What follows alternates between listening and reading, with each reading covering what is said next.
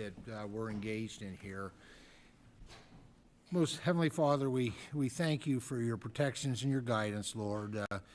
This evening we lift up with mournful hearts our friend Doug LaMalfa. And Lord, we take comfort in the fact that he was a man of God and a man of strong faith, and we know that he is in your loving arms. We pray for his family.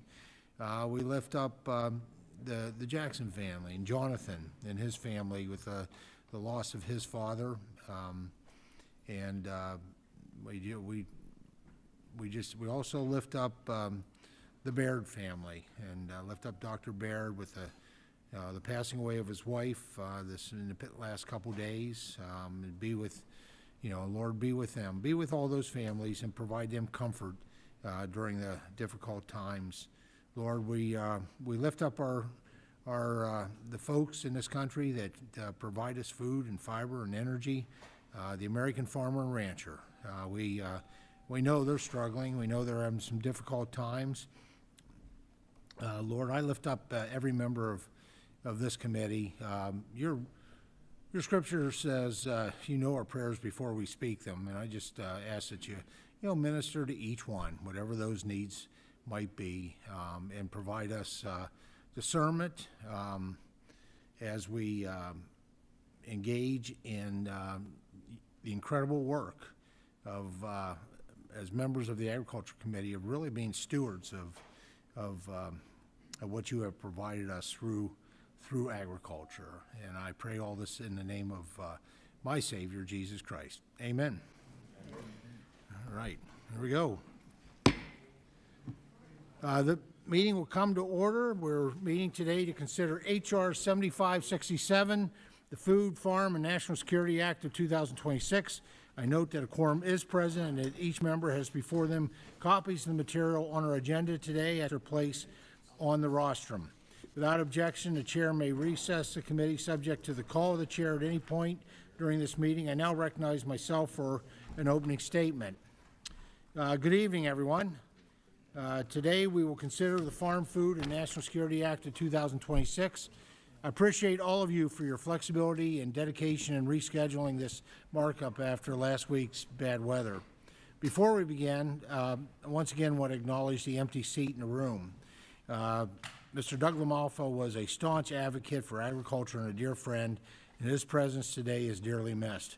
I also want to thank Mr. Newhouse for stepping up as our new chair for the Subcommittee on Forestry and Horticulture. I would also like to send my sincere condolences to Congressman Baird after the untimely passing of his wife, Denise. Jim, our thoughts and prayers are with you and your family. And I would be remiss if I didn't recognize the passing of the father of a great member of this committee, Jonathan Jackson, whose father was a civil rights leader, Reverend Jesse Jackson. Jonathan, Penny and I lift you and your family up in prayer for the loss of your father. The importance of what we're doing today as a committee cannot be overstated.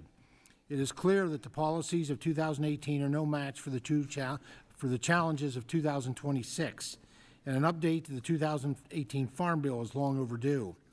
The bill we're delivering today didn't spontaneously appear in the halls of Congress. It was formed in the fields, pastures, and town halls of our country. We visited 43 states and one territory, probably over 150 different listening sessions altogether, while crafting the new Farm Bill, and every provision is directly informed by what we learned from our stakeholders. This is evident by the overwhelming support this legislation has received from the broad stakeholder community. To date, over 200 organizations have come out in support of this bill. The Farm, Food, and National Security Act 2026 is very similar to its namesake in 2024, with key updates for 2026. The provisions span across all 12 titles of the Farm Bill and build on the historic agriculture investments, including the working families tax cuts this past summer. This bill restores regulatory certainty in the interstate marketplace, expands investments in rural communities, and brings science-based backed management back to our national forests. Farm Bill programs will improve risk management tools for specialty crop producers, low energy costs in rural America, and prioritize American commodities on the global stage. Importantly, the new Farm Bill will also expand producers' access to credit, promote new technologies like precision agriculture, and enhance conservation programs for working lands. Most of all, this is a practical farm bill that provides real and workable solutions. It is inspired by 149 bipartisan marker bills. This in addition to the many bipartisan priorities included in the Farm Bill that didn't have formal marker bills filed. And I'm proud of the input and contributions to this bill from members on both sides of the aisle. Since releasing the text of this legislation, this legislation has been mischaracterized in the press at times, and one of the most common misconceptions is related to the nutrition title, so I'd like to clear up any confusion about that now. Several investments across nutrition programs in 2024 bill were not able to be included in this bill due to budgetary constraints and the inability to have bipartisan dialogue on offsets. This includes several of my priorities, including exemptions earned from employment and training programs and from adult children in the household from counting towards SNAP eligibility. We also were not able to restore access to SNAP for certain formerly incarcerated individuals. Other provisions left out included crucial changes to strengthen program integrity in SNAP.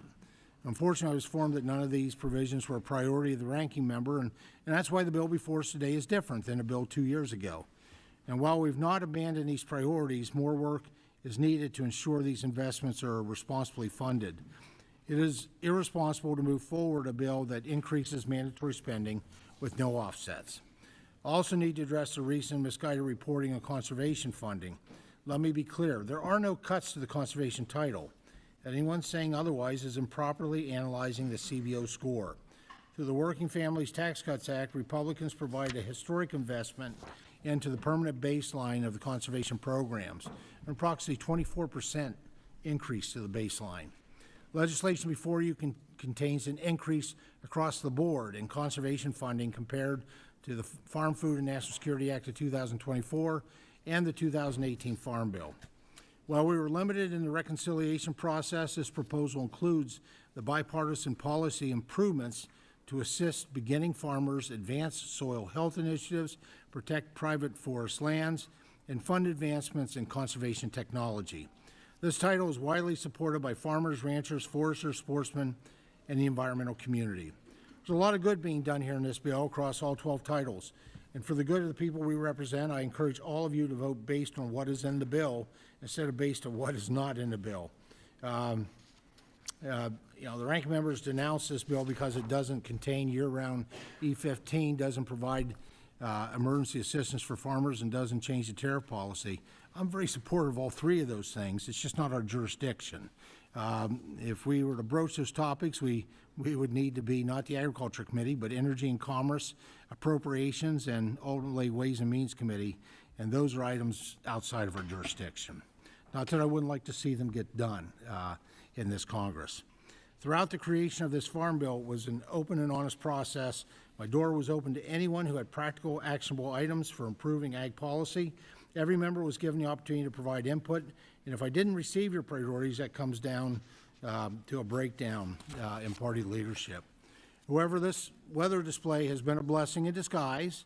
After hearing claims from over 300 Democratic priorities that were not brought forward, I was shocked, and when my outreach to identify this list was ignored, I took action. So over the last week, I've been able to work individually with many of my Democratic colleagues to hear priorities that were not communicated to me over the last 8 months of negotiations. I believe your dialogue will be fruitful for our process today. If you are disappointed a priority is not addressed in the text, please know that I understand, as the bill is missing many of my priorities as well. But we must not let perfect be the enemy of good. Today, I hope the committee will work its will to improve this legislation and incorporate additional feedback from the many voices we represent. Members on both sides will offer amendments with policies I support. However, I will reluctantly have to oppose any proposal that is not additive to the process and violates my goal of a bipartisan, cost-neutral farm bill. Today is a step forward among many more to come. I commit to work with everyone who approaches the table in good faith, and as I have always done, as we meet the moment for our farmers, ranchers, foresters, and consumers. Again, thank you all for your work and engagement thus far. Our farmers, ranchers, and rural communities are relying on us to step up and advocate for them as we work through the 12 titles of this bill. Now recognize distinguished ranking member, the gentlelady from Minnesota, Ms. Craig, for any opening remarks that she may have. Mr. Chairman, before I begin my opening remarks, I'd like to take a moment as well to acknowledge the unfortunate and tragic loss this committee and its members have experienced in recent weeks. Doug LaMaffa, who is no longer with us but will always be with us. Jim Baird is attending, of course, to his family due to the recent passing of his wife, Denise, and Jonathan Jackson, whose father, the Reverend Jesse Jackson, also died recently. My heart and the Minority Committee, our heart goes out to them and their families. I'd also like to take a moment to acknowledge the brave men and women of the U.S. Armed Forces currently in harm's way and the 6 who have already tragically lost their lives in the war with Iran. Mr. Chairman, as we consider this legislation, it's important for us to take stock of where we are today. And I just want to say I'm not going to get in a rebuttal of process here, but 10% of our priorities that were handed to you were actually included into this bill. And over the last several weeks, instead of coming to committee staff or myself, your committee has gone straight to our members for some of those priorities we gave to you months ago to try to cut a deal to get them to support an absolutely flawed farm bill. So we don't need to get into it this early, into a farm bill markup, but I think perhaps your committee staff and the fact that they never actually handed us this text in this entire process. We saw it the night before the public did, and only because I complained publicly about seeing it at the very same time, tells everyone what this is. It has not been a bipartisan process. So with that, I want to start by saying, when you talk to farmers or farm groups, people who buy groceries or nutrition groups, the message we hear everywhere is the same. American ag and rural communities are hurting. Despite the administration's claims, all is not well in farm country. Commodity prices are well below the cost of production. Farm incomes are declining. Input costs remain high, and farm bankruptcies are up 46% over last year. Americans of all walks of life are facing an affordability crisis, and much of this is the result of economic and trade policies enacted by this administration and enabled by Republicans in this Congress. Mr. Chairman, it didn't have to be this way. The Republicans could have rejected the administration's global trade war that's devastated family farms and businesses across the country for the past year. The Supreme Court has now affirmed what we already knew. Congress, not the President, has the authority to levy tariffs. The President's trade war has been illegal this entire time, and Republicans have given up their power.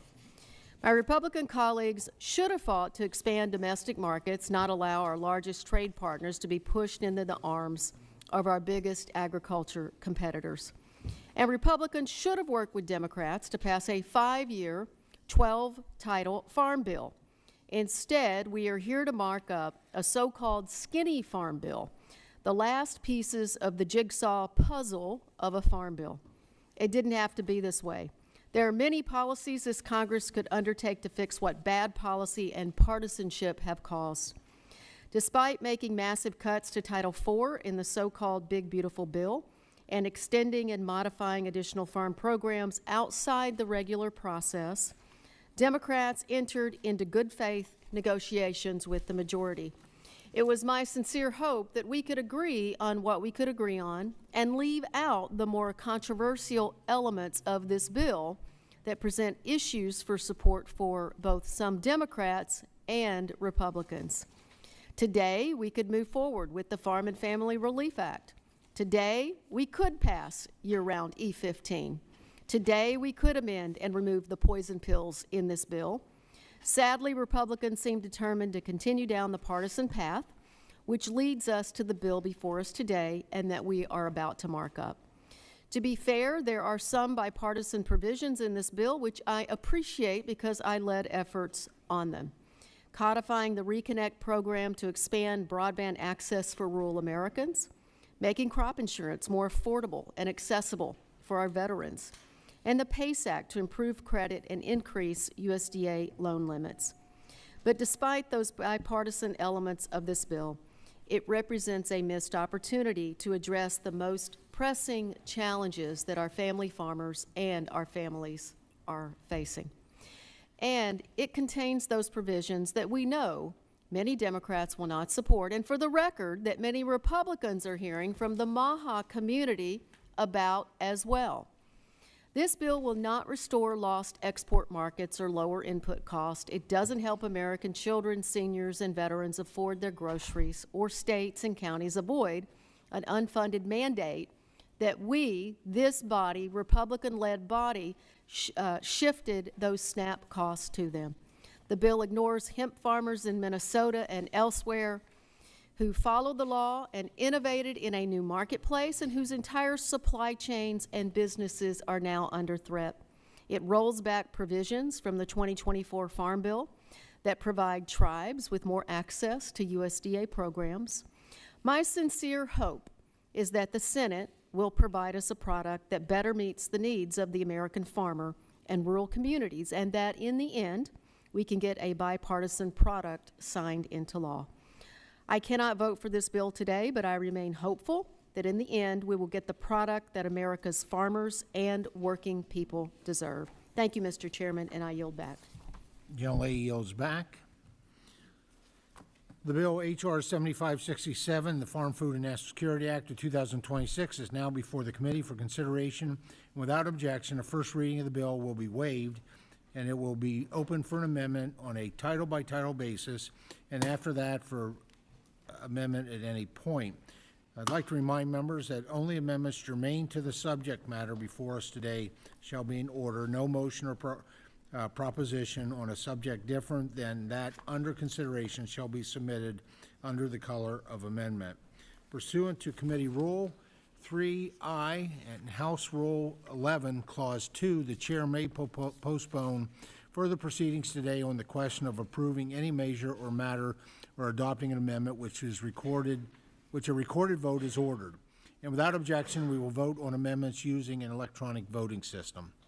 I now recognize myself to offer a manager's amendment to H.R. 7567, which is at each member's spot on the rostrum.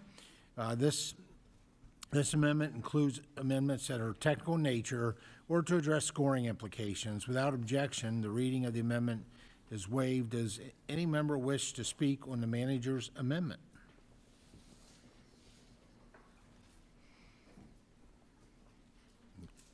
Off to a good start, seeing none.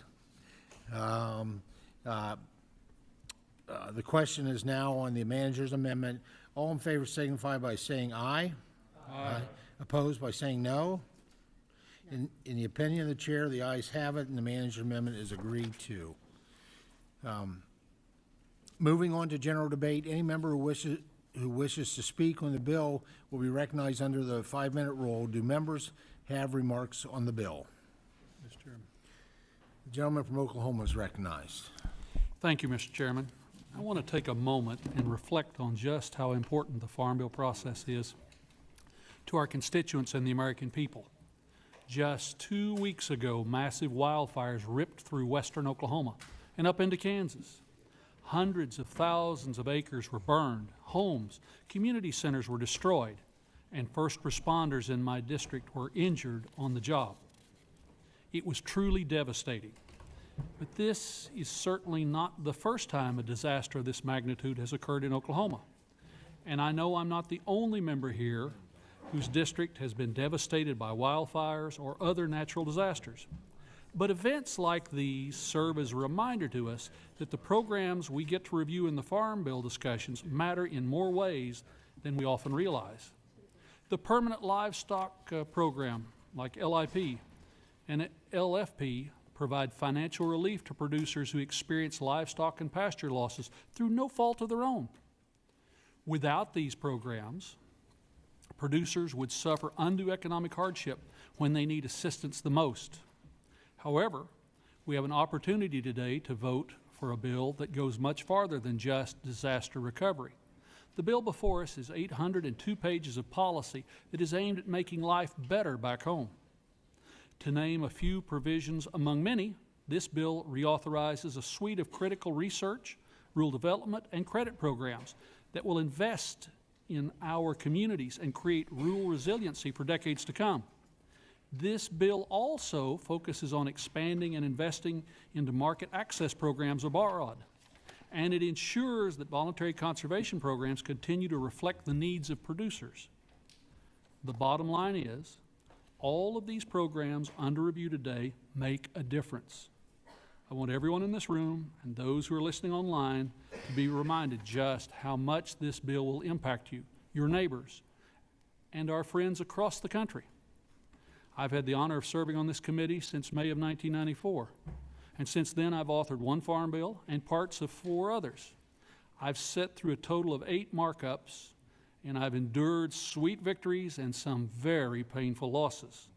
So I know firsthand that the journey we have before us will not be easy, but it will certainly be worthwhile. I thank the chairman for bringing forth this bill today, and I look forward to getting it across the finish line. And with that, I yield back, Mr. Chairman. Gentleman yields back. Now recognize Congressman David Scott for 5 minutes. Well, thank you. Thank you, lady. Thank you, Chairman Thompson. First of all, it's absolutely crucial that our committee pass a farm bill that, first of all, helps our farmers. Our farmers are suffering, and also provides stability and ensures food security for our great nation. However, as written, I believe this bill fails on both. Our administration's disastrous trade policies are causing a farm crisis. Reckless tariffs have resulted in multiple trade wars and a staggering loss of international markets. Buyers have already abandoned our American farmers, and instead they've turned to our competitors like Brazil and Argentina. Unfortunately, this bill does not provide additional economic assistance for our farmers, for our producers who were hurt the most by these tariffs. And further, the bill continues the majority's attacks on federal nutrition programs like SNAP. Ladies and gentlemen, last year, Republicans cut $187 billion in funding from SNAP, the single largest cut to a nutrition assistance program in American history. However, instead of restoring the $187 million in SNAP, cuts passed in H.R. 1, this farm bill removes positive investments, including in the House 2024 Farm Bill. And at a time when families are facing higher prices at the grocery store, the bill eliminates increased funding for the Emergency Food Program and GUSNIP. And Lord knows I'm extremely disappointed that this farm bill does not make our history-making 1890s student scholarship program permanent. Ladies and gentlemen, the 1890 land-grant colleges and universities are an important part of the history of our great nation. Let me tell you, this scholarship fund is an incredible example of what we, Democrats and Republicans, can achieve through bipartisanship. You all were here, and when we created the amendment to make the scholarship program permanent and to increase the funding.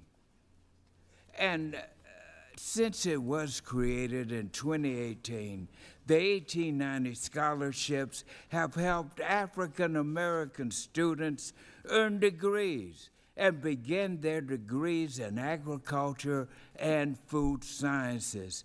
It is crucial that we ensure that this program goes into the future. It is the greatest example of black members of Congress, white members of Congress, Republican members of Congress, Democrats of members of Congress, doing one of the greatest achievements in the history. It tells the greatness of our nation. When William Tecumseh Sherman tore up the South, he said, went to President Lincoln and said, we got to restore it. And William Tecumseh Sherman and President Lincoln got together and they established the state colleges. But in the 1890s, separate but equal came, and everywhere in the South, they had put a white college, they put a black one. That is what we have here. Now, I also want to thank you in this committee. President Trump endorsed it, and I hope, Chairman, you and maybe some of my Republican friends will give me an opportunity to speak with the president, thank him, but he always talks about the work he's done on this bill. We got to get it done. Thank you. The gentleman's time has expired. Now recognize the other gentleman from Georgia, Mr. Austin Scott, for 5 minutes. Thank you, Mr. Chairman. And I want to thank you for your work on H.R. 1, which included some historic wins for American farmers. And I want to highlight a few of those wins. The committee achieved the first meaningful investments of the farm safety net since 2002 in H.R. 1. These investments were long past due and necessary to help producers respond to increased costs of equipment, fertilizer, and fuel. Through H.R. 1, we increased reference prices between 10 and 20%, and we enhanced the agricultural risk coverage program, authorized 30 million new base acres, and made a $6 billion investment in crop insurance. With H.R. 1, we were able to extend a much-needed helping hand to the American farmer. Now, here's how this additional language will help. Credit. As we've seen in the last 5 years, higher interest rates have driven up borrowing costs and narrowed production margins for producers around the country. In the credit title, we enhance financing options for producers through updates to loan limits, expanding access to ensuring faster turnaround times. We support beginning young and small farmers by streamlining access and cutting red tape. We reauthorize and improve the heirs property relending program based on my colleague from Georgia, Representative Sanford Bishop's bill, the Heirs Act. We create an expanded approval pilot program that streamlines access to capital, which includes provisions from a bill that I authored, H.R. 7475, that addresses the bridge loan gap that was highlighted during Representative David's and my subcommittee hearing on financing farm operations in July. We have a lot of specialty crop wins. As you know, specialty crop producers have been a historically underserved group due to challenges in developing a specialty crop safety net. Through the establishment of a specialty crop advisory committee and a specialty crop coordinator, this farm bill will help address the gaps in the safety net and enhance the effectiveness of programs, as well as improve and expand insurance program for our specialty crop producers. I also want to mention the ready-to-use therapeutic foods. I'd like to mention a letter from the American peanut, dairy, and soy producers thanking the committee for the inclusion of language that advances the use and procurement of American-made, ready-to-use therapeutic foods, also known as RUTF. This provision allows us to continue saving the lives of children around the world while supporting American jobs and American growers. I've seen firsthand the critical role RUTF plays in addressing global malnutrition, and I am proud to have Manna, one of the leading suppliers of this nutrition, in my district. They are the largest RUTF manufacturer in the United States of America. I want to talk about the bipartisanship of this bill, specifically Titles 1, 5, and 11. Now, some on the other side of the aisle have called this bill partisan. They've said it's full of poison pills. I want to set the record straight for the Americans that are watching this. My subcommittee, the subcommittee I'm privileged to chair, the General Farm Commodities, Risk Management, and Credit Subcommittee, works on Titles 1, 5, and 11.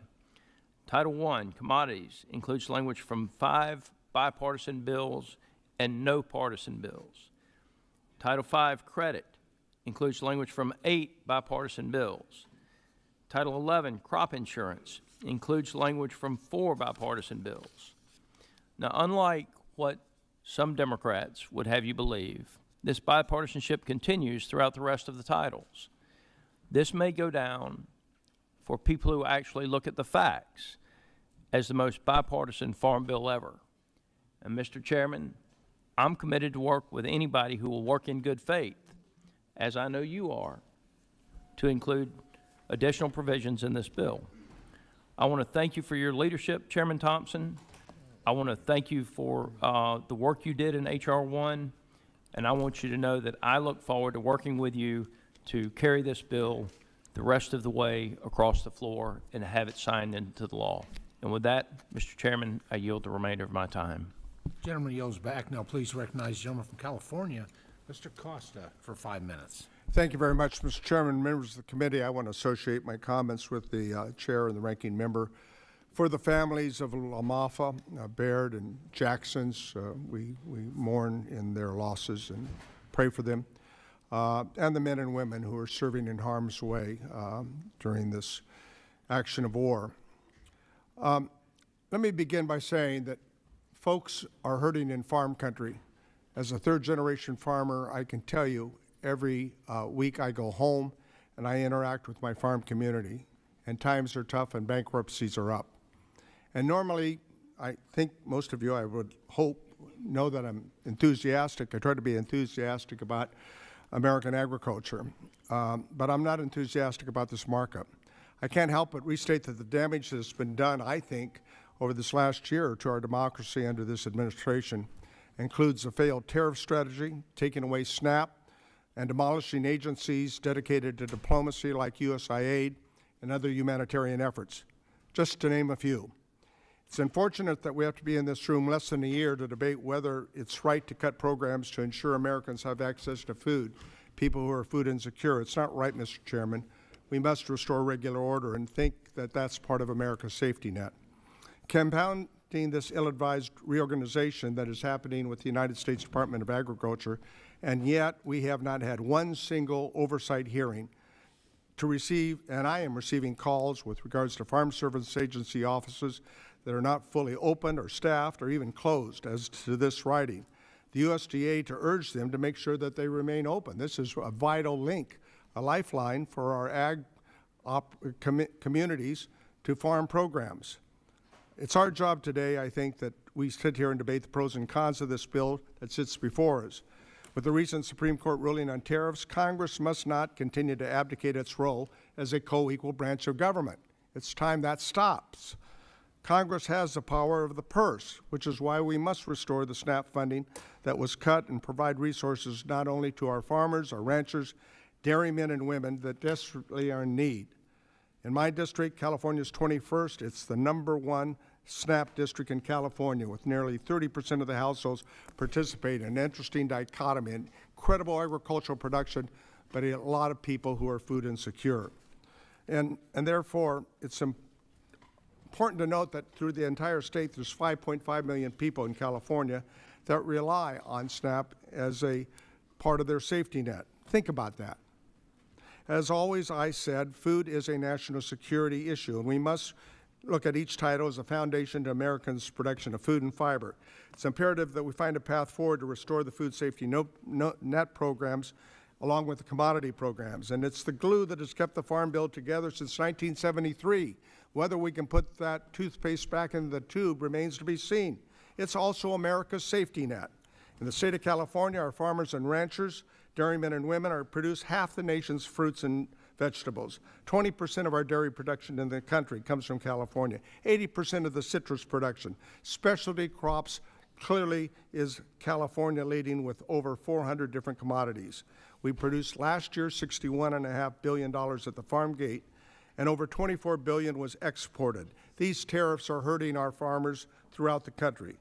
And I cannot comprehend how it is a plan in this United States Department of Reorganization plan that we relocate DC-based staff to 5 regional hubs, yet not one of those hubs includes California, the #1 agricultural state in the nation, the top ag exporting state in the nation, and the top nation recipients of SNAP.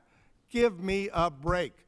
Madam Secretary of Agriculture, come before this committee and justify your reorganization effort and explain to us what the purpose and what the efficiencies will achieve. I'm at a loss. I would like to submit for the record, Mr. Chairman, 2 letters that I've submitted to the Secretary of Agriculture to come and explain what her reorganization plan's all about. Without objection. Thank you. Let me close by saying that it's imperative that we try to work together. This is my 4th farm bill, and I think we have to try to find a path forward over the next several months between efforts that are going on in the Senate, and I think some of the landmines that we have in this bill here, or some people call poison pills, hopefully will be worked out. It's my intent to continue to try to work on a bipartisan effort so that we can sustain the agriculture economy in America, which is food is a national security issue. And I yield back the balance of my time. Thank you. The gentleman's time has expired. Now recognize the gentleman from Arkansas, Mr. Crawford, for 5 minutes. Thank you, Mr. Chairman. For the sake of time, I've uploaded my opening statement to a YouTube page. I'm going to encourage my colleagues to go and look at it. It's awesome. And I support the bill and encourage my colleagues to do the same. Yield back. Gentleman yields back. And I'll be sure to check that out. Now, please recognize the gentleman from Massachusetts, Mr. McGovern, for 5 minutes. Well, thank you, Mr. Chairman. And I want to speak directly to the MAHA movement, to the millions of Americans who voted to make America healthy again. I'm a Democrat. I know we don't agree on everything, but I think we share some common ground because I share your outrage. I think it is wrong that ultra-processed junk is cheaper than fresh food. And I'm sick and tired of big ag profiting off pesticides while small family farms get squeezed out of business. I'm disgusted by corporations pumping toxins into our air and water. Chronic disease and cancer are skyrocketing while our government cheers them on. And I believe the direction this farm bill is going, the direction this country is going under Republican leadership, is a betrayal of MAHA. I can point to example after example. PFAS, toxic forever chemicals. They're linked to endocrine disruption, decreased fertility, lower sperm counts. I've been working on eliminating PFAS for years after my constituent got cancer from PFAS in his firefighting gear. MAHA moms and influencers thankfully helped propel PFAS into public debate. And instead of siding with MAHA, what did this administration do? They delayed setting limits for PFAS in our drinking water. Who knows why? Maybe ask the chemical companies.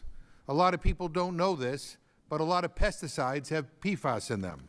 How about glyphosate? For years, many of us have been sounding the alarm. It's another toxic chemical sprayed on our food. It's the main ingredient in Roundup. There's dozens of class action lawsuits because we now know that for decades, chemical companies hid the fact that Roundup causes cancer. Again, many in MAHA have rightly spoken out. So can a single Republican on this committee tell me why Donald Trump issued an executive order to expand production of glyphosate? And now, big surprise, we have a farm bill that doubles down. This bill grants corporate immunity to the chemical companies. Look it up, Title 10, Section 10205. Section 10206 goes on to prevent localities from regulating pesticides. Section 10207 allows more toxic chemicals to be dumped into our water. Section after section of this bill, one giveaway after another to the pesticide companies. What lobbyist asked for this? Was that drafted in the Monsanto boardroom or something? Follow the money. Follow the money. Big ag and chemical companies are two sides of the same coin, all part of the same corrupt machine. One makes the chemicals, the other profits from driving family farms out of business. Both sides buy off politicians, and both sides profit when the rules are rigged against the little guys. And that's exactly what this Farm Bill does. The chemical giveaways are tied at the hip to a larger, more structural problem with this Farm Bill. It does nothing to improve our food system. Now let's move on to nutrition because I have limited time here. Seniors who take pills on an empty stomach wind up in the emergency room. Working people who can't afford to buy healthy food end up with chronic disease. Kids who are hungry don't learn. So clearly, hunger and health are intricately linked, which is common sense. You can't be healthy if you're hungry. But this Farm Bill, instead of addressing our hunger crisis in this country, 42 million Americans who can't afford food, this bill makes the crisis worse. Last year, Republicans made the largest cut to nutrition assistance in American history. Veterans, family with teens, seniors, people aging out of foster care, all kicked off food assistance.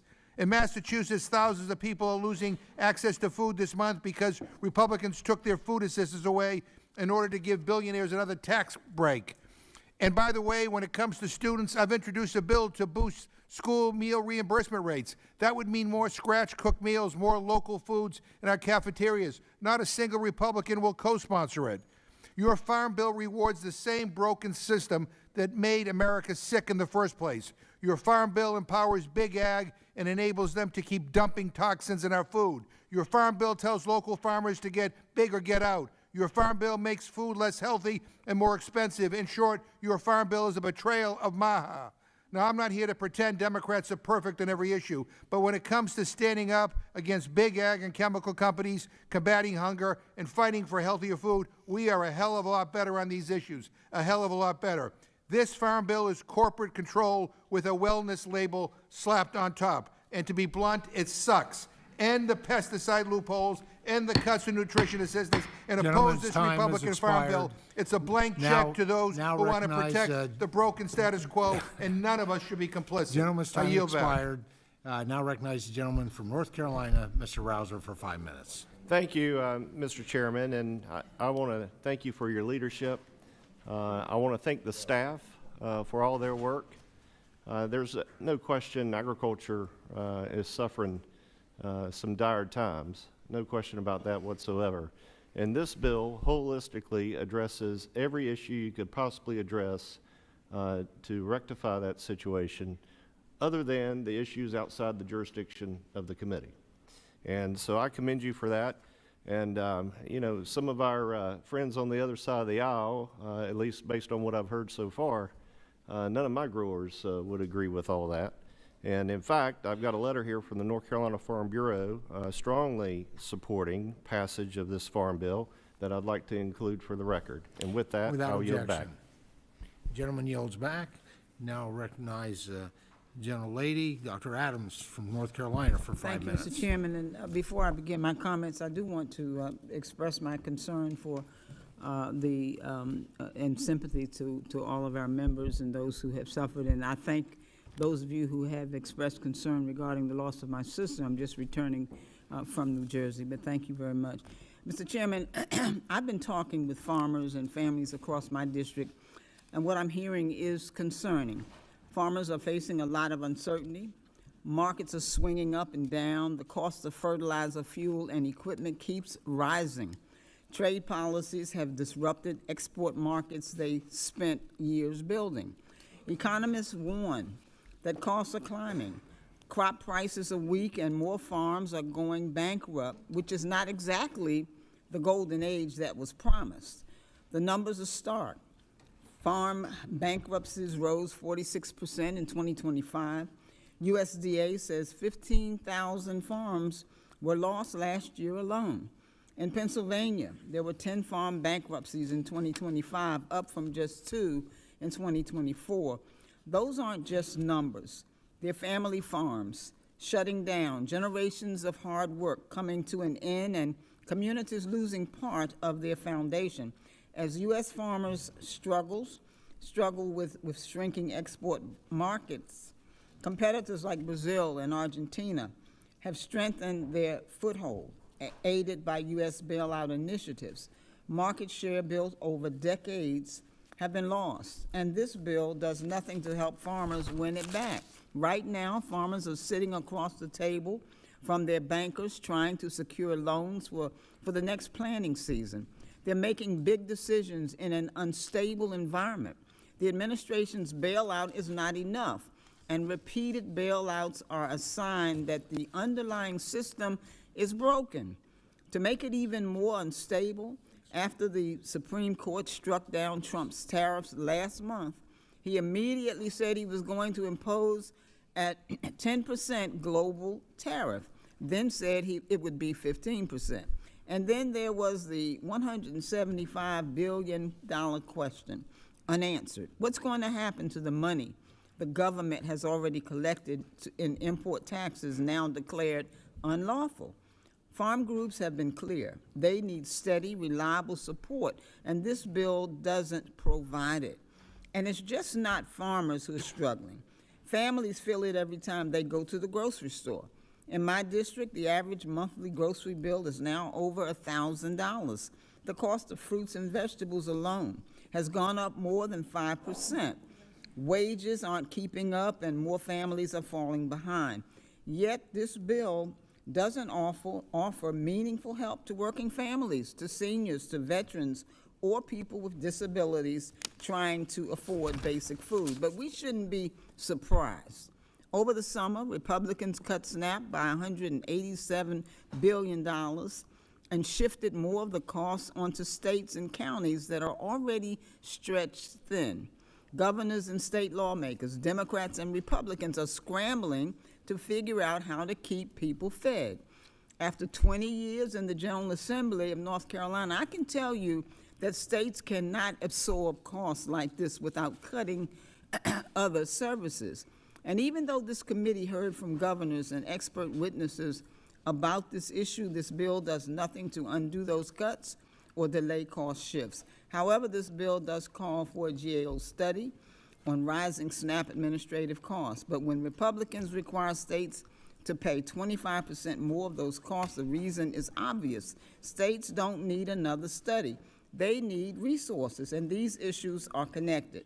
Nutrition programs aren't just for farmers, for families. They also support farmers. And whether a person uses SNAP to buy food at the local store or farmers markets, or USDA purchases commodities through TFAP, that money moves through the supply chain. It supports the truck driver, the producer, the grocer, and the farmer. Farmers need customers. Families need food. These programs link the two. In North Carolina alone, more than 9,000 individuals and families filed for bankruptcy last year. That's an 11.4% increase. When both farm bankruptcies and family bankruptcies are rising, that's a clear warning sign. Something isn't working.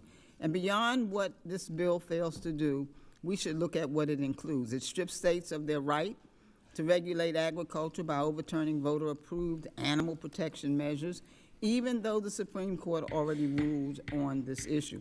It gives broad liability protections to large pesticide companies, limiting the ability of farmers and families and even states to seek accountability. It's not strong, forward-looking farm bill that farmers and families deserve, and it does not meet the seriousness of the moment. Time I has yield back, expired. Now Mr. Chair. recognize the gentleman from Mississippi, Mr. Kelly, for 5 minutes. Thank you, Mr. Chairman, for your leadership for bringing this farm bill to markup. I also want to send out my prayers and thoughts with Doug LaMalfa, who'll tell me hello, Admiral, every time he sees me anymore, Jim Baird and his wife, and Jonathan Jackson and his beloved father. This legislation reflects what matters most to Mississippi's farmers, foresters, and rural communities. We are blessed with remarkable producers in our state, men and women who work long hours to feed, fuel, and clothe this nation despite serious economic pressure. Over the past several years, they have faced one of the toughest farm economies in decades, high input costs and high interest rates that have squeezed margins across the board. Mr. Chairman, farm or food security is national security. A strong farm bill is about more than farm policy. It is about the future of rural America. In Mississippi, agriculture and forestry are economic engines. They support small businesses, sustain local communities, and provide jobs across the entire state. When farmers hurt, rural town hurt. When agriculture is strong, rural America is strong. Title I is foundational. I appreciate that the reference prices were increased in the big, beautiful bill. That was an important step forward. This bill builds on that progress and strengthens the farm safety net to better reflect today's economic realities. I am proud this bill includes H.R. 5468, the Community College Agriculture Advancement Act. This legislation ensures that community colleges can successfully compete for federal grants to carry out agricultural education, research, and outreach activities. It helps to modernize equipment and infrastructure, supports professional development for faculty, and encourages collaboration with land-grant universities and other institutions. It also promotes apprenticeships and work-based learning opportunities so students can gain hands-on experience and move directly into the workforce. In rural states like Mississippi, community colleges are often the front door to opportunity, and this bill strengthens that pathway. It also includes H.R. 3476, the Forest Conservation Easement Program Act, legislation authored to create a dedicated tool to keep working forests as forests while remaining privately owned and productive, a major priority for forestry states like Mississippi. Finally, I want to recognize the leadership of President Trump and USDA Secretary Brooke Rollins. Their commitment to rural America and restoring stability in the farm economy matters. I appreciate the Chairman's leadership, and I proudly support this farm bill. Mr. Chairman, I yield back. Gentleman yields back. Now recognize the gentlelady from Connecticut, Mrs. Hayes, for 5 minutes. Thank you, Mr. Chairman. I'd first like to say I plan to use every second of my time. My constituents have been waiting years for a farm bill. They've been waiting for us to get this done, and it is literally our jobs. So trying to gavel out early in the interest of time is a disservice to the people who have been waiting for us to get this done. Today, we are considering a farm bill that fails to address the needs of farmers and families across the country. The Farm Coalition was one that worked strengthening our farmers and feeding hungry people. This committee created and reformed the Supplemental Nutrition Assistance Program to be the most effective anti-hunger program in the history of this nation, feeding 42 million Americans across the country and lifting millions out of poverty. Unfortunately, last year, when Republicans advanced H.R. 1, the One Big Beautiful Bill, it cut SNAP by $187 billion, and it was a betrayal of the Farm Bill Coalition. But I was not surprised. From the Fiscal Responsibility Act to the 2024 Farm Bill to the Reconciliation Bill, it has been a top priority for Republicans on this committee to take food away from hungry families, children, veterans, and everyone in between. The Farm Bill we're going to mark up is unacceptable and does not meet the moment. It is filled with partisan poison pills, like a blanket liability exemption for $1 million pesticide corporations, rolling back the Environmental Quality Initiatives incentives programs, and it includes nothing to address the administration's tariffs and trade wars that are deeply impacting our farmers. Additionally, this legislation does not address the $187 billion in SNAP cuts, which have already seen individuals lose access to benefits. During the government shutdown, many of my colleagues spoke about how their districts were deeply impacted by people not getting their SNAP benefits. And yet we come back to this committee and introduce a farm bill that does nothing to close those gaps or address what we learned during that time. This bill does not take into account any feedback from the states and the counties who have been sounding the alarm about the cost shift provisions and the impact on the viability of the program in their states. States will have to make difficult decisions if they want to keep their SNAP programs running, including raising taxes or restricting eligibility. I will be offering a series of amendments to address restoring food security for Americans, the administration cost shift to states, and the lack of crop insurance provisions for small farmers and others, because there's still time to address these things and improve this legislation before we vote it out of committee. I look forward to productive discussions tonight and tomorrow and the next day, and as long as it takes for this markup to conclude. And I hope that we find some bipartisan agreement that improves this bill before we send it to the House floor. And with that, I yield back. Gentlelady yields back. Now recognize the gentleman from Nebraska, Mr. Bacon, for 5 Thank you, minutes. Mr. Chairman. I, too, we're all going to miss Jim Amalfa, his wisdom, his wit, his friendship, and I know he's always played a valuable role in this committee. And I, too, also offer our condolences to Mr. Baird and to Mr. Jackson. I speak in favor of the Farm Bill. I was here in the 115th Congress when we passed the last Farm Bill. The new one is now 2 years over date. The last Farm Bill was great, but it's out of date. It needs to be made current again, and this Farm Bill definitely does that. Now, in Nebraska, we're the number one of 50 states for beef production. We're in the top 5 for pork, corn, soybeans, ethanol, popcorn. It's important. Now, I represent Omaha. It's more, and we got some ag on the sides of Omaha, and particularly in Saunders County, but we have tons of agribusiness. And the financial health of our farmers and ranchers directly impact all these agribusinesses in Omaha. So this Farm Bill is also important to this business community. Some of the highlights in this bill: it's going to help out our Nebraska hog producers. It's going to provide regulatory certainty to various manufacturers. It's going to transfer Food for Peace to the USDA and returns the program to its original intent of addressing the global hunger crisis through the purchase of U.S.-grown commodities. It reduces barriers for beginning farmers trying to gain access to credit. First-generation farmers who want to get in the door, we're going to help them get started. And it also incentivizes further research and adoption of precision agriculture technologies. Some of my initiatives include helping farmers navigate the FSA loan application process, financially supporting the future farmers of American 4-H students, great organizations, enhancing the cybersecurity of our agricultural supply chains, more effectively tracking foreign farmland purchases, and streamlining the administration of the SNAP program. I am pleased that many of these initiatives have garnered bipartisan backing, and want to thank both my Republican and Democrat colleagues for their support. I look forward to listening to the debate on these amendments. I look forward to hopefully increasing the bipartisanship with the final bill here. But let's not be fooled. We got to get this Farm Bill passed for our farmers and ranchers. I yield. Gentleman yields back. Now recognize the gentlelady from Ohio, Ms. Brown, for 5 minutes. Thank you, Mr. Chairman. The Farm Bill is our opportunity to address the real issues facing farmers and families across the country. Yet, this effort feels like we're just going through the motions, not doing the hard, thoughtful work the committee owes the people we serve. There was no meaningful effort to negotiate and put forth a bipartisan product. The bill ignores the alarm bells from farmers and families in red and blue states that our nation's most effective anti-hunger program is at risk after the financial rug was pulled out from under them in H.R. 1. And there's a large, stark gap between what's in this bill and what producers and growers are experiencing on the ground. The farm economy is under real strain. Net farm income has fallen sharply. Input costs are up.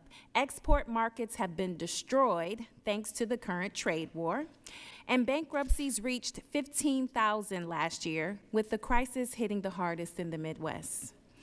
Don't just take my word for it. A group of 27 trusted former USDA and farm group leaders sent a letter to this committee last month expressing concerns about, and I quote, harmful and compounding effect that administration policies are having on our farmers. Mr. Chairman, I request unanimous consent to enter that letter into the record. Without objection. Thank you. I share their concerns. Staffing cuts and reorganization at the USDA, continued delay in passing year-round E15, cuts to food aid, both international and domestic, persistent labor challenges, lost markets, deteriorating trade relationships. These are the same concerns I hear reflected on the ground, and this bill fails to address any of them.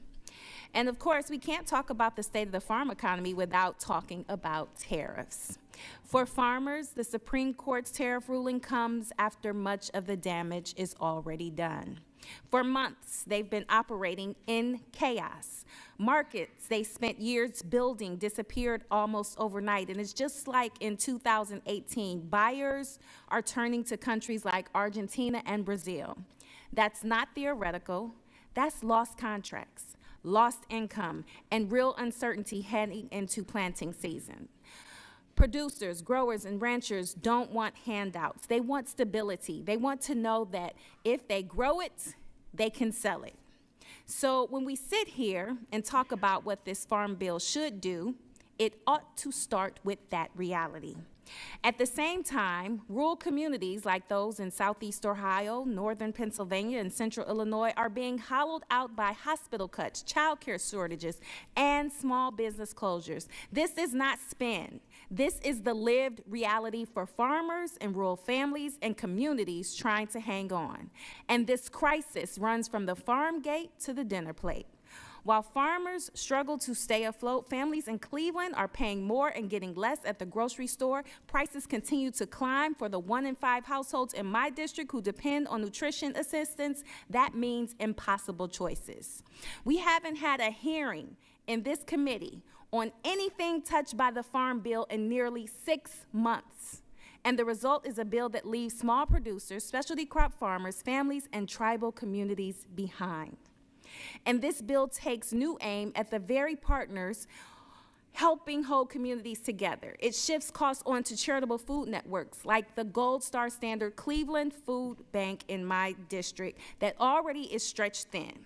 It undercuts conservation programs that farmers rely on to manage risk. It shortchanges research institutions and land grants, including by missing the opportunity to make 1890 scholarships permanent for schools like Ohio's Central State.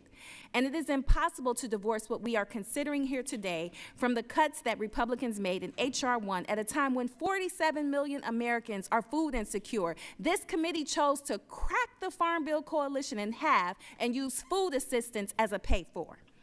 The Farm Bill is supposed to be the foundation of both farm stability and food security. We should be focused on rebuilding the coalitions that reflect the full system and pushing for durable bipartisan solutions that actually meet the moment. That's how we rebuild trust. That's how we break this cycle of gridlock. And that's how, after years of delay, we deliver a Farm Bill that actually works for the people it's supposed to serve.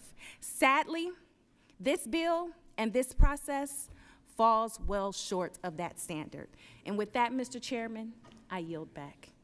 Gentleman yields back. Now recognize the gentleman from Illinois, Mr. Boss, for 5 minutes. Thank you, Mr. Chairman. I appreciate the work you've done on the Farm Bill and the positive changes that this will bring to the ag industry, especially folks in my district.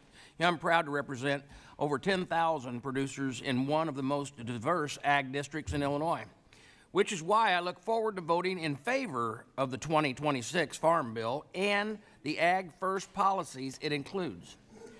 The 2026 Farm Bills, off the historic investments made in the Working Families Tax Cut Act, include $56 billion into our commodity programs, $6 billion for crop insurance affordability, $285 million per year for ag trade and market development, and the elimination of the death tax.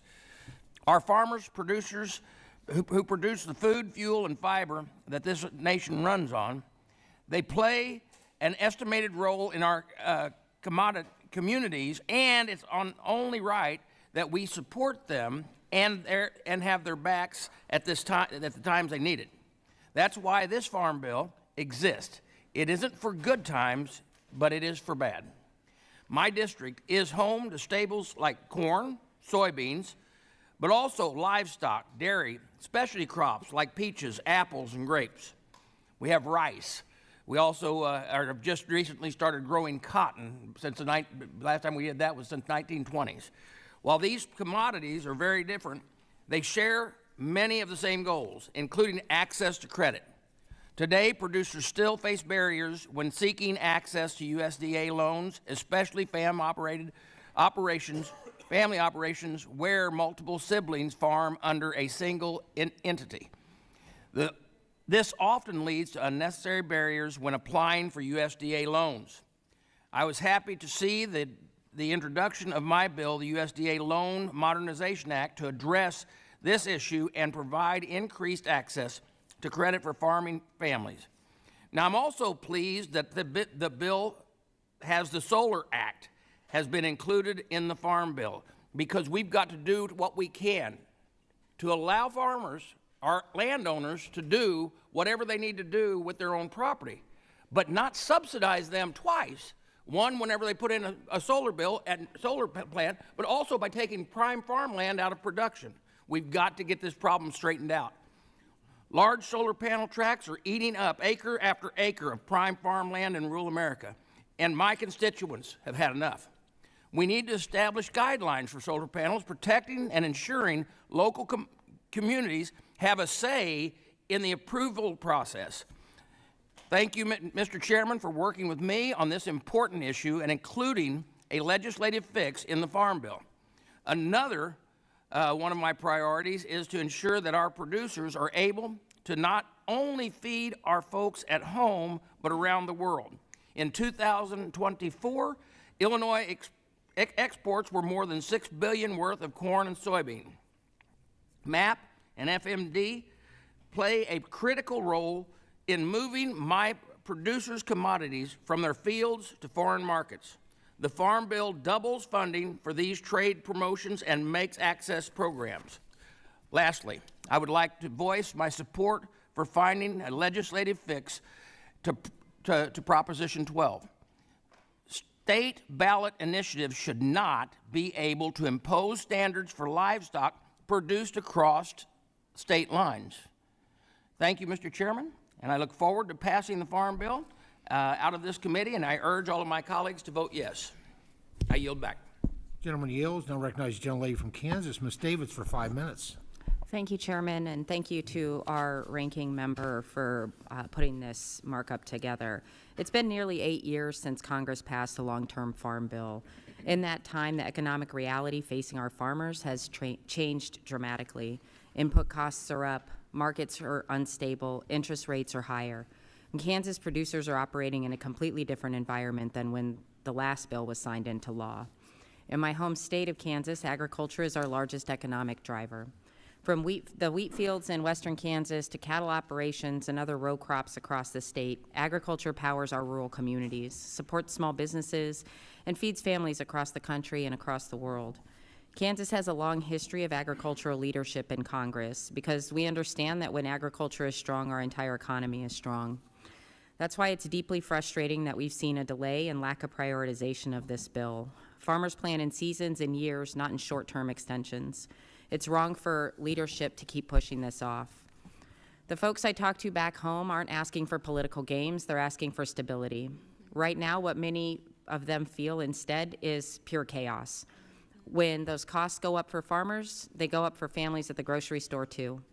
Just last year, nearly 700 farms in Kansas closed.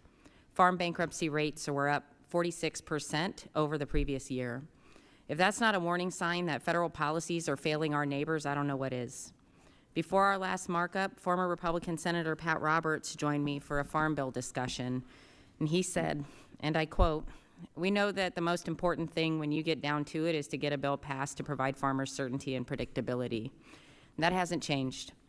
He also warned that too many lawmakers were favoring ideology and partisanship over getting a bill done that actually benefits the agricultural professionals that we're supposed to be serving. Last year's budget law upended the traditional Farm Bill coalition by cutting nearly $200 billion from the nutrition title. These historic cuts to the nutrition title jeopardize the path forward for this bill and for future farm bills. The nutrition title's bipartisan foundation began with a senior Republican from my state, Senator Bob Dole. He put it plainly by saying American agriculture is neither Democratic nor Republican. Farm legislation is usually developed on a bipartisan basis. He was right then and he's right now. You cannot decimate a core title of the Farm Bill and expect bipartisan support to continue to hold. Just like you would not be able to cut crop insurance and expect bipartisan support to continue to hold. You cannot cut things like crop insurance and expect producers to feel secure. The coalition only works if everyone at the table is actually respected. I want to be clear, there are constructive provisions in this bill, but there are also sections that need improvement, key gaps that can and should be addressed. Over the next few days, I'm going to work in good faith to make those adjustments. My goal is simple, to pass a bipartisan bill out of this committee that works for all producers, from family farms to large operations, row crops, livestock, commodity, and specialty crops. And that's going to maintain the coalition that made the Farm Bill durable for decades. After years of delay, farmers and ranchers need certainty and predictability. Rural communities need stability. Families need to be able to afford groceries. That only happens when we do the hard work of building a bipartisan bill. The Farm Bill has not and should not be a partisan exercise. As a Midwesterner and a Kansan, I'm going to keep pushing to uphold our state's tradition of pragmatic, bipartisan agricultural leadership, because our producers, our communities, and our country are counting on us to get this right. Thank you. I yield back. Gentlelady yields back. Now recognize the gentleman from Kansas, Mr. Mann, for 5 minutes.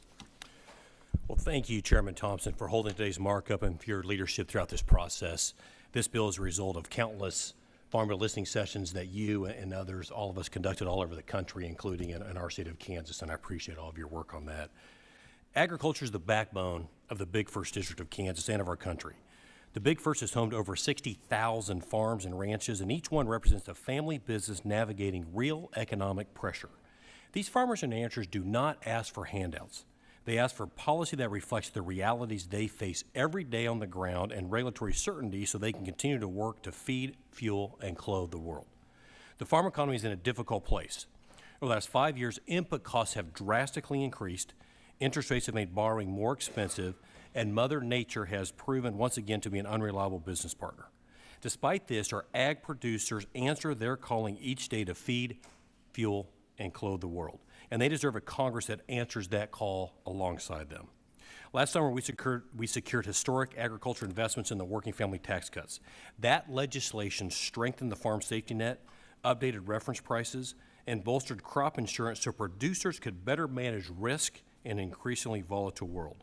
Today, we build on that foundation.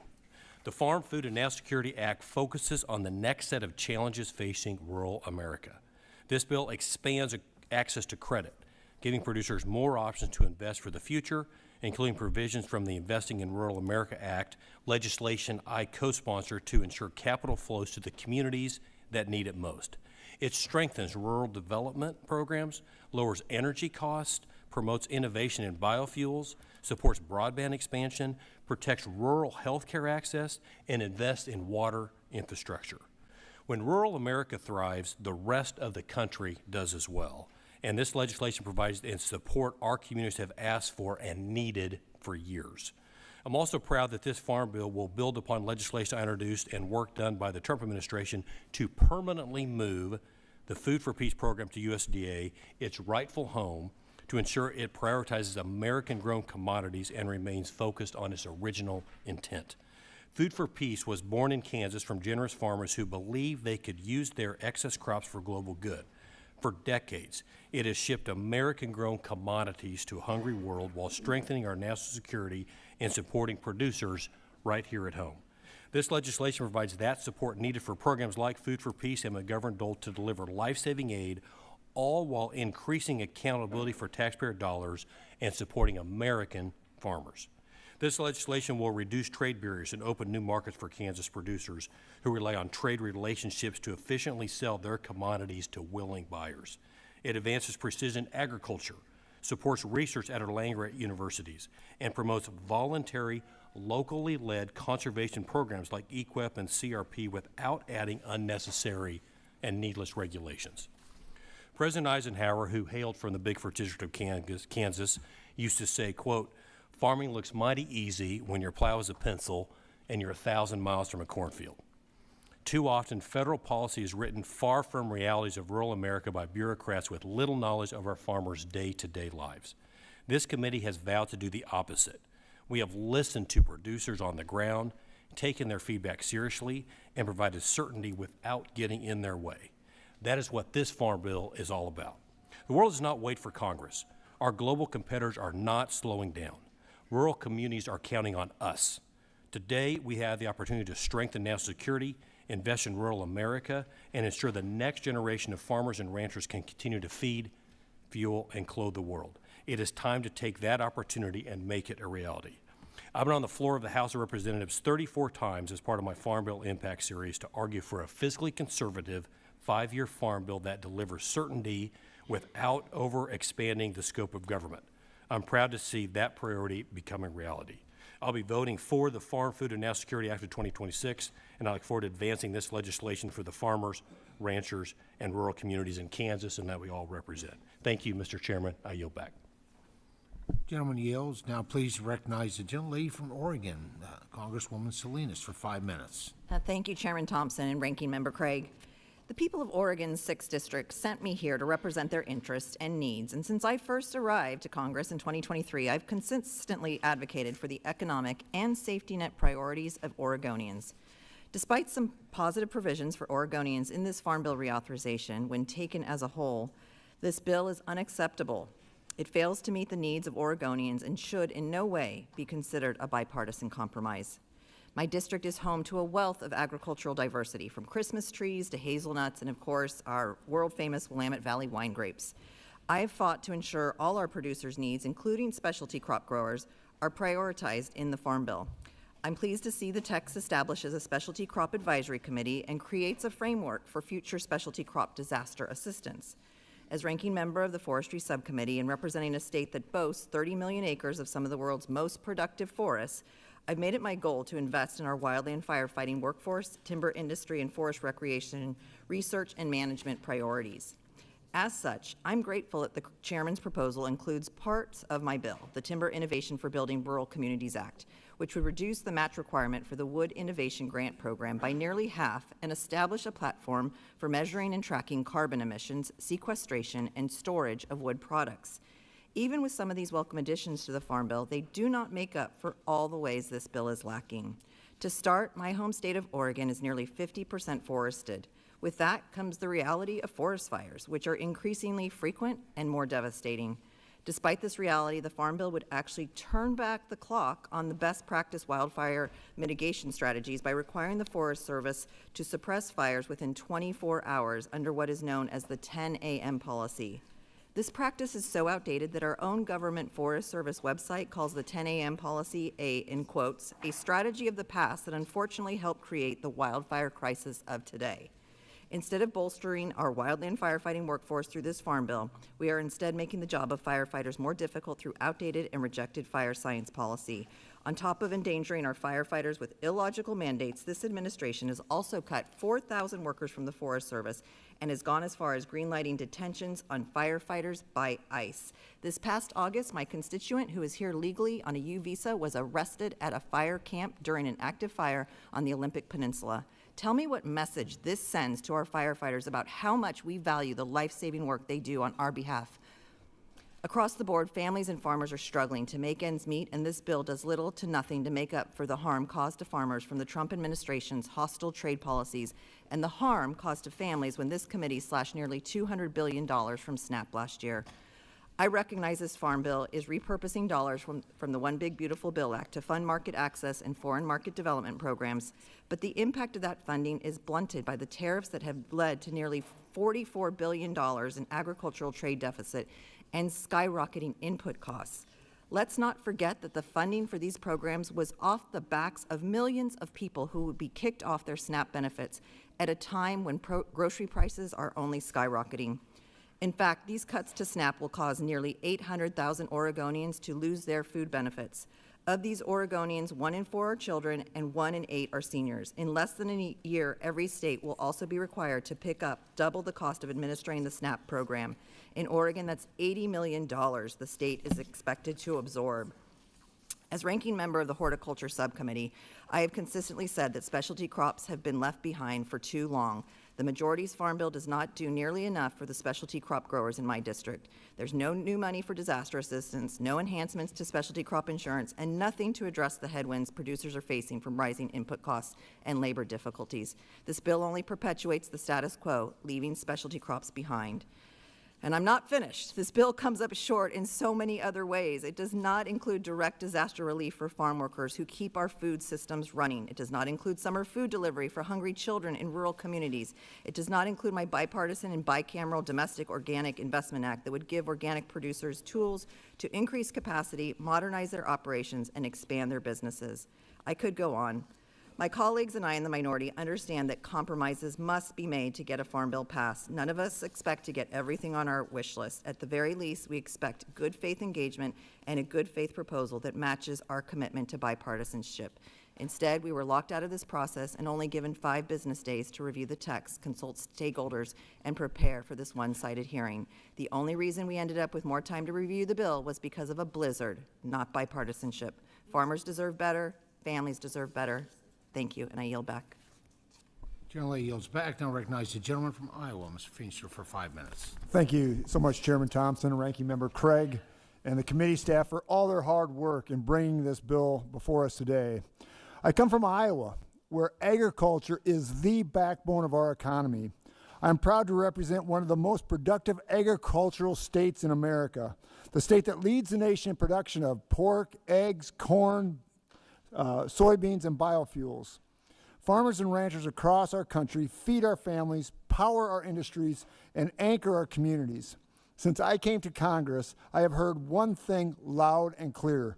Farmers need Washington now more than ever to do its job and pass a strong farm bill that is workable. As I stand here today, farm country is in a lot of challenges and under a lot of pressure. Producers are dealing with volatile markets, tightening margins, and growing uncertainty.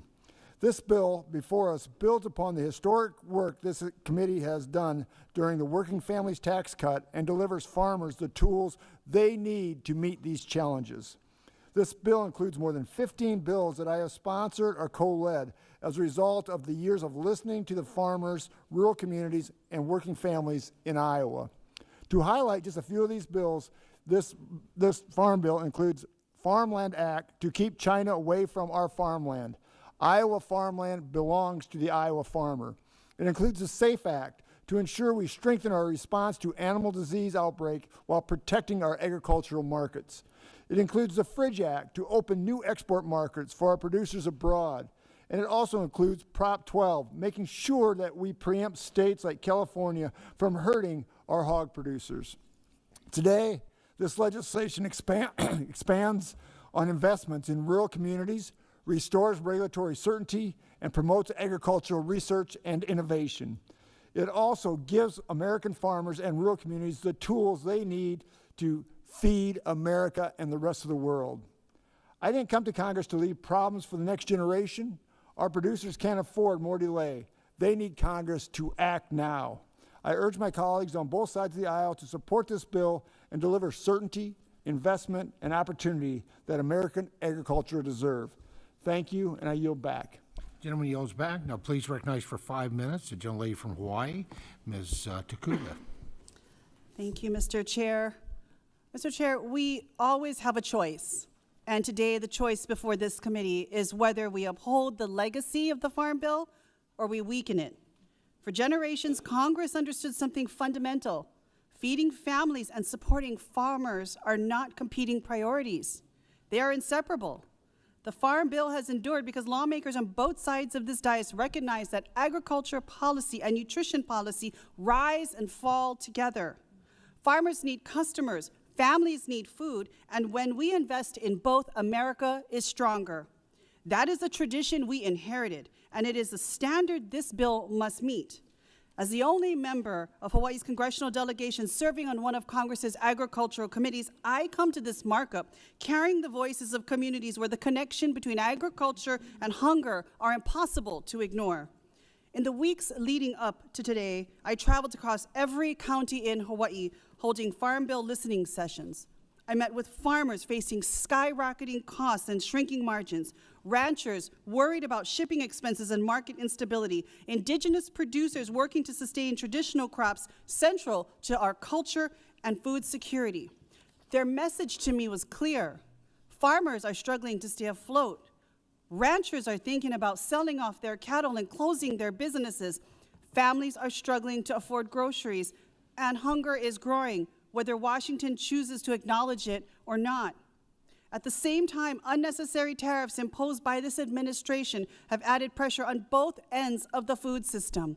Farmers are paying more for equipment, feed, and supplies, while families are paying more at the checkout line.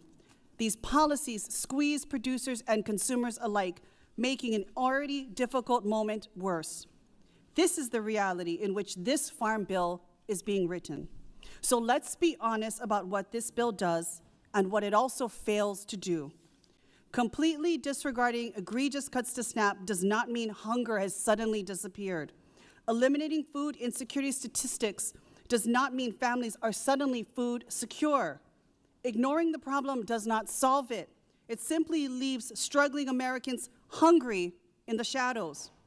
Nutrition programs are not an add-on to farm policy. They are part of its economic foundation. SNAP supports farmers, grocers, truckers, and rural communities nationwide. When families can afford food, farmers have stable markets. Weakening nutrition programs weakens agriculture itself. And process matters too. Taking pieces of Democratic priorities, placing them into a draft bill, and calling it bipartisan without meaningful engagement with our ranking member does not make this legislation bipartisan. Bipartisanship is not selective inclusion. It is genuine negotiation and shared decision-making. That has not happened here. Now, there are provisions in this mark that I fought for and that I support.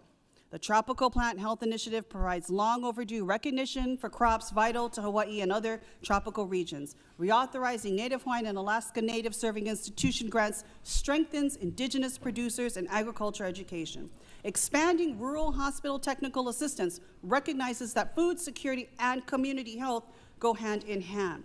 These provisions matter, but they cannot outweigh the larger failures before us. This draft walks back progress towards fairness in the Thrifty Food Plan for my state, Hawaii. It scales back food security for microgrants. It weakens tools that allow non-contiguous states to purchase local food, and it fails to meaningfully address the disproportionate costs faced by farmers separated from markets by thousands of miles of ocean. Once again, non-contiguous states and territories are treated as an afterthought. Hawaii is not an afterthought. Our farmers are not expendable, and our families should never be collateral damage. The Farm Bill has always represented a promise that America will support those who grow our food and those who need help putting it on the table. That promise is why the bill has historically earned broad bipartisan support. But the legislation before us today fails to meet this moment. If we want the Farm Bill's legacy to continue, if we want future Congresses to view it as the rare opportunity where Americans can come together to solve real problems, then we must do better than this. We must write a bill that confronts hunger honestly, supports farmers meaningfully, and reflects the full partnership that has defined this committee at its best. Because preserving the tradition of the Farm Bill does not happen by invoking history. It happens by living up to it. And today, we are not yet there. Thank you, Mr. Chair, and I yield back. Gentlelady yields back. Now recognize the gentlelady from Illinois, Mrs. Miller, for 5 minutes. Thank you, Mr. Chairman, for holding this markup on a much-needed farm bill. Our farmers cannot wait any longer. We need to pass a farm bill now, not 6 months from now, not a year from now, now. It's long overdue. The men and women who feed and fuel our nation deserve certainty. They need to know what's ahead in order to properly plan for future crop years. Delays in Washington create real consequences in rural America. As many of you know, I'm a third-generation family farmer in Illinois who understands the daily challenges of maintaining a family farm. Ag issues are personal to me, and more than that, agriculture is the heartbeat of the communities across my district. To give you perspective, my state is proudly home to America's most hardworking farmers and best fertile farm ground. Nearly 3/4 of Illinois' land mass is prime ag land that produces 15% of all U.S. soybeans and 13% of U.S. corn. My district alone has 21,000 farms that comprises over 8 million acres. All of this contributes to 31% of the state's agriculture sales. Given all of this, I am thankful that we finally have a president who understands the issues facing our farmers. Under the previous administration, our producers were left behind, crushed by overregulation, record inflation, and bureaucrats in this town who have never stepped foot on a working farm. Standing up for agriculture has been a major priority for President Trump and House Republicans. This committee was able to secure historic wins for our farmers in the working family tax cut by directing billions toward farm safety net programs, including money for disaster assistance programs, trade promotion programs, and agricultural research programs. Yet there is still much to do. This Farm Bill fills in the missing pieces by providing over $1 billion to specialty crop programs, clarifying that California's Prop 12 cannot and will not be imposed on producers outside of California. It ensures access to credit for beginning farmers and codifies President Trump's reforms into the National Dietary Guidelines. This bill will hold Congress to its promise to deliver policies that support agriculture. Now is not the time to play politics with our food supply. Food security is national security, plain and simple. I encourage my colleagues to stand with America's farmers and get this bill across the finish line. Thank you, and I yield back. Gentlelady yields back. Now please recognize Gentlelady from Illinois, Ms. Benzinski, for 5 minutes. Thank you, Mr. Chairman. Mr. Chairman, I want to be very clear at the outset of this markup. This conversation is bigger than the bill text in front of us today. It's about whether we are serious about meeting the moment for American agriculture and rural communities, or whether we are simply checking a political box. Midwestern farmers are the best in the world at what they do. They feed, fuel, and power this country every single day. But right now, even the best are struggling because policy hasn't kept up with reality. Input costs continue to soar, markets are tight, and farmers across the Midwest are saying the same thing. They don't want ad hoc assistance. They want to take pride in their work and earn a living from what they grow. And this farm bill doesn't get them there. That is the heart of this issue. Farmers in my district aren't asking for handouts. They're asking for functioning markets. They're asking for fairness in input costs. They're asking for risk management tools that reflect what they're actually planting. They're asking for conservation programs for producers that protect the land for the next generation. And they're asking for research and innovation that keeps America competitive. This bill does not rise to that challenge. Instead of building a forward-looking, bipartisan, truly bipartisan farm bill in 2023, when we had the opportunity to do it the right way, we are now debating what feels like the leftovers. After so much was jammed into the big ugly bill, we are left with a narrow proposal that fails to confront the real pressures facing farmers and families. It does not meet the moment, and it reflects a broader pattern. This bill is a perfect example of how this majority in this Congress works. It ruptured the historic Farm Bill coalition by decimating SNAP, and now that they've broken it, they're not even willing to acknowledge it needs to be fixed and negotiate with Democrats to find a viable path forward. For decades, the strength of the Farm Bill has been this coalition. Farmers and families, rural and urban, production, agriculture, and nutrition policy working together. That coalition wasn't an accident. It was a recognition that agriculture policy and food policy are deeply connected. When you break that coalition for partisan gain, you weaken the entire bill. What Republicans broke, they don't even have the courage to fix.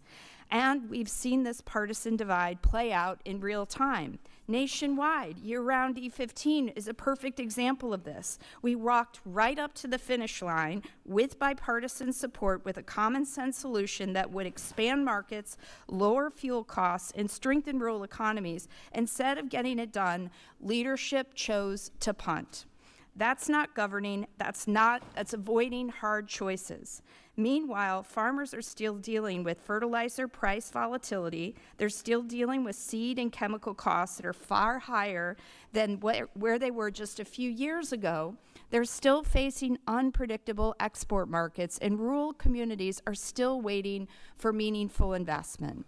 This bill is a vanity project. What should have been a bipartisan farm bill in 2023 is now an underperforming partisan bill in 2026, so that Republicans can say they worked on a farm bill without seriously grappling with whether it actually solves the problems in front of us.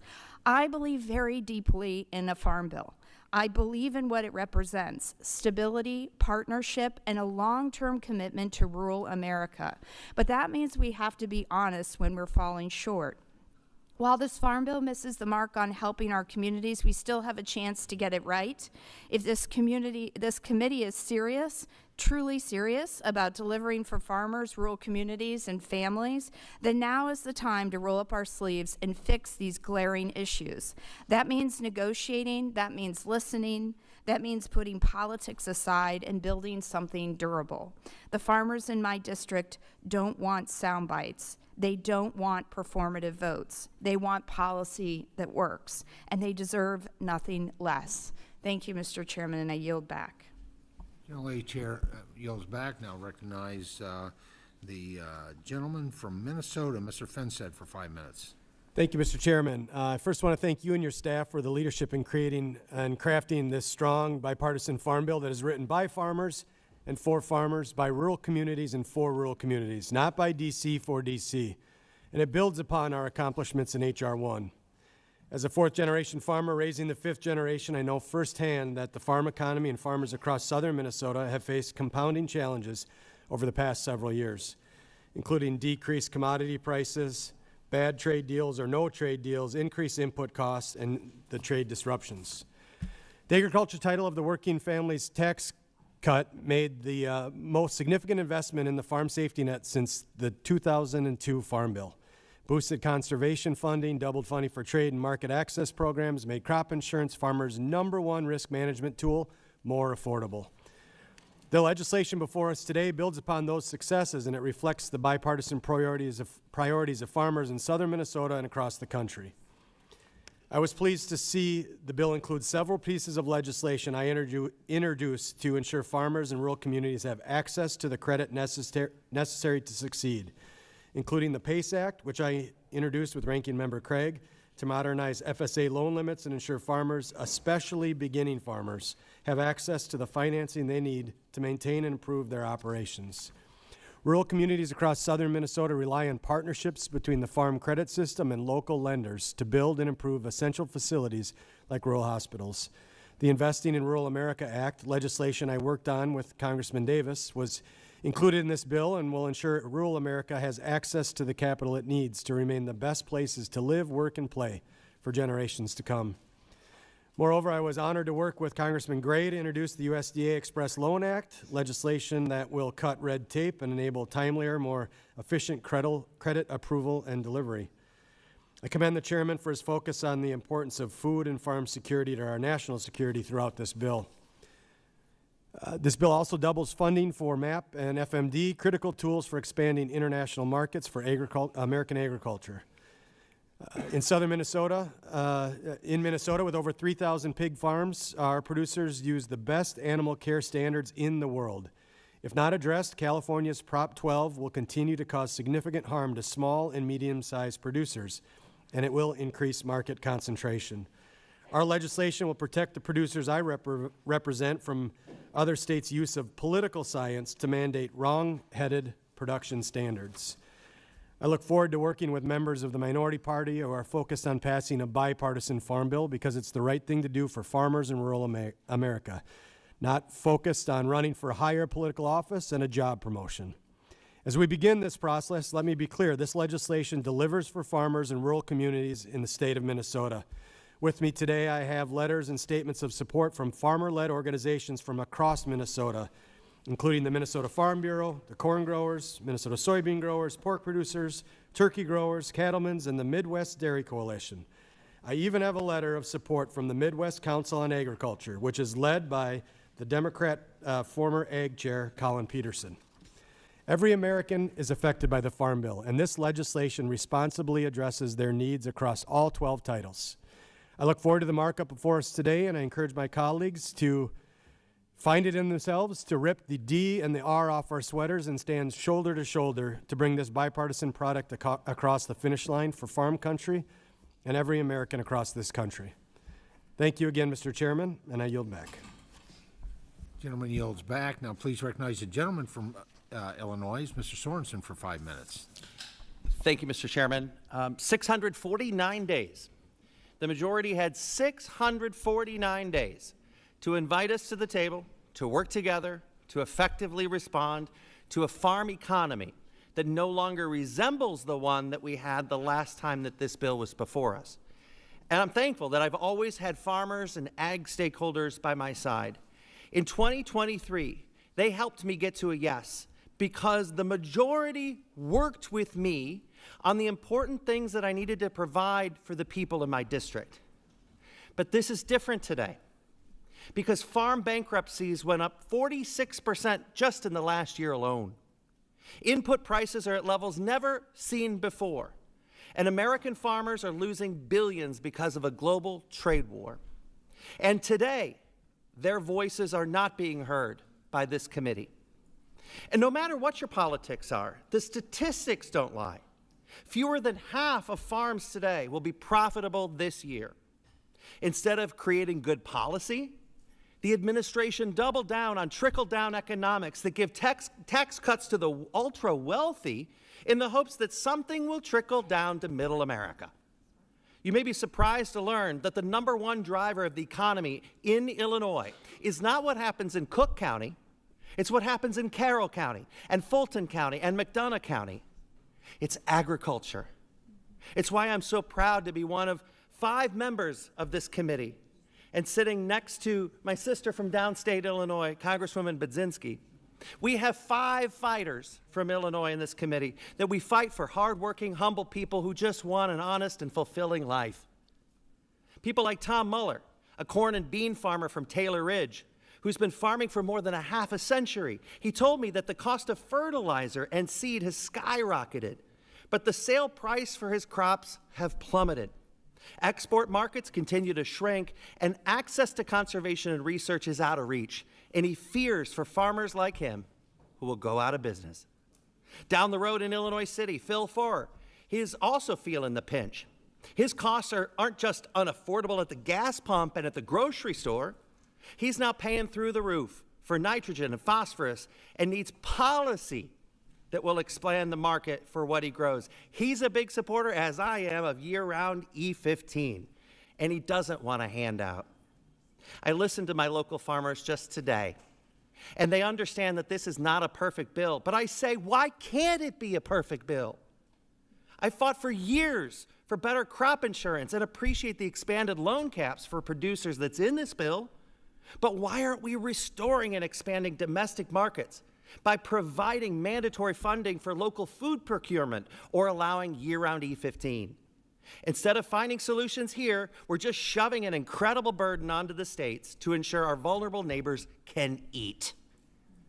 Where's the meaningful direct funding for conservation programs like EQIP that provide essential service to our farmers? Trump's trade wars destroyed the international markets. Where's the policy that will restore and increase our markets for our farmers? Funding levels in this bill don't even account for inflation. Paired with FSA and NRCS cuts, these programs are going to struggle to succeed. It's like saying to a farmer that the 2018 Farm Bill has enough funding for what you need here in 2026.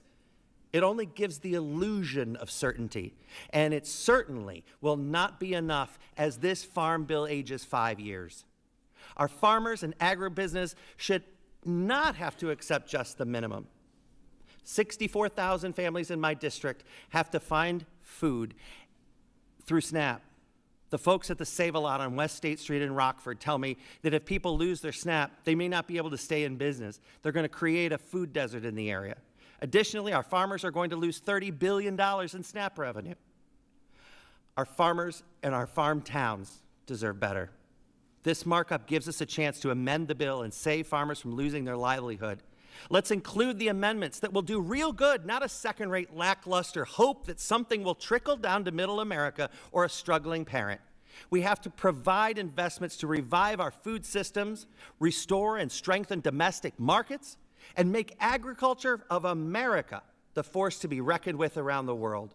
We're so much better than this bill, and I look forward to a great markup, a great debate. And Mr. Chairman, I yield back. Gentleman yields back. Now I'll recognize the gentlelady from Florida, Mrs. Kamick, for 5 minutes. Well, thank you, Mr. Chairman. I am so happy that we are finally here working on this much-needed farm bill. It's been a long time coming. Farmers and producers across the country have been operating in limbo for years, and that spans across a lot of different administrations. That uncertainty makes it hard to plan, invest, and quite frankly, even survive. The Farm Bill is not just another piece of legislation. It is the backbone of American agriculture, food security, and our rural communities. For Florida, this markup comes after years of compounding challenges. Our producers have endured hurricanes, 3 in my district alone, historic flooding, and most recently a brutal historic freeze that hit specialty crops, citrus, and nursery operations particularly hard. These are not one-year losses. For perennial crops like citrus trees, you lose decades of work overnight, and recovery is not quick. It takes time, flexibility, and a safety net that actually reflects how farming works today. Now tonight, it's early in the night, but I've already heard an incredible amount of blaming being thrown around the room and pointing of fingers of which administration to blame. You know, the farm economy, it is hurting. But candidly, our producers don't care who broke it. They just want it fixed. Decades of overregulation, high input costs, labor issues, broken systems, and natural disasters have made it damn near impossible to produce a crop. That is the reality. Now, no bill is perfect, and no bill ever will be perfect. But I am really proud of this farm bill. And as the only member of Congress representing Florida agriculture in both the House and the Senate, I want to say that there are some tremendous wins for my home state, the Sunshine State. First, I want to highlight improvements to the tree assistance program. This legislation modernizes TAP to recognize economic realities. Covering trees and plants that are no longer productive after a disaster, not just those that are completely destroyed. This gives producers the flexibility to replant different varieties or move operations if needed. And more importantly, it requires USDA to make decisions within 120 days. That kind of accountability, certainty, and flexibility matters, and I dare any member in this committee to challenge that. It also allows for upfront TAP payments. And that's huge. When a hurricane or a freeze hits, growers don't have extra cash sitting around to replant first and then hope that help comes later. There is a critical cash flow critical cash flow needs and relief when needed when disaster strikes, especially after freezes and hurricanes. Secondly, I'm very encouraged by the creation of the Specialty Crop Emergency Assistance Framework. Specialty crops are high value, high input, and historically underserved by disaster programs designed around row crops. Now, of course, I may be biased because I represent Florida, which is home to over 300 specialty crops. And in the winter months, I must remind everyone, feeds 193 million Americans. This framework in particular directs USDA to calculate assistance based on prior year specialty crop sales and explicitly considers higher input costs and diverse business structures. That recognition matters. It matters to producers who grow fruits, vegetables, and tree crops and who have too often been forced into one-size-fits-all disaster programs. Now, just as importantly, the bill provides higher payment flexibility for full-time producers, those who derive at least 75% of their income from farming, ranching, and for many Florida specialty crop producers, this change will make the difference between meaningful recovery or no recovery assistance at all. Third, the continuation of the specialty crop block grants and market news funding gives states the flexibility to respond to producer-driven priorities. In Florida, these programs support everything from disease research to marketing, food safety, and export readiness, and they are a critical tool for keeping our specialty crop sector competitive. I'd also like to highlight the incorporation of key provisions of my bill, the Rural Internet Improvement Act. These provisions will bring rural development and broadband investments, including the reauthorization and expansion of USDA broadband programs. In rural Florida, connectivity is not a luxury. It is essential for precision agriculture, disaster response, telemedicine, and workforce retention. These provisions help ensure that rural communities are not left behind. Now, I want to note the importance of stability across the safety net, provisions that ensure USDA can continue servicing sugar loans during lapses in appropriations provide the certainty that those producers need, regardless of what is happening in Washington. Mr. Chairman, as I said, no farm bill is perfect, but this bill reflects a real effort to listen to our producers. I encourage my colleagues to support, and with that, I yield back. His time has expired. Now recognize the gentleman from New Mexico, Mr. Vasquez, for five minutes. Thank you, Mr. Chairman. There's a lot going on in the headlines today, from overseas wars to rising costs, but when you get right to it, I think we can all agree that most of our families are still most worried about the basics, like putting food on the table after a long day of work. And the food on the shelves in our grocery stores doesn't just magically appear. It gets there because of the tireless work of our farmers, farm workers, ranchers, and growers. Serving on the House Ag Committee is a true honor. It's something that I chose when I came to Congress, not something that was handed to me. And it comes with great responsibility. It's our duty in Congress to support our farmers and rural America, to ensure that American people don't go hungry and keep our rural economies strong and competitive. But I won't sugarcoat it. Congress has been falling flat in meeting those objectives. We've been kicking the can down the road for 3 years now, and I'm tired of it, because at the end of the day, our farmers and ranchers are the ones who have paid the price. In New Mexico alone, we've lost over 200 farms. That's 200 family legacies lost, 200 local employers gone, and 200 reminders to this committee that inaction and instability have irreparable consequences. Many of these farms in my home state might still be open today if our farmers had the certainty and support that they deserve from Congress. And of course, we've got to address the big elephant in the room. It's shameful that this farm bill does nothing to reverse the $187 billion cut to SNAP made by the Republican tax law. 1 in 4 New Mexicans rely on SNAP benefits, including many people with disabilities, seniors, veterans, and children. A majority, 62% of them, are folks who work. And SNAP doesn't just help families put food on the table, it supports our local grocers, farmers, and rural economies. Every $1 invested in SNAP generates nearly $2 in local economic activity, supporting everyone from farmers to truck drivers to local grocers. Cutting SNAP hurts producers and working families. That's why the bill before us shouldn't be about partisan politics. It should be about whether we're going to support our farmers and keep this country fed. As a representative of New Mexico's 2nd District, I have the privilege of representing thousands of chili farmers, onion farmers, dairy producers, cattle growers, tree nut producers, ag supply chain operators, food bank operators, and more. Now, 2 weeks ago, I met with many of them in my district, members of my New Mexico Agricultural Advisory Group.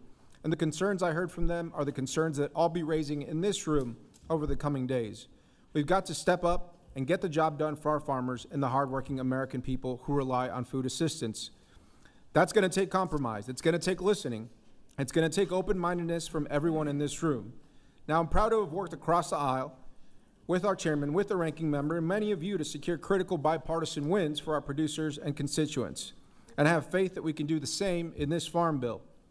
That's why I filed common-sense bipartisan amendments to provide financial support and resources to farmers, ranchers, and producers to create wildlife corridors on their land that benefit both wildlife and agricultural productivity. To stop this administration's effort to prioritize Argentinian beef at the expense of our American cattle growers. To honor our veterans and stop disrespecting their service to our country by rolling back harmful SNAP red tape for veterans. And granting much-needed stability to our rural counties by extending Secure Rural Schools funding for 5 years, so no county is left wondering how it's going to pay for its critical roads and education services. There is bipartisan support for each of these measures across my district and across the country, and hopefully in this committee. And there's no reason that we can't put politics aside, pass these common-sense solutions to make life better for our farmers, ranchers, and producers, not to mention everyday folks who are at the grocery store. Now, we can't let perfect be the enemy of the good, and it's our job to use the next few days to improve this bill and make it as strong as possible for America. I urge my colleagues on both sides of the aisle to hear each other out, take this process seriously, to show up, and remember why we're sitting in this room, to deliver for the people who feed this country and the families who depend on us to get this right. With that, Mr. Chairman, I yield back. The gentleman yields back. Now recognize the gentleman from South Dakota, Mr. Johnson for 5 minutes. It's so often dysfunction, Mr. Chairman, that grabs the headlines in this town. I don't think you, sir, and this committee get enough credit for what we did last Congress, which is to pass a comprehensive farm bill out of this committee on a bipartisan basis. It was a good piece of work. We accomplished so many of those bipartisan priorities last year in the reconciliation package. We strengthened crop insurance. We made sure that we increased reference prices in Title I programs. Clearly, we're in a totally different input environment than we were 7 years ago. Number 3, we addressed conservation programs, particularly working lands conservation. And then we also put into place some much-needed reforms to SNAP. Now, a lot of that was done in reconciliation. But there were a few policy items that we were not able to get through the rules of the Senate. And so that's what brings us here today, sir, as you well know. We've got a little work to do. And what's before us is a solid piece of work. I think every farm bill probably should be judged by whether or not it is pragmatic and whether or not it is bipartisan. And boy, the numbers just don't lie. When you look at the marker bills, the bills that we have all introduced, staking out what agricultural policies do we care about for our country, for our district. Those are really the building blocks of these bills. Sometimes the people back home will say, oh my gosh, how could you read a bill that big? The reality is, this is like 180 bills that we've all been working on for 2 years. Those are the building blocks. And when you look at those 181 marker bills and you try to figure out, well, were they a Republican priority or a Democrat priority, or were they a bipartisan priority? Here's what the numbers say. I suspect you all know it already, but 149 were bipartisan. 18 were Republican only. 14 were Democrat only. This is an overwhelmingly pragmatic and bipartisan farm bill that takes care of the business that we were not able to get done last year. I'm looking forward to the debate and to the conversation we're going to have over the next couple of days, because we all know that our farmers and ranchers and everybody living in rural America, they deserve it. They deserve this work product. There's a lot of things our producers simply can't control, and frankly, we can't control for them. No matter how we vote, we don't control the weather. No matter how we vote, we do not control input costs, and we sure don't control prices. But we can make sure that the hardworking folks of production agriculture, that they have a predictable and consistent policy framework so they can make decisions for the next 5 years, understanding what the rules of the road are. So, Mr. Chairman, I just want to thank everybody for showing up, for doing the work, for filing those marker bills that have meant that this bipartisan work product is ready for prime time. It is ready to help rural America. It is ready for us to take action. With that, sir, I would yield back. Gentleman yields back. Now please recognize the gentleman from Michigan, Mr. Tanadar, for 5 minutes. Thank you, Mr. Chair. Access to food is like getting health care at your doctor's office. It's necessary for a thriving America.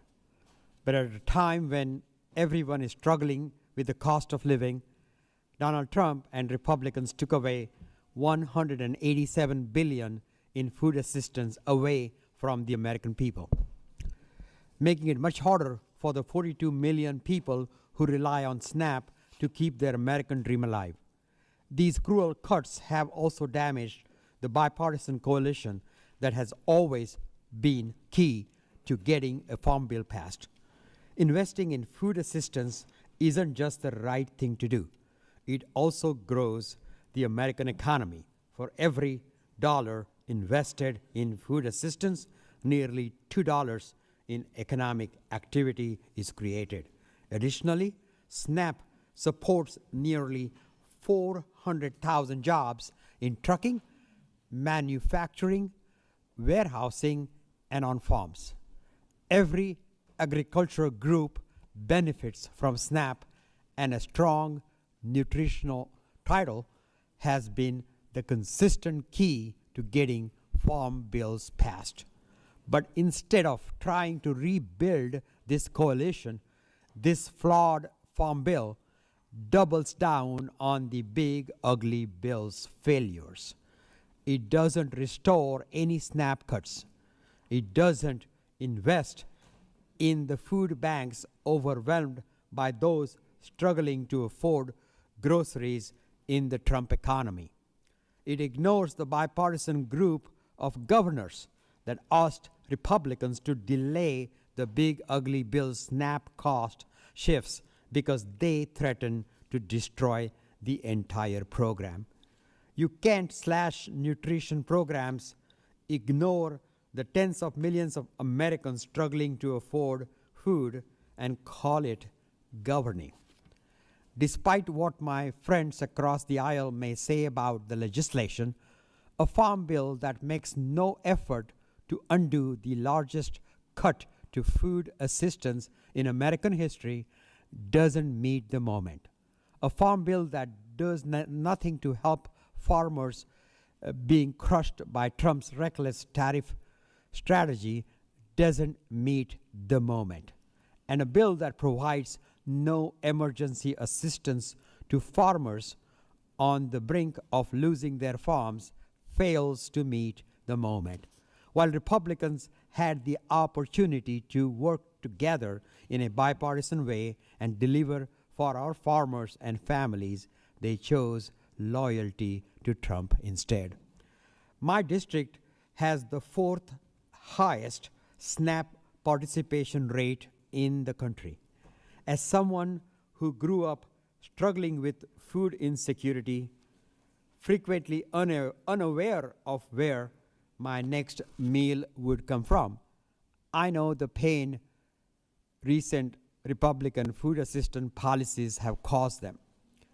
It's why I can't look at my hungry constituents seeing the same pain in their eyes that I once experienced, and in good conscience support this bill.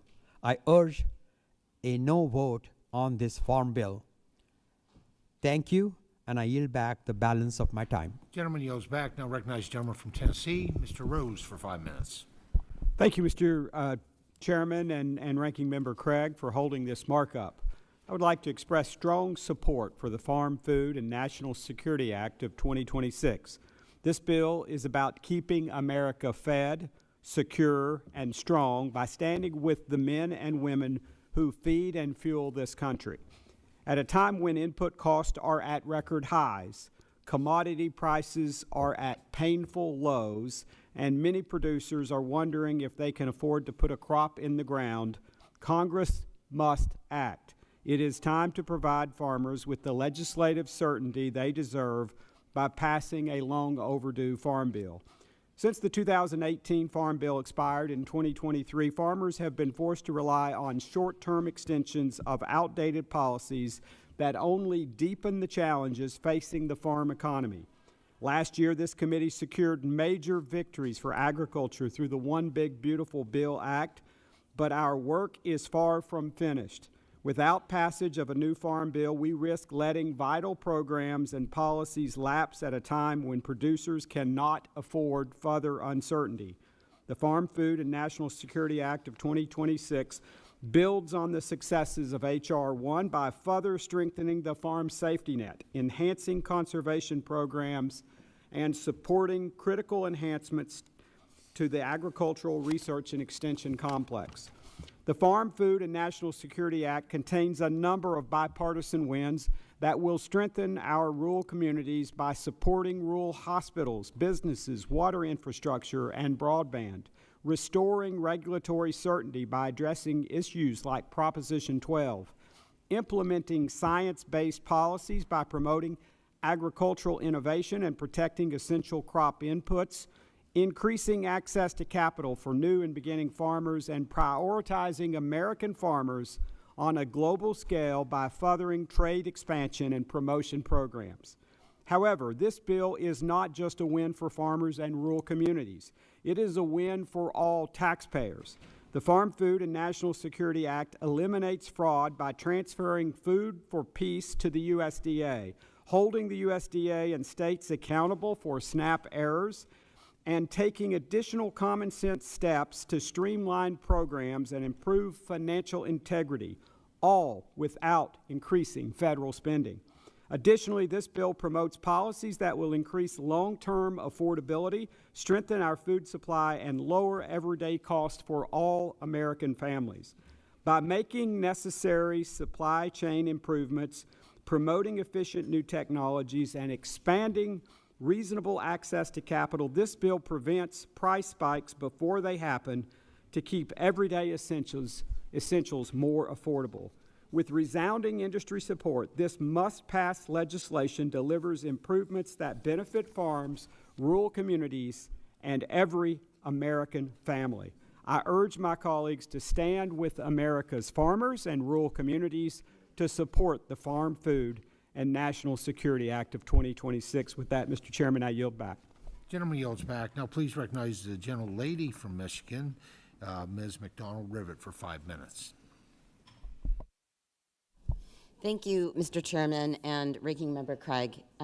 So every time I'm at a microphone, I tell people proudly that I get to represent the hardworking men and women of mid-Michigan. And as the great former Senator Debbie Stabenow used to say, in Michigan, we make things and we grow things. Our district, my district, invented the middle class, and our communities are fueled by family farms. So at home, one thing unifies all of us. And frankly, I think it unifies every member of this committee. We think about the future of our families, our kids, and our country. From the potato farmer in Munger, I'll let you know on my hand where that is later if you'd like, to the UAW worker in Flint, this economy is not working for us. People are working harder and making less while costs are rising. The people in my district need us to pass real solutions to make things better. So I've been really looking forward to this markup all year because this is the space where we are supposed to be finding real solutions, lowering costs, supporting family farmers, and helping working families put food on the table. In short, I want to get to yes on this. As we begin the conversation tonight, we need to understand the realities on the ground, that families and farmers are at a very real breaking point. Our farmers, as is mentioned multiple times, have not seen an update to the Farm Bill since 2018. For decades, they have had to grind out just to make ends meet, and this year, policies from this committee have made things worse. Chaotic tariff policies have not only increased the prices of goods our farmers use in the field, but it's also taken away many of their customers. I read a report yesterday that showed farmers across our country have lost $44 billion last year alone. Let's just sit with that for a minute. $44 billion. Back at home, I see the consequences. I hear a news story nearly every day while touring fields, shopping at the grocery store, or grabbing a cup of coffee with our growers. Farmers are having very real conversations about closing their generational family farms. This is what is happening. I don't think that we can sit idly by and let it happen to the people we represent. We have a greater responsibility to the people who expect us to show up and work for them. It's not just about the family farmers who need the solutions. It is everyday working families adding hours to their schedules, getting up an hour early, and still struggling to make their bills. In my district, 70% of our jobs pay less than $60,000 a year. 70%.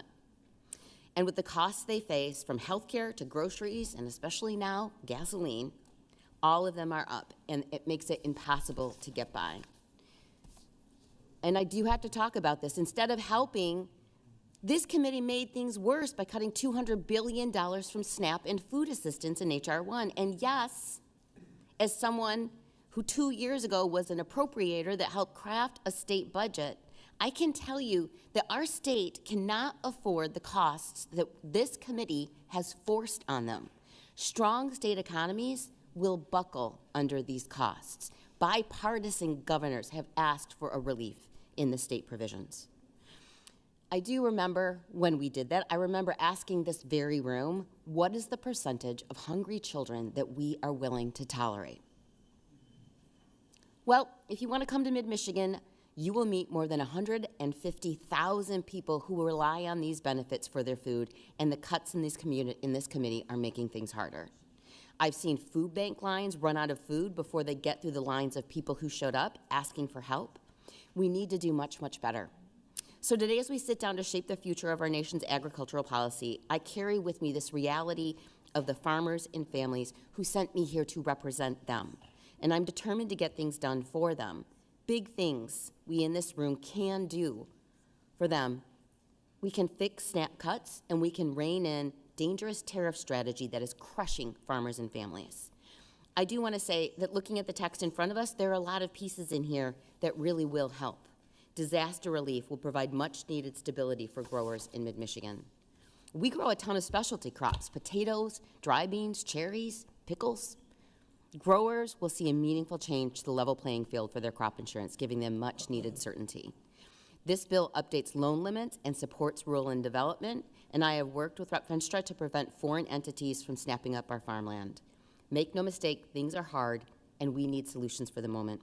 I look forward to talking about all of that and how we use this opportunity for this Farm Bill to work with our colleagues from both sides to deliver for farmers and families who are relying on us. Thank you. Gentlelady yields back. Now recognize the gentleman from Texas, Dr. Jackson, for 5 minutes. Thank you, Mr. Chairman.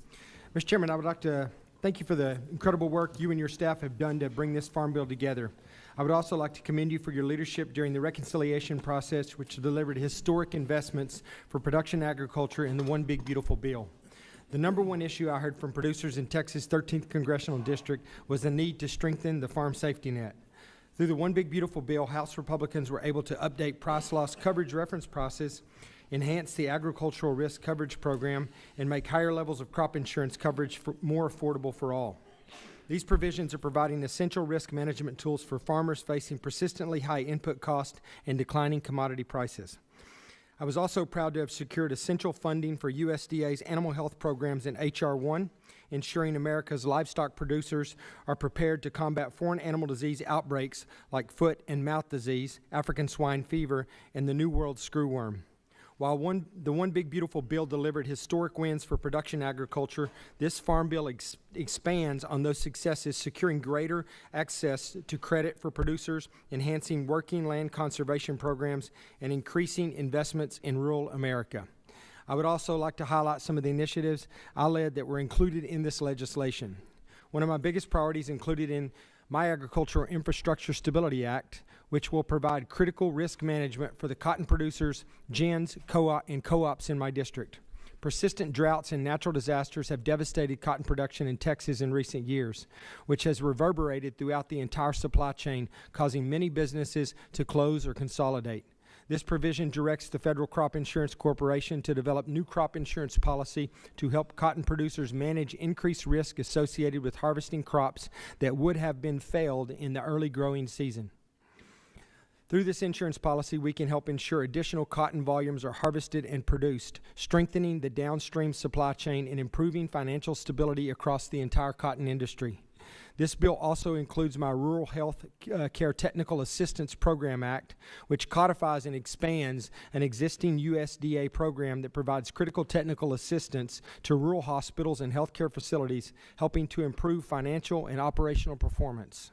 In recent years, many rural hospitals, in my district in particular, across the U.S., have been forced to shut down, but this provision will help prevent closures and strengthen essential health care services in our rural communities. I'm also proud to have my Dietary Guidelines Reform Act included, ensuring greater transparency, integrity, and evidence-based nutritional information in the dietary guidelines Americans process. President Trump and Secretary Kennedy's Make America Healthy Again dietary guidelines are simple: eat real food. This will build on the Trump administration's historic reset of the U.S. nutritional policy and promotes real, science-backed recommendations that support the American people's health and well-being. Finally, in this legislation, I was able to establish a pilot program to review crop insurance penalties for late-planted corn in the Texas Panhandle. New seed variants have allowed corn producers in my district to maintain the same production levels in a shorter growing period using less water from the Gala Aquifer. This pilot program will help determine how planting dates impact yields and irrigation use, ensuring producers can make the best decisions for their for their operations while eliminating unnecessary reductions in their crop insurance coverage. Overall, this Farm Bill contains strong common sense provisions that support America's farmers, ranchers, and rural communities so that they can continue feeding and clothing the world. I would again like to commend the work of Chairman Thompson and his staff for writing such an impactful bill. And I am excited for today's markup and hope we can finally deliver a full 5-year farm bill that provides our agricultural producers with the certainty they need to remain in operation for generations to come. And with that, I yield back, Mr. Chairman. Gentleman yields back. Now I'm pleased to recognize parent of one of America's newest soldiers, Mr. Davis, for 5 minutes. Thank you so much, Mr. Chair, and to the ranking member, and to the committee members. There was nothing greater than to send my middle son off to the Army, even though I'm Air Force, and to serve our country as it's his dream to do. And you'll hear me talk today about young people and fulfilling their dreams. Since joining the House Agriculture Committee, I've devoted significant time to meeting and speaking with people across North Carolina's 1st Congressional District, to hear their concerns, their issues, those things that impact their daily lives. And for too long, our farmers have faced an uphill battle, rising input costs, tariffs, labor, and natural disasters, especially for us in North Carolina, have taken their toll. We can add one more thing to that list, if we may, and that's continuing to kick down the road the Farm Bill. Farmers are waiting on a new Farm Bill. Farmers can't keep waiting. They need our help genuinely now. Nearly 15,000 farms closed this past year. 91% of farmers identified financial issues as the top factor impacting their mental health. And I believe, the American people sent us here to figure this stuff out and help solve the problems for them that they're facing. For the State of the Union, I invited Nathaniel Simmons from Hyde County. Mr. Chair, 17 years old, Ranking Member Craig, an 8th-generation farmer. He started at the age of 9. He conveyed the challenges of keeping young people in agriculture. They're seeing their parents and the neighbors struggling and working from sun up to sundown, just trying to figure this stuff out, how to make ends meet. Young people are left having to decide whether it's even worth it, whether they can fulfill their dreams. Yet, instead of being discouraged, this young man, like many others, he's waking up, he's putting his boots on, and he's stepping up for the challenge. If we want a strong and prosperous nation, everyone, we must invest in young farmers and fuel it, because without them, there is no food on our tables, and there is no future for our country. We must keep agriculture within reach for young people, fundamentally.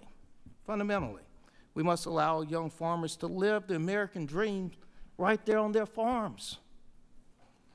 The farm is not just about the farm itself, though. It's about communities. For those of us in these rural areas, the farm is helping the grocery store. It's helping Napa and convenience stores.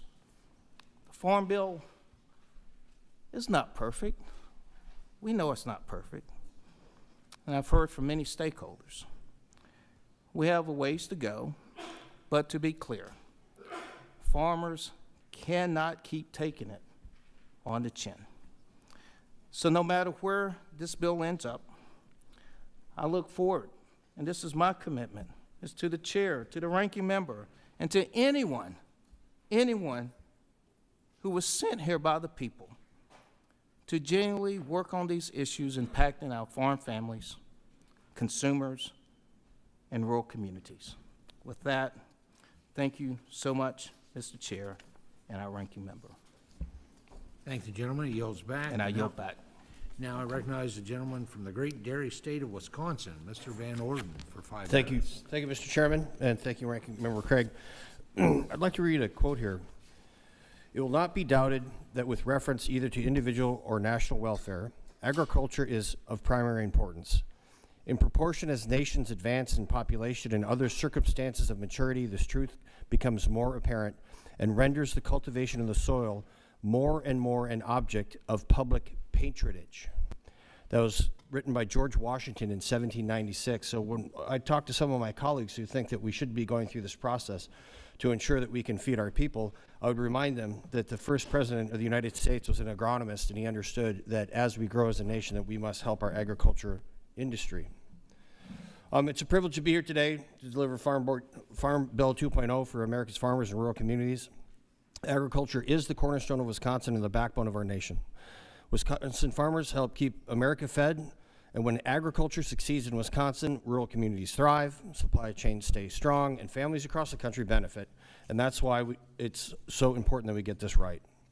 Under the Working Families Tax Cuts and Jobs Act, we made significant strides in supporting farmers, ranchers, and rural communities in Wisconsin across our nation. We've got $56 billion investment in various Title I provisions, $6 billion investment in Title 11 crop insurance, provides additional investment in specialty crop research initiatives and specialty crop block grants that will support a growing and thriving specialty crop industry. This significantly helps our cranberry farmers, and Wisconsin is the #1 producer of cranberries in the entire world. We're the #1 producer of ginseng for the country and the #3 producer of potatoes. This provides $125 million per year, the first mandatory funding in history for the Agricultural Research Facilities Act, assuring that the American agriculture universities have the infrastructure required to lead the world in agricultural science, technology, and innovation. Provides $1.5 billion over the next decade in livestock biosecurity, supporting more large animal veterinarians, USDA laboratories, vaccination developments, APHIS, and the assistance for farmers impacted by animal disease. It gets rid of the death tax. So the reason that family farms go under is because they owe the government 30+% of the value of their farm when they try to go to the next generation. That is gone. $15 million per person exclusion, and that's going to be remarkable for revitalizing our family farms and making sure it goes to the next generation. Permanent small business deduction would increase to 23%, extends 100% immediate expensing of capital improvements, immediate expensing for new manufacturing and production facilities in America, and increases the 179 small business expensing threshold to $2.5 million. Renews Opportunity Zone programs for better targeting rural America. And following the enactment of the 2017 Trump tax cuts, small and medium-sized family farms saw their effective tax rates decrease by upwards to 6%. We provided critical support for farmers, improved food security, and promoted sustainable agriculture. But as farmers know, there's more work to do. This Farm Bill 2.0 invests in and addresses critical challenges. Wisconsin is not a dairy state, it is the dairy state. And this legislation supports our dairy farmers by refining the important work in H.R. 1 to support dairy risk management tools, increases the funding for market access programs and foreign market development program. Enhances financing options for producers who are unable to obtain credit from a commercial lender, provides resources to new, young, beginning, and veteran farmers in transitioning to farming. They are the next generation, and we must help them. Protecting and enhancing the ability of commercial lenders to provide rural America with a reliable source of credit and capital. Maintain mandatory funding for the Organic Agriculture Research and Extension Initiative at $50 million per year. Organic Valley was started in my district in the state of Wisconsin. We're going to continue to support the organic production through the National Organic Program, Organic Production and Market Data Initiative, and the National Organic Certification Cost Share Program. That codifies the agriculture grants for veterans education and training services. That's AgVets, it's my bill, and that was brought in under H.R. 1230. Addresses the concerns about the conversion of private forest land, allows livestock auctioneers to invest in packaging, and creates a pilot program for the life of the Farm Bill to allow a small number of custom-exempt facilities to sell meat producers directly to consumers within the state. And my district has the 4th largest population of Amish in the country, and it's going to help them tremendously. But beyond the policies of this program, it's about people.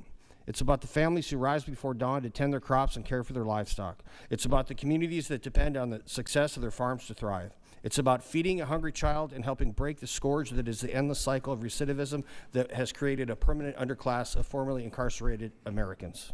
I'm so very happy to stand with my colleagues here on both sides of the aisle to get this farm bill through and give our farmers what they need, and that is certainty. And with that, I yield back. Gentleman's time expires. Now, please recognize the gentleman from Alabama, Mr. Figures, for 5 minutes. Thank you, Mr. Chairman and Ranking Member Craig.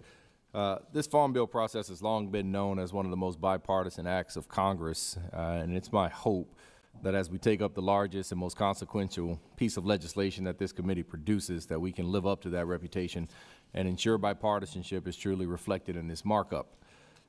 But expectations for a meaningfully bipartisan process are unfortunately very low this year. And that is because for the first time, as I understand it, in the history of the Farm Bill, significant portions have been stripped out and taken up and tucked away in what was an extremely partisan reconciliation process. So now we're left to try to pick up the pieces and make the best of a process that will produce a non-traditional and severely limited farm bill.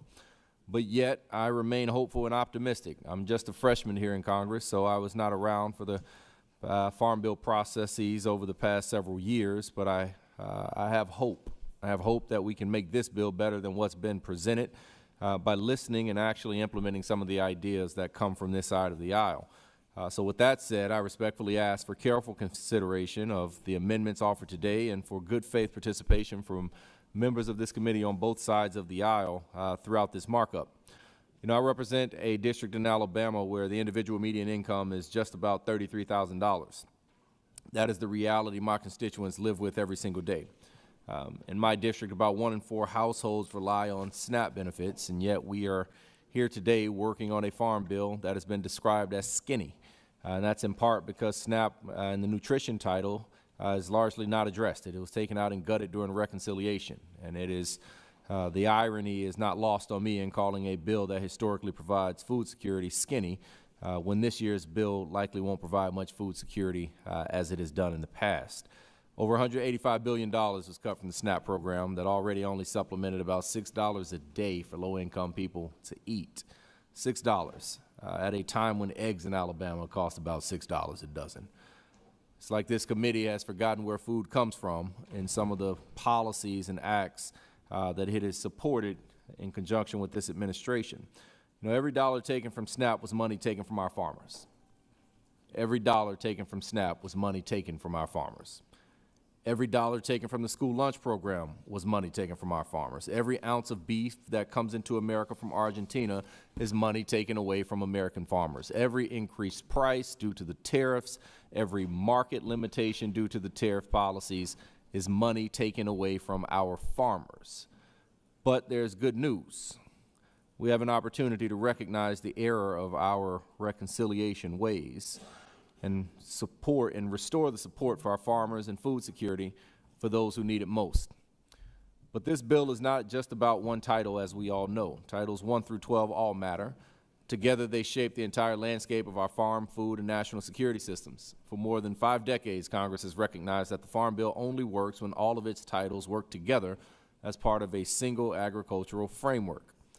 From the field to the fork, from conservation of the land to the commodities and specialty crops grown on it, from protections for farmer credit to rural development of the communities where those farmers live. And so far, this text does not go far enough. It falls short of our land-grant colleges, it falls short for our specialty crop producers, it falls short for rural development, for socially disadvantaged farmers, and for beginning farmers who are trying to break into an increasingly more difficult industry. And given the amount of time we knew this bill was coming, many of these provisions had the opportunity and quite honestly, the responsibility to American farmers to be stronger. That is why the amendments I will offer today and tomorrow, they provide support for rural healthcare systems that communities depend on. They strengthen our land-grant universities that serve as the backbone of agricultural research and extension, and require a clear guarantee that SNAP benefits will still be there if a state cannot or does not meet the cost-sharing requirements. These are real-world consequences that deserve serious consideration, and I sincerely hope we can strengthen them today through this markup process. I believe we can still work together. on what remains before us. I believe this committee can choose dialogue over division, participation over posturing, and people over politics at the end of the day. The constituents who sent each of us here to Congress deserve nothing less from each and every one of us here. They deserve a process that reflects respect, seriousness, and bipartisan cooperation. I hope today we can give them just that. Thank you, Mr. Chairman. I yield back. Thank you, gentleman. Yields back. Now recognize the gentleman from Iowa, Mr. Nunn, for 5 minutes. Well, thank you, Chairman. I believe everyone in this room knows that food security is national security, and the men and women who farm our land don't just grow crops, they sustain our economy, our communities, and our country. Like many Iowans, I grew up helping on my family's Century farm, helping to raise sheep, plant row crop, learn early on that farming demands faith, stewardship, and long-term investment. That long-term investment is what we think about when we think about this year's Farm Bill. Over the past few years, I've traveled across Iowa on my Farm Bill listening tour, and I've met with farmers, co-ops, ag lenders, rural leaders, Iowans, Americans, right in the heart of our country. And their message was clear. We need stability. They asked for certainty, market protection, and real opportunity for the next generation of Americans to keep farming. I've worked to turn those conversations into bipartisan legislation. And I'm proud that the bills before us tonight include 19 of my legislative priorities, alongside strong provisions from colleagues on both sides of the aisle. This bill builds on the investment we made in the farm safety net of $66 billion that was passed this summer to expand opportunity. And I fought to include provisions that include lowering barriers for farm ownership, helping new and beginning farmers provide access to credit, to codify our Reconnect broadband program to ensure that rural communities have the infrastructure modern agriculture depends on. We included provisions to strengthen the oversight of agricultural lands and enhance in agricultural biosecurity and cybersecurity protections, priorities that I'm proud to have helped champion. This bill also strengthened animal welfare protections by cracking down on cruel puppy mills through improved coordination with enforcement both at the federal and local levels. We've done a lot of good things in this bill, Mr. Chairman, and I'm proud to say that Iowa farmers had a direct hand in what's been included. But the Farm Bill is only part of the equation for Iowa's 87,000 family farms and hundreds of thousands of farmers across our country. They need certainty when it comes to things like biofuel policy. While we've made meaningful progress over the last year, including my work to extend 45Z tax credits and the support of friends on both sides of the aisle here, there's more to be done, both in sustainable aviation fuel and in biofuels. But passing this Farm Bill is an important step forward for America's agriculture. But that's not the sole job alone. We owe it to our farmers, our families, and our friends to deliver certainty and stability in the market. And that means year-round, nationwide E15. We have the opportunity right now to show that Congress can still meet the moment. I hope we seize it. I'm proud of the bipartisan legislation that has brought these priorities together, and I urge my colleagues on both sides of the aisle to support it. We can pass a farm bill that matters, a farm bill that helps America, and a farm bill that moves forward with year-round nationwide E15 to help both the farmer and the family when it comes to feeding a family as well as fueling up at the pump. I look forward to moving this bill forward. Again, Mr. Chairman, thank you, and I yield back. Gentleman yields back. Now please recognize the gentleman from Virginia, Mr. Vindman, for 5 minutes. Thank you, Mr. Chairman, and thank you, Ranking Member. I agree with the Ranking Member that this Farm Bill fails to meet the moment. I was happy to see that there are some major wins in the bill. I'd like to thank Chairman Thompson for including my U.S.-Israel Agriculture Cooperation Improvement and Expansion Act, which supports the BARD Fund. This program will solidify our alliances in the Middle East and ensure continued collaboration between Israel and American agricultural scientists, creating innovation that benefits everyone. I was also happy to see that a portion of my REAP Modernization Act was included in the bill. The Rural Energy for American program is a lifeline for farmers and rural small businesses to make energy efficiency improvements and cut their electrical bills. But this bill still has a long way to go. I'm troubled to see that it wipes out state and local regulations on pesticide use and labeling. I'm also troubled that the bill, as written, will make it harder for people who have gotten sick from pesticides to find justice in courts. I'm also concerned that the bill doesn't address the growing hunger crisis in America. It doesn't reverse the record SNAP cuts in the big ugly bill, even though they were harmful and unpopular with the American people. It doesn't restore critical bipartisan programs to get farm fresh food to schools and food banks. It doesn't restore the market share that our farmers have lost to competitors in Brazil and Argentina, and it doesn't make food more affordable for hardworking families in the flailing Trump economy. However, I believe that we have a great opportunity here to make a bill that supports American farmers, lowers costs, and helps feed working families. Today, we have a chance to ensure that localities can make common sense policies to protect their communities from toxic chemicals. We can support American ecology and eradicate invasive pests like the spotted lanternfly. We can reverse some of the unpopular and harmful SNAP provisions from the big ugly bill and restore anti-hunger programs that were canceled by DOGE. We can work to cut rural energy costs and lower costs at the grocery store for American families. We can support a robust agritourism economy that allows our farmers to have multiple streams of income and encourages Americans to know where their food comes from. We can commit more money to agricultural research and support national security as well as farm security. Today, I look forward to hearing my colleagues' amendments to this bill and call on my colleagues to consider my amendments as we work towards a farm bill that truly meets the moment. Thank you, and I yield back. Gentleman yields back. Please recognize the gentleman from Washington State, Mr. Newhouse, for 5 minutes. Thank you, Mr. Chairman, and as well as Ranking Member Craig. I just want to say I'm pleased to be able to speak in favor of the Farm, Food, and National Security Act of 2026. I'm delighted to mark up this important piece of legislation, something that I think we can all agree on is long overdue. You know, as a third-generation farmer, my son being now the fourth generation, and also as a proud member of this committee, I know all too well the importance of the Farm Bill and happy that with the work that was put into this year's version.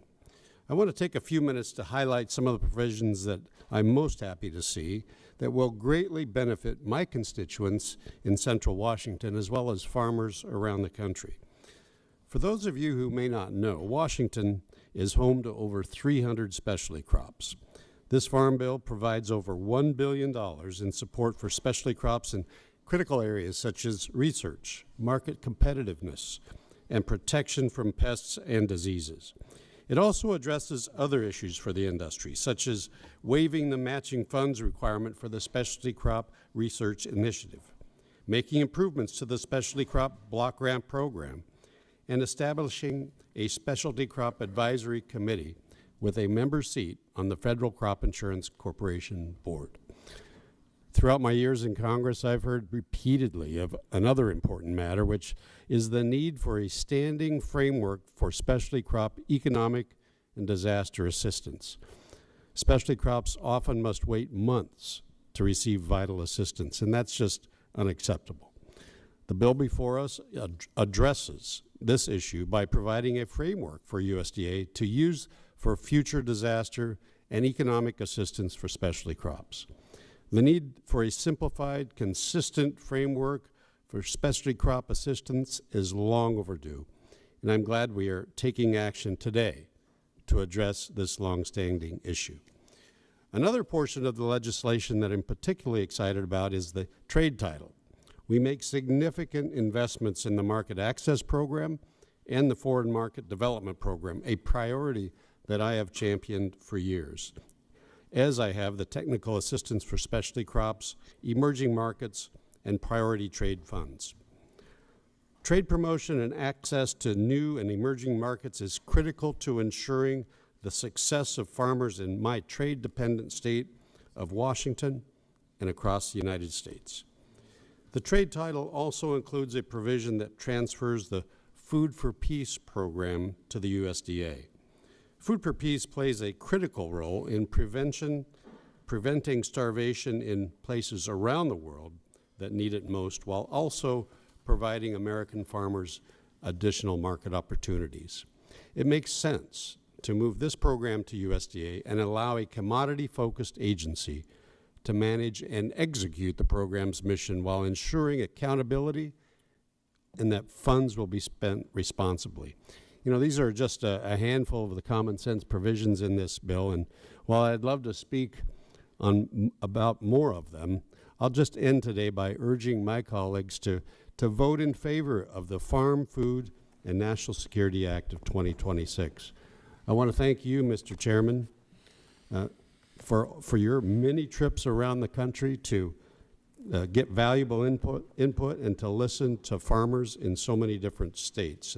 And I also want to give thanks to the staff that worked so diligently on this piece of legislation.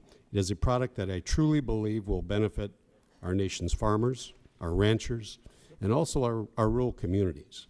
With that, Mr. Chairman, I yield back. Thank you. Thank the gentleman. He yields back. Now, please recognize the gentleman from New York, Mr. Riley, for 5 minutes. Oh, thank you, Mr. Chairman.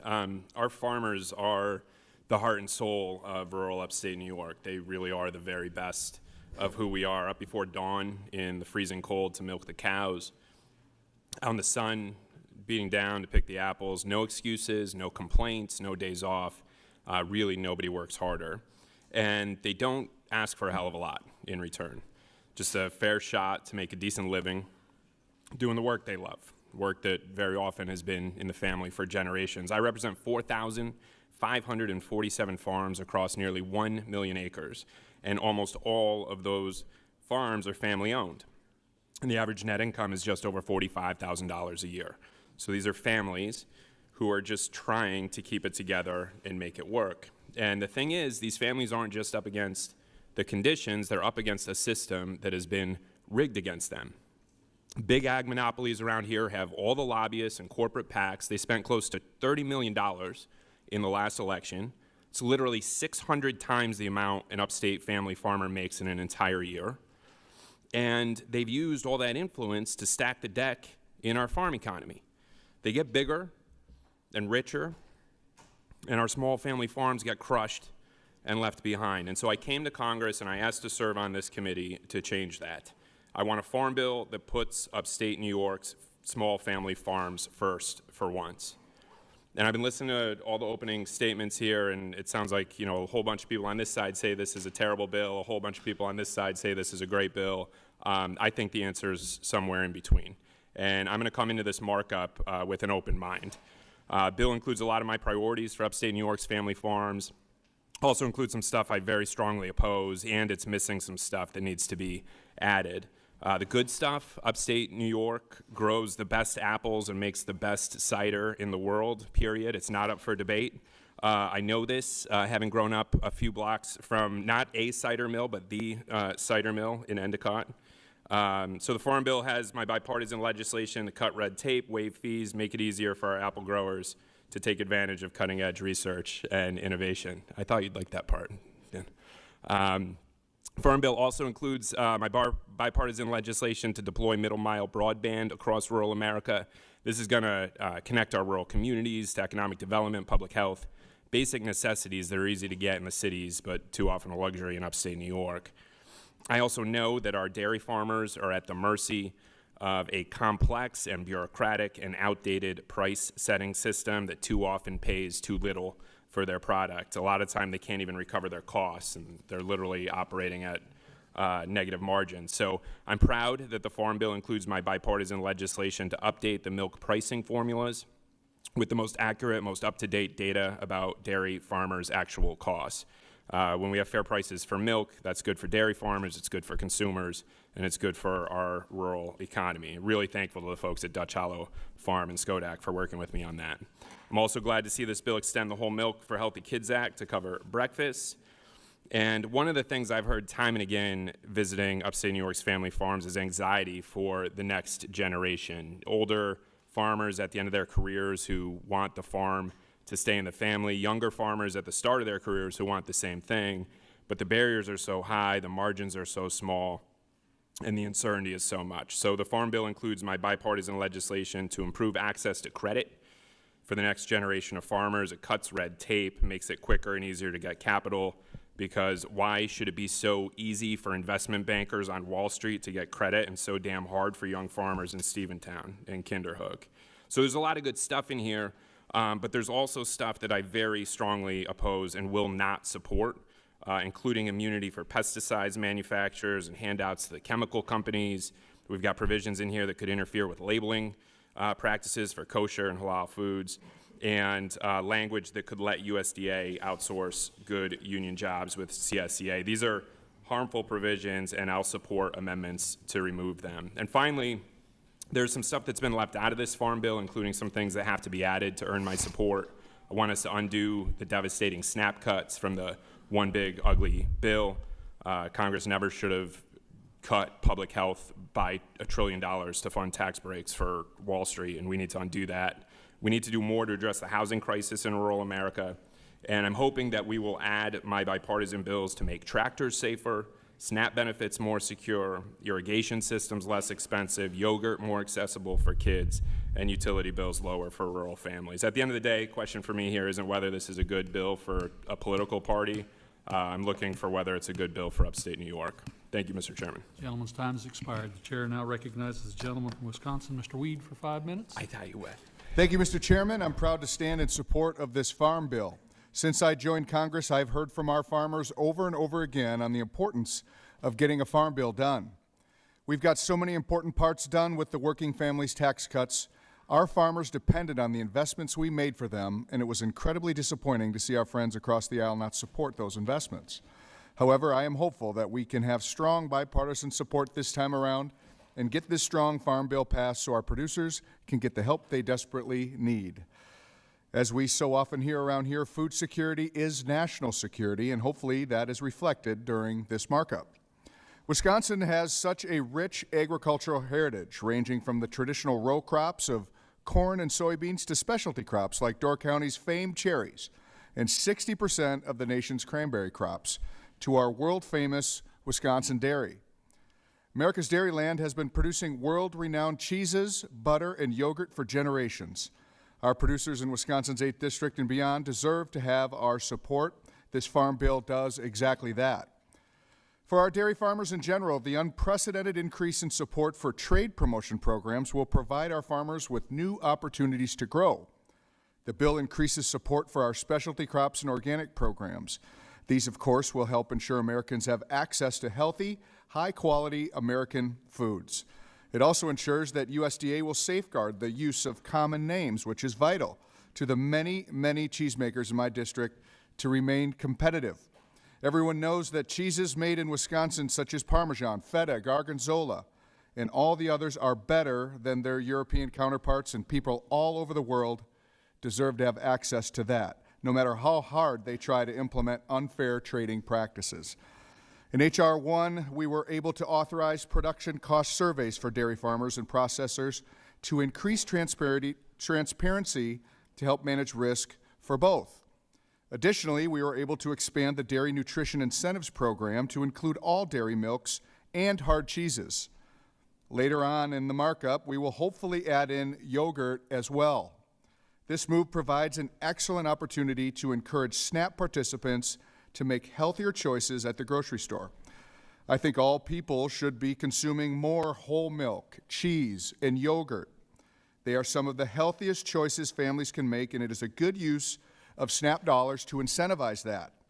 Additionally, this bill codifies the important adjustments that the Trump administration has made on dietary guidelines, ensuring that Americans are being advised on their decisions based on science and transparency.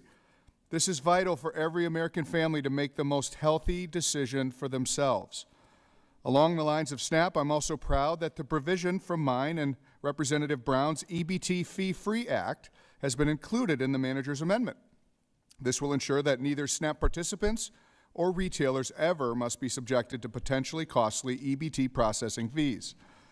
Neither consumers nor retailers could shoulder any more unnecessary fees. Now they never have to worry. I want to reiterate my support for this bill, and I want to thank the chairman and the rest of the committee on not giving up on their commitment to rural America to get this farm bill done. This is the first step. I hope our friends across the aisle will join us in supporting this vital lifeline to our producers when so many of them are struggling. I also hope our friends in the Senate can do their job and also pass their version of the Farm Bill so we can finally get this to the President's desk, and let's get the job done. I yield back. Gentleman yields back. The chair now recognizes Mr. Mannion from New York for 5 minutes. Thank you, Mr. Chairman. Thank you to Ranking Member Craig. I serve on this committee to represent the interests of a district where agriculture matters. Dairy, specialty crops, family farms that have been there for generations. I also represent families who are managing an affordability crisis and are stretching every dollar. Farmers in central New York and the Mohawk Valley are facing rising input costs, closed export markets, and uncertainty heading into the next planting season. At the same time, grocery prices remain elevated and working families are feeling it every single week. Historically, the Farm Bill has always worked when we work together to address the concerns of farmers as well as families that rely on nutrition assistance. Yet this proposal fails to restore the $187 billion in SNAP cuts, including the unprecedented cost shift to states, which governors across the country have said will undermine the program's financial integrity and long-term viability. And these cuts aren't just devastating to those who find themselves in a position where they need food assistance. They've resulted in lost markets for farms across central New York and the Mohawk Valley. The government has literally taken a customer away from our producers. In New York alone, 46,000 children and 291,000 adults with disabilities rely on SNAP. And in New York 22, over half of the SNAP households include a person with a disability.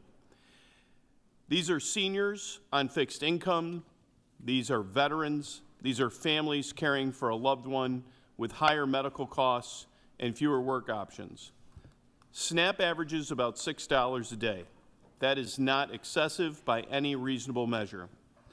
And instead of building bipartisan consensus, the bill includes poison pills like shielding large pesticide corporations from accountability and overriding state animal welfare standards that farmers have already invested in meeting. It does nothing to address the root cause of rising farm costs, the inflationary unpredictable tariffs that farmers in my district tell me are squeezing their margins and limiting market access. It does nothing to meaningfully stabilize family farm income as bankruptcies rise and USDA projects further income declines. We should be doing better. We should be supporting farmers and real market relief and predictable conservation funding. We should be protecting SNAP so children, seniors, veterans, and people with disabilities don't go hungry. We should be restoring stability to rural economies instead of shifting unfunded mandates onto states and counties. That's why I support the Farm and Family Relief Act, real assistance for family farmers, protection for SNAP recipients, and reasserting congressional authority over the tariffs driving so much of this pain. I do want to acknowledge one important inclusion, what I see as a bright spot in this piece of legislation, and that's the bipartisan Rural Micro-Entrepreneur Assistance Program that I introduced with Representative Zach Nunn. It's getting more expensive to chase the American dream, especially in our rural communities, and this language will increase the maximum loan amount available to rural entrepreneurs to $75,000 to better reflect current business startup and expansion costs. It also expands how that money can be used, giving flexibility to use up to half of those funds for construction and real estate improvement costs. These common sense changes will give business owners the resources to improve their physical spaces and revitalize our main streets. I'm grateful that this bipartisan practical reform is included because strengthening access to capital for rural micro businesses is exactly the kind of targeted economic development we should be advancing and an example of what's possible when we work together across the aisle. We have a couple of long nights ahead of us. I hope we use that time to make this bill worthy of the farmers and families that we represent. I thank you, Mr. Chairman, and I yield back. Gentleman yields back. The chair now recognizes the gentleman from Pennsylvania, Mr. Bresnahan, for 5 minutes. First, thank you, Chairman Thompson, for being a champion for Pennsylvania farmers and rural communities across America, and for your leadership on the Farm, Food, and National Security Act. In northeastern Pennsylvania, I represent dairy farmers, specialty crop growers, and small multi-generational family farms who are being forced to working longer hours for thinner margins. They are battling rising feed costs, supply chain disruptions, and unfair market pressures. Congress has a responsibility to ensure federal farm policy works for them, not against them. This farm bill answers that call. I am particularly proud that it includes my bipartisan Local Farmers Feeding Our Communities Act, co-led by my colleagues Representative Riley, Representative Pingree, and Representative Valadao. Far too often, the conversations around hunger leaves out the very people who grow, raise, and produce the food our families depend on. This program will reduce the barriers between our farmers and their local communities by creating a clear path to put fresh fruit, healthy fruit foods like veggies, milk, and cheese on the plates of the people that need it. I'm also proud this farm bill also prioritizes specialty crop competitiveness, delivers long overdue regulatory relief, so American farmers and ranchers can focus on producing food instead of navigating red tape, and provides critical support to rural America, including strengthening rural broadband, expanding access to health care, meeting child care needs, investing in workforce developments, streamlining permitting processes, and modernizing rural water infrastructure. These are challenges I hear from the people across Pennsylvania's 8th Congressional District every single day, and I'm proud that we have found ways to address these needs with bipartisan support. Finally, Mr. Chairman, while there were several policies that we were not able to include in this bill, I look forward to working with you to address them moving forward. Chief among them is the Training and Nutrition Stability Act, which would remove the disincentive for individuals to participate in Learn As You Earn programs through the SNAP Employment and Training Program. I know this is a shared priority, and I'm committed to finding a path forward together. I urge my colleagues to support this important bill, and Mr. Chairman, I yield back. Gentleman yields back. The chair now recognizes the gentlelady from Maryland, McLean Delaney, for 5 minutes.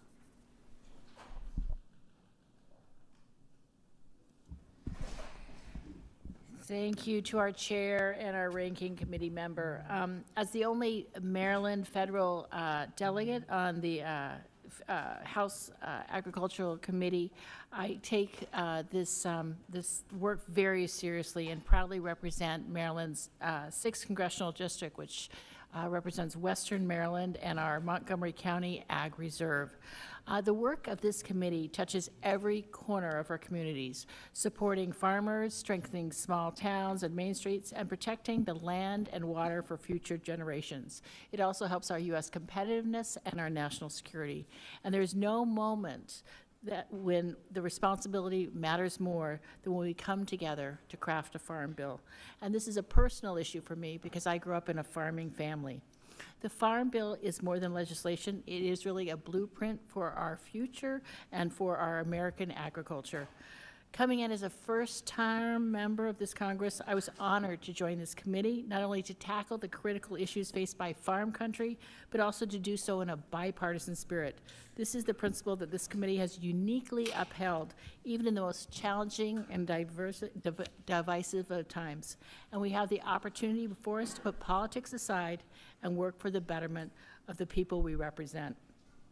While I appreciate the majority's efforts to reauthorize the 2018 Farm Bill, a long, long overdue step, the bill before us still falls short. It doesn't address the deeper economic struggles producers face or the hardship that millions of working families, small businesses, and manufacturers continue to endure under a trade war that cost our farmers over $25 billion and contributed to a 46% increase in farm bankruptcies. I'm glad to see that farmers are due some relief under the Supreme Court and when they struck down the president's reckless tax scheme, but the president shows no bounds. In retaliation, he has placed a 15% levy on imports. When will this stop?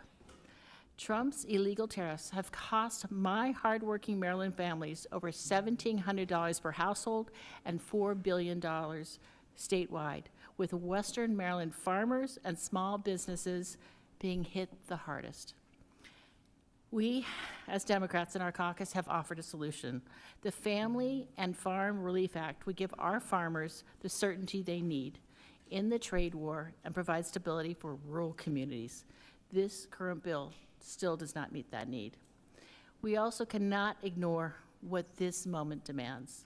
Families across this country are still struggling with higher grocery prices, yet this bill does nothing to restore basic food assistance, even after Republicans cut over $187 billion from SNAP in H.R. 1. 42 million people rely on SNAP, including in my district 1 in 9 Marylanders, half of them children. At a time when food costs are rising, we should not only be pulling away assistance like my colleagues in this room did just a few months ago. Instead, I want to work on restoring support. This bill rolls back even modest gains made in the 2024 Farm Bill, including funding for fruit and vegetables incentive programs. And many Maryland families and farms utilize SNAP, but also many farmers sell into the SNAP program. This legislation also has an opportunity to address the broader hurt felt across rural America. The committee has the tools to strengthen rural broadband, invest in child care, bolster housing, address the skyrocketing costs of utilities, and more in the rural development title in this bill. But it barely moves the needle. We have a chance to do better, and we can. Right now, we face a real risk: splintering our bipartisan coalition that has sustained the Farm Bill for nearly a century. Since 1933, farmers, rural communities, and advocates have come together across party lines to make a Farm Bill a reality. And what is stunning is that same coalition once drove tractors from across the country to the Capitol in 1979, standing shoulder to shoulder in protest when the bill before them failed to meet the moment. I remember that moment. My dad spoke about it. Their determination built the framework that supports our food systems and rural economies to this day. If we lose that unity, we put politics above the needs of farmers and rural communities. We risk more than just a bill. We risk undermining nearly a century of bipartisan collaboration on the trust of the people who feed and sustain our nation. I look forward to working with my colleagues to craft a Farm Bill that truly works, one that reflects the needs, the resilience, and the voices of rural America. I yield back. The gentlelady's time has expired. Now recognize the gentleman from Indiana, Mr. Messmer, for 5 minutes. Thank you, Mr. Chairman. I am proud to support the Farm, Food, and National Security Act to help the 9,300 family farms in my district. This bill represents years of hard work, and it incorporates answers to nearly a decade of requests, not just from farmers, but American families, rural schools and hospitals, and small businesses.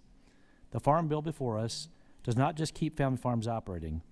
It also lowers consumer energy costs, invests in rural infrastructure, improves opportunity for conservation and recreation, it enhances access to food for Americans struggling with hunger, and it bolsters the security of our food supply chains against international threats. This is not a partisan bill, as detailed by my colleague, Representative Johnson. In fact, several of the bipartisan priorities I introduced this year have made their home within the text of this Farm Bill. These include the DoD and USDA Interagency Research Act, co-led with my friend, Congressman Don Davis, the SNAP Online Access Act, which I introduced alongside the gentleman from California, Representative Adam Gray, the Restoring America's Floodplains Act, which I drafted in partnership with Congressman Gabe Vasquez, and the Biomanufacturing and Jobs Act, which I introduced alongside Ranking Member Angie Craig, Representative Mark Alford, and Representative Kristen McDonald-Rivette. While these are just a small snapshot of the cumulative impacts of this year's Farm Bill, these 4 bills represent the shared Republican and Democrat priorities with profound impacts on not just Indiana, but the rest of the nation as well.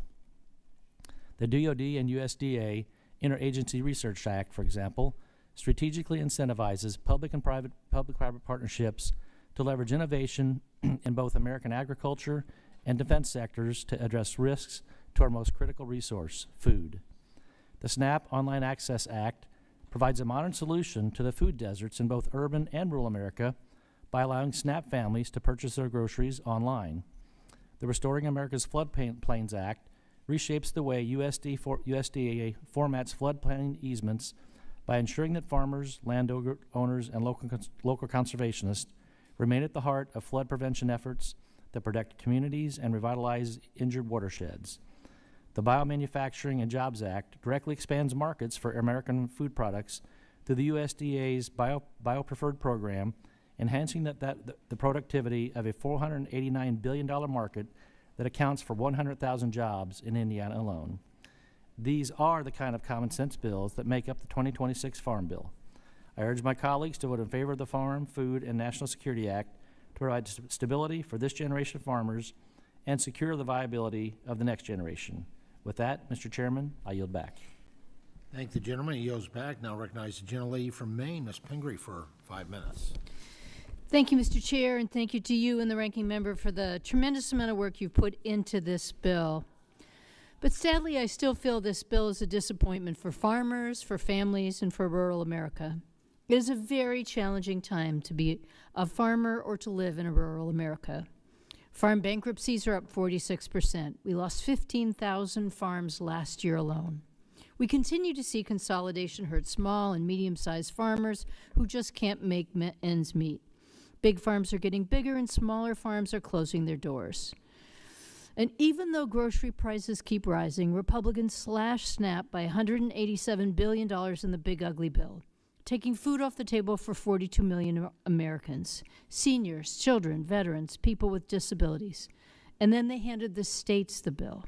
Some governors have said that they may have to drop SNAP entirely, and this bill does nothing to fix that.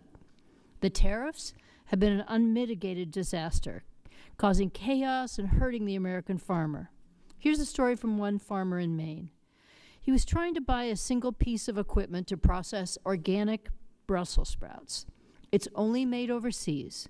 Because of the economic chaos coming out of Washington, he has to guess the weight of steel on the day it arrives and hope prices won't spike before the machine clears customs. And this bill doesn't help farmers impacted by Trump's trade wars. Meanwhile, Maine's iconic blueberry industry is suffering. The acreage down, the prices down, the cost doubled. Our dairy sector has collapsed from over 600 farms to 140. While this bill makes some policy tweaks, it makes zero investment to help those farmers and families. We should be investing in resilience for farmers facing the challenges of extreme weather, heat, drought, floods, invasive species. While I was glad to see this administration launch a regenerative agriculture pilot program, I am deeply concerned that they are merely shuffling funds from other areas already funded and have set so far no standards. You could be claiming you were regenerative because you were doing no-till while still spraying glyphosate on your fields. The bill also provides insufficient funding to support farmers who are organic or transitioning to organic, which is a proven standard that helps soil health and has clear standards. We are also cutting other conservation programs that help with soil health. The Republicans are reshuffling $1 billion from EQIP, a core conservation program that is oversubscribed in Maine and across the nation. They're also eliminating farmland conservation transactions that give beginning farmers and underserved farmers access to affordable land. They're failing to increase GUSNIP, which would provide more funding for fruits and vegetables, stripping tribal authority for the food distribution program, and eliminating tribal access to agriculture mediation programs that help resolve loan disputes and farm transition.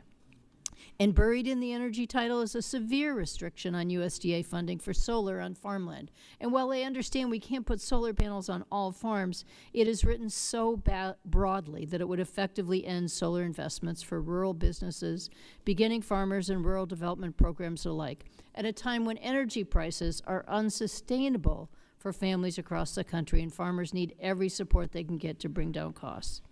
This bill includes harmful pesticide language that is a handout to big chemical, that preempts states' rights and creates a liability shield that prevents people from fighting for their health claims.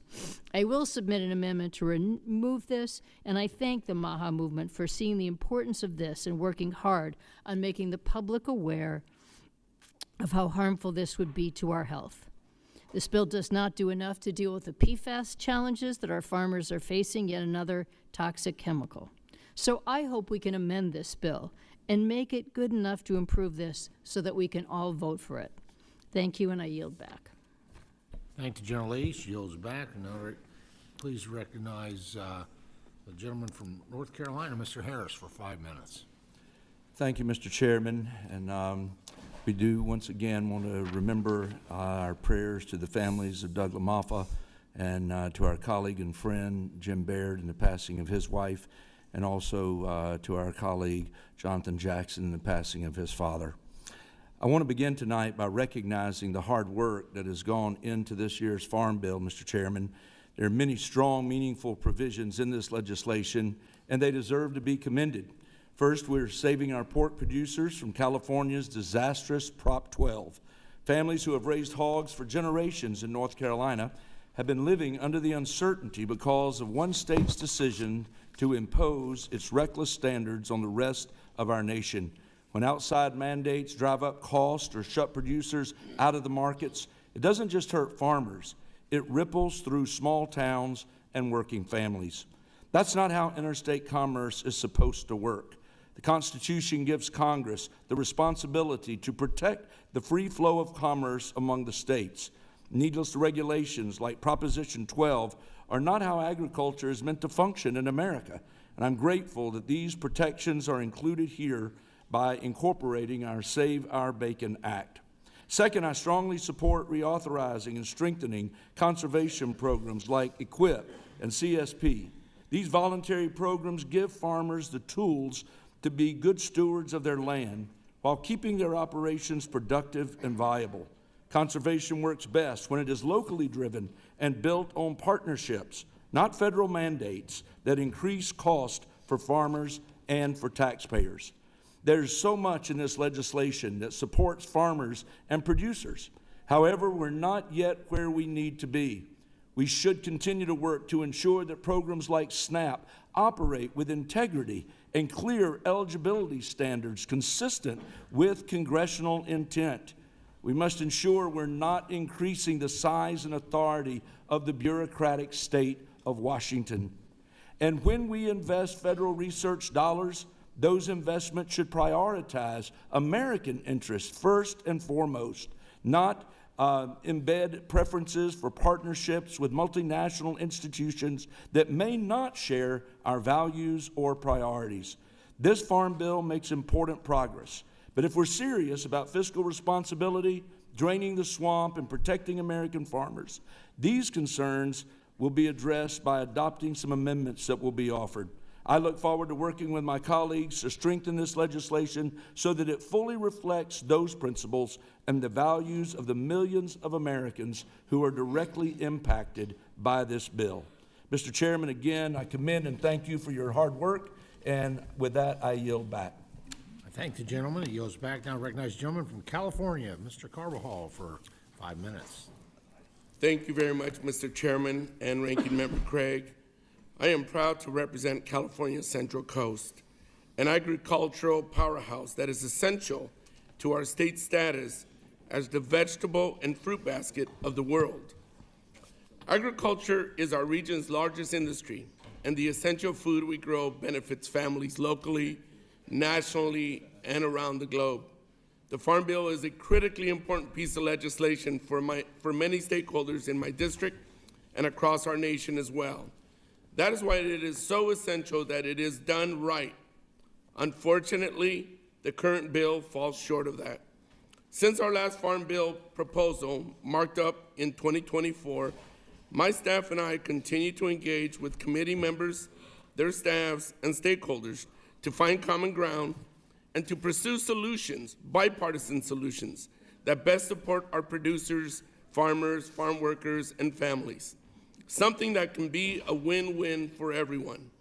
When reviewing the bill, I was pleased to see some of the bipartisan measures my colleagues and I worked on that were part of the proposed 2024 Farm Bill found their way back into the bill, including provisions drawn from legislation I worked on with the late Representative Doug LaMalfa to support specialty crop mechanization projects, as well as my Fire-Safe Electrical Corridors bill with Representatives Valadao, Costa, and Fitzpatrick to simplify the process of removing hazardous vegetation near power lines to allow for a more streamlined approach to combating wildfire risk.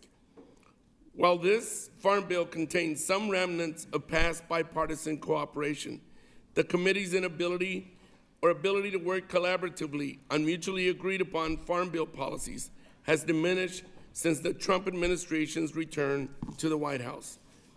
In the lead up to the introduction of this bill, Democrats were excluded from the drafting process, and the result is legislation that reflects just that. As expected, the bill includes no provision reversing the big ugly bill's $187 billion cut to SNAP, nor attempts to delay the detrimental administrative and benefit costs shifts it places on states. This decision to not address these major issues will result in millions at risk of having their benefits being cut or being kicked off the program entirely due to the looming cost shift onto states. In my district alone, more than 119,000 people depend on SNAP, and thousands of them will feel the impacts of these decisions.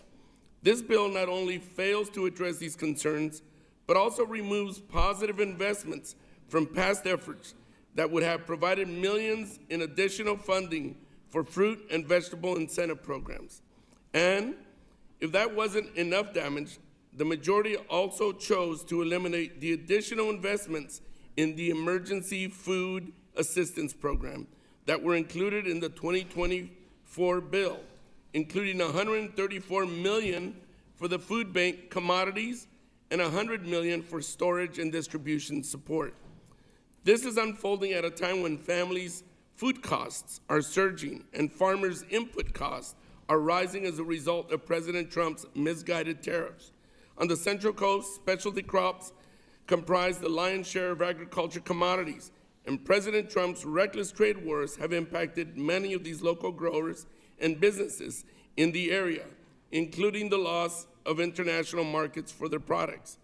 This president continues to simultaneously play both the role of chief arsonist and firefighter, creating the problem, then stepping in to take credit for fixing it, often at taxpayers' expense. Yet this problem has not fixed businesses, and everyday families continue paying the price for these foolhardy tariffs. Even with this administration's announcement of farm assistance for specialty crop growers, producers across the country are expected to receive only $1 billion in aid to mitigate the impacts of these tariffs. This is only a fraction of the sector's outstanding need, according to the American Farm Bureau Federation. While I was pleased to see additional provisions in the Farm Bill for specialty crops, this bill does not do enough to address farmers' current needs. Outside of the needs of families and farmers, this bill also fails to make any improvements in the area of animal welfare, whether that's not including bipartisan bills like the Greyhound Protection Act or attempting to overturn California's Prop 12. This Farm Bill retreats progress and seeks to undermine current humane standards in place. Gentleman's time has I yield back. expired. I thank the gentleman. And please recognize the gentleman from Ohio, Mr. Taylor, for 5 minutes. Thank you, Chairman. This is a monumental day for our farmers and rural communities across the country. The Farm Bill represents not just an historic piece of legislation, but our continued commitment to the men and women who feed America and the world. So I want to use my time to highlight not only what we have already done in this Congress, but the good that this bill will provide to each one of our districts. To start, last July, President Trump and the Republicans delivered the largest investment ever in our agricultural sector.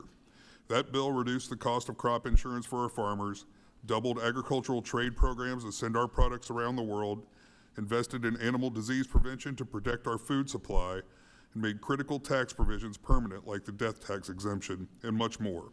Promises were made and kept. Now we are taking a critical first step to pass a full 5-year farm bill with the Farm, Food, and National Security Act. I applaud Chairman Thompson for leading on this legislation, which should have bipartisan support. After all, this bill is not only budget neutral, but includes several critical provisions to help those in rural America. The Farm Bill in front of us expands rural broadband, boosts farmers' ability to get credit, and cracks down on our adversaries buying up farmland, just to name a few provisions. And I'm proud to have been involved in multiple items that have been included in this Farm Bill. First, my Rural Broadband Assistance Act is in this bill to help small towns like those in my district get access to federal broadband programs. My district in Southern Ohio is one of the least served areas in the country, and this will help it get connected to the modern economy. Broadband has been my #1 priority since I joined Congress, and I'm proud to help deliver results back to Southern Ohio. Nearly all the water infrastructure in my district is well beyond its life expectancy. I led legislation to reauthorize the vital water infrastructure programs at the USDA to assist rural communities in modernizing their water systems. That is also in this bill. And I'm proud that this bill backs up the Trump administration to stop the takeover of our prime farmland by solar panels. This is a massive issue in Southern Ohio and across rural America, and stopping this takeover is a huge win for the next generation of farmers. Special thanks are due to Congressman Bost and his team for all their efforts in leading this charge. This is just the tip of the iceberg of what this bill will do. By passing this bill, we have the chance to help our rural communities and reduce costs for our farmers, and in turn, reduce costs for all Americans. The American people spoke loud and clear in November 2024.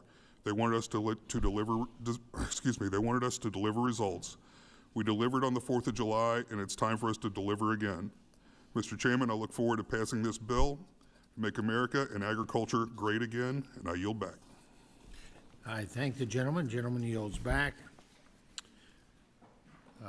Hearing no further discussion, the committee will now move to consideration of the bill. And I'll give time for staff need some time to be set. We're able to move right ahead. Okay. All right. Get staff to the table.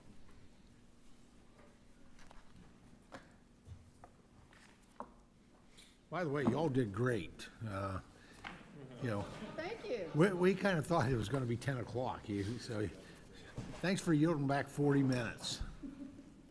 My intent is to go no later than 11:59. My life experience says nothing good happens after midnight. So I've experienced those markups that go into the wee hours, and it's painful, and I don't think it's effective. So Mr. Chairman, may I just say that Mr. Crawford wins the award for yes, he does. Best opening statement. Innovation and creativity. Yes, there you go.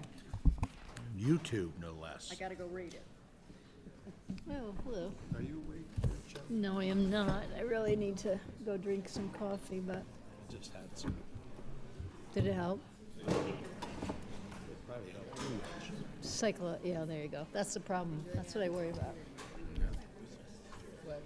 Oh, if I go drink some coffee, I'll feel better, but then in 2 hours, I'll want to go to sleep, and, you know. We have to get up.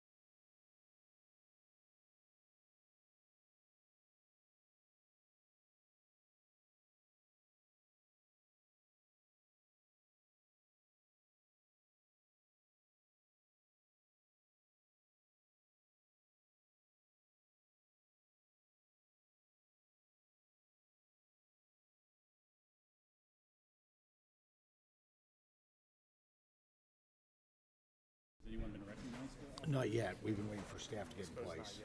Oh, okay. All right. Okay. It's going to be an offer in their job, but Okay. yeah, I didn't have that before we ran. We'll tell you what number we got.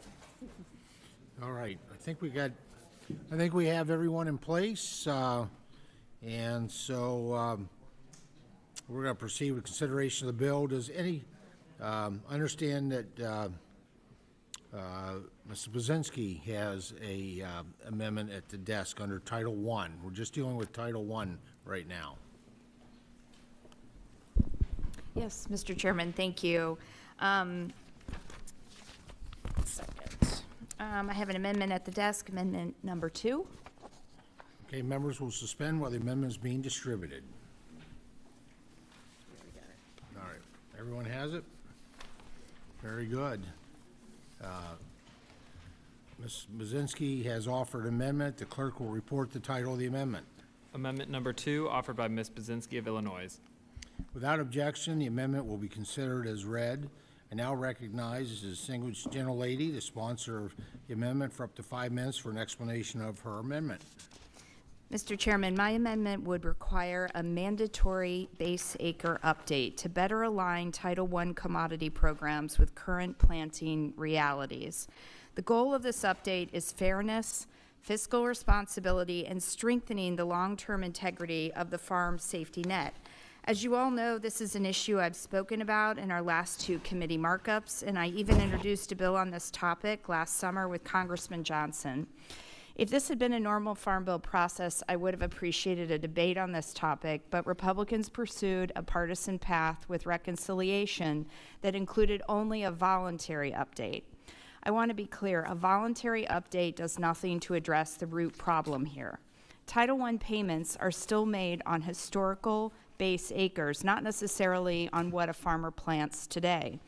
The fact that there has been no mandatory base acre updates since the 1990s means that there are egregious discrepancies between what is being planted and what we are paying for. It's outrageous that a farmer can be paid for one commodity while planting another. Think of it this way. A farmer may have base in cotton and collect a payment of upwards of $100, but let's say they planted corn and maybe they get a crop insurance indemnity too. Our current setup allows farmers to collect payments from USDA for multiple crops on the same acre and still compete in the market. And that's not to mention that we make payments on acres that aren't even planted. In my view, funneling money to unplanted acres is not in the best interest of farmers, and it's certainly not in the best interest of taxpayers. How is this not waste, fraud, and abuse? We need to get serious here. If we allow this to continue, we deserve any scrutiny that comes our way about these programs. A mandatory base acre update strengthens the credibility of the safety net, it would strengthen taxpayer confidence, and it is our role to take that seriously. I don't think any farmer out there would tell you things on the farm are the same as they were 30 years ago. They'd tell you that things aren't the same as they were 5 years ago. So why are we clinging to a program set up that does nothing to address that? Agriculture in 2026 does not look the same as it did decades ago. Our policies should not be frozen in a different era.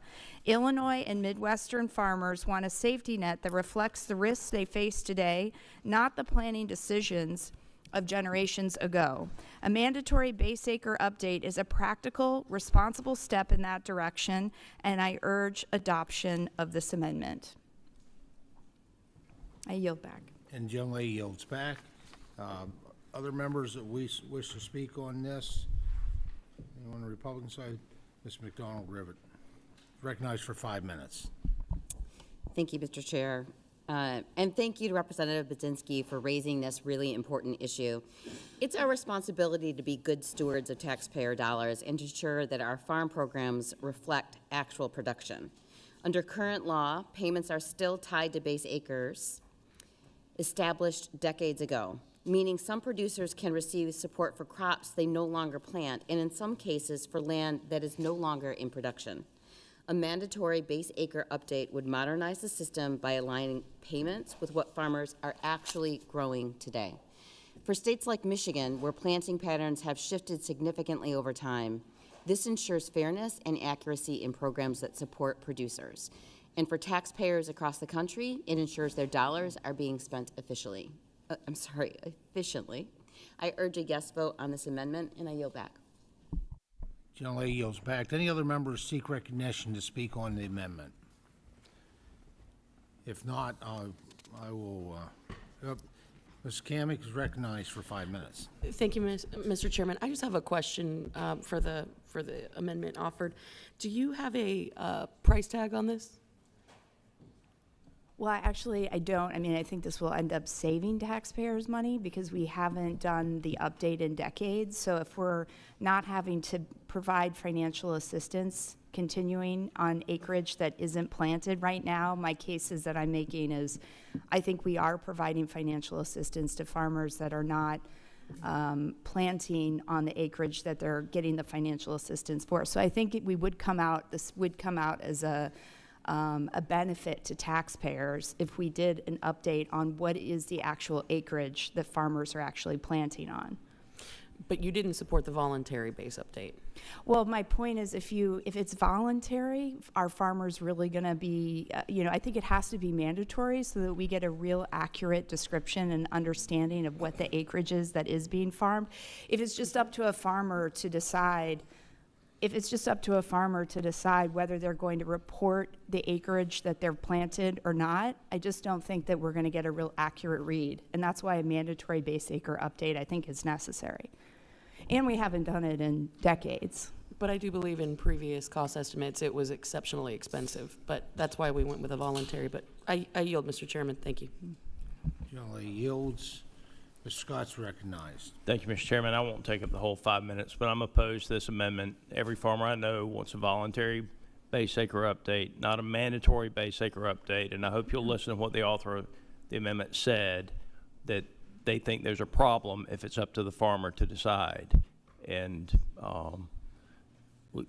I don't know any farmer in favor of a mandatory base acre update. I know a lot of farmers in favor of a voluntary base acre mandate, and I think that we should support the farmers in their position on this. With that, I yield back. Gentleman yields back. Any other members seek recognition? Mr. Crawford is recognized. Yeah, I think that anytime you start mandating things, thank you, Mr. Chairman, anytime you start mandating things, farmers reflexively resist, and that's for a good reason. What we've seen, for example, a mandatory livestock ID program, when you were able to demonstrate market value for premise registration and they could actually benefit from it at the market by a gain of 25, 30, 40 cents a pound, then you started seeing premise registration taking place because there was a market demand for it. That's when you got accountability, and you took that extra step in record keeping and so on because the market would actually reward you for it.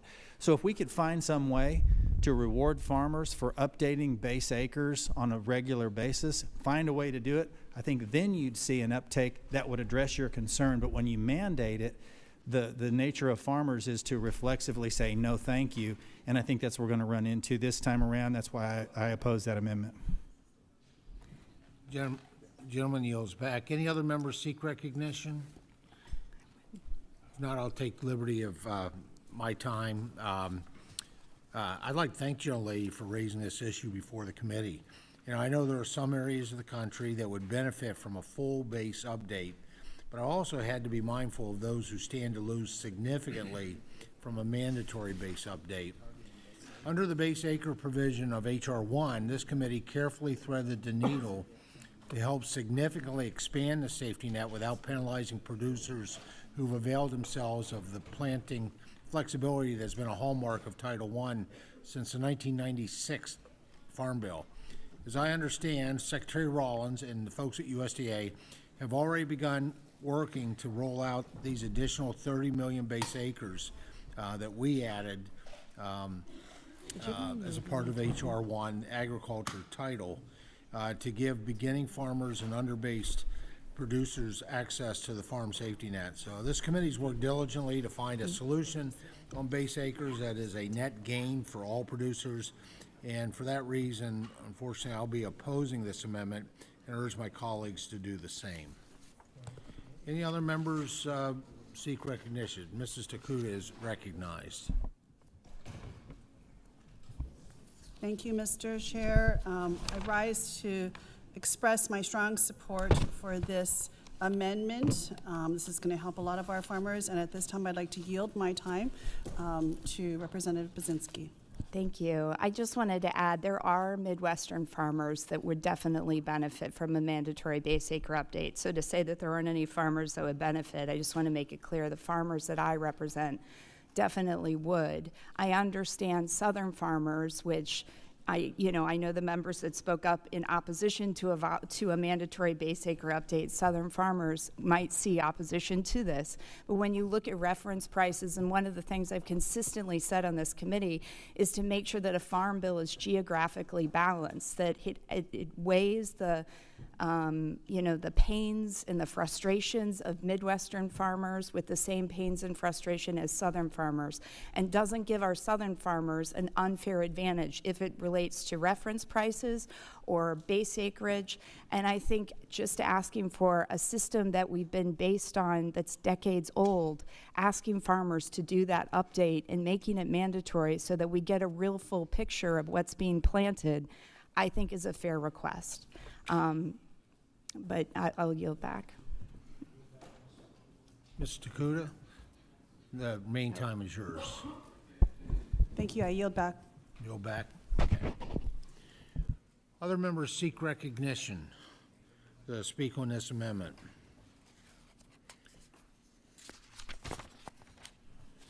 All right.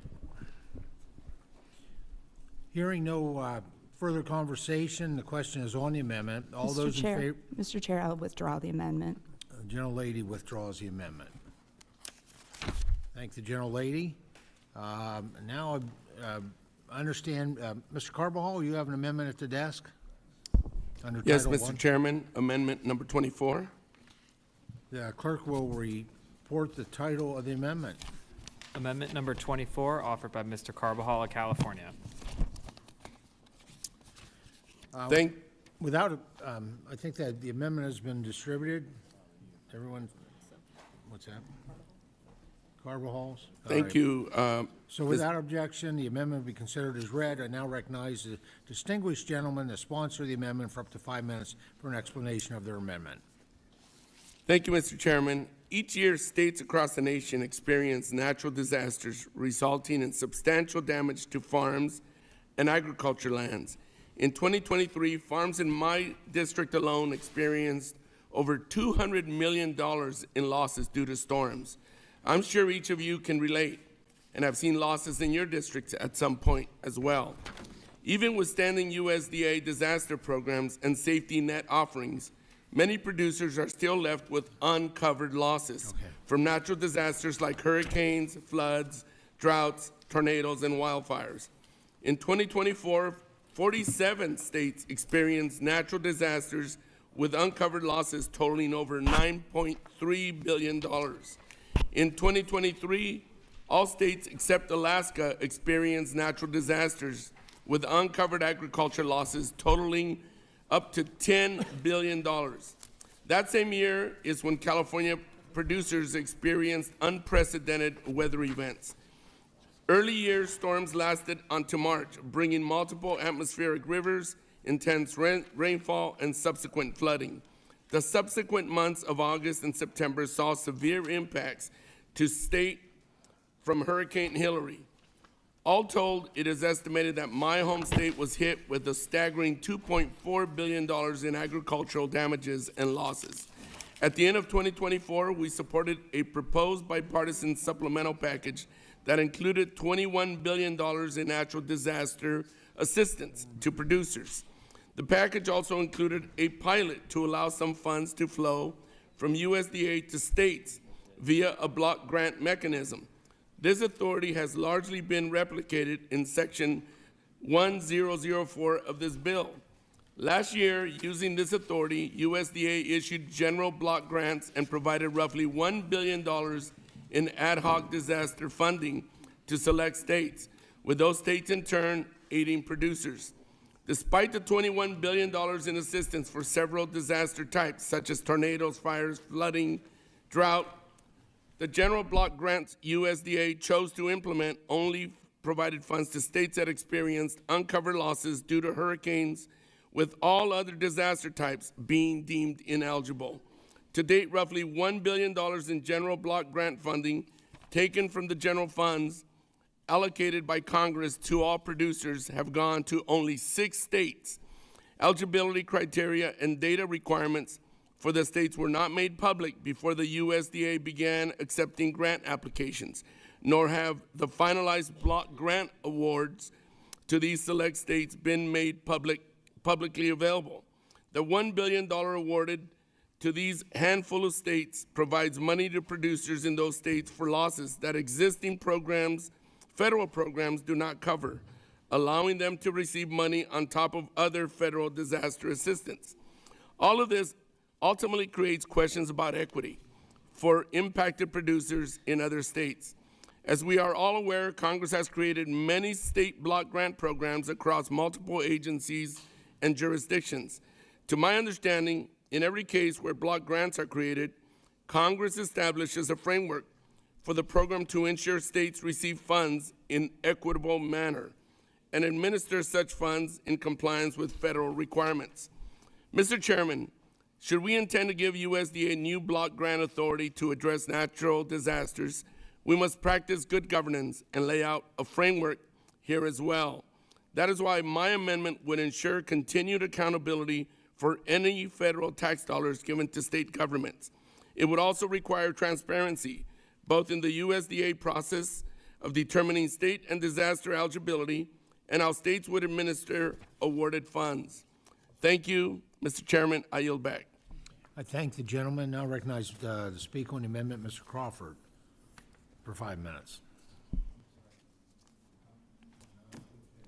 Okay, recognize Mr. Costa for 5 minutes. Thank you very much, Mr. Chairman. I want to speak on behalf of this amendment that our colleague is offering. I think that it's not just California, but all of our states are challenged with the unpredictability of weather. You know, farmers can be, and ranchers, dairymen and women, the best, but you know, you pray for rain, it doesn't always come when you want, and then oftentimes you have other kinds of natural disasters that affect it, whether they be hurricanes or tornadoes or other factors that devastate regions of our districts and our states. And therefore, I think this amendment has good merit. I think it provides an effort to compensate those who are devastated by the impact. And I support the amendment, and I think it's something that clearly we need to have more tools in our management toolbox to deal with the devastation that weather events cause regardless of where we farm. So I support the amendment, and I yield back the balance of my time. Thank you, gentlemen. Thank you, gentlemen. Now recognize Mr. Austin Scott for 5 minutes to speak on the amendment. Thank you, Chairman, and I say this respectfully with my good friend Salud, who I've traveled the world with, especially Africa, and places that actually benefit a lot from our RUTF and other programs. My district has been hit by disasters, going Hurricane Michael, Ida. I mean, we've had hurricane after hurricane in our district, and I would just suggest to my colleague the reason I'm opposing this amendment is because the better place to write this is in the actual disaster bill. And that is what we've been doing, is when we have a disaster, we've actually been writing those parameters in that bill. And if you put this in this farm bill, you're going to lose your opportunity, I believe.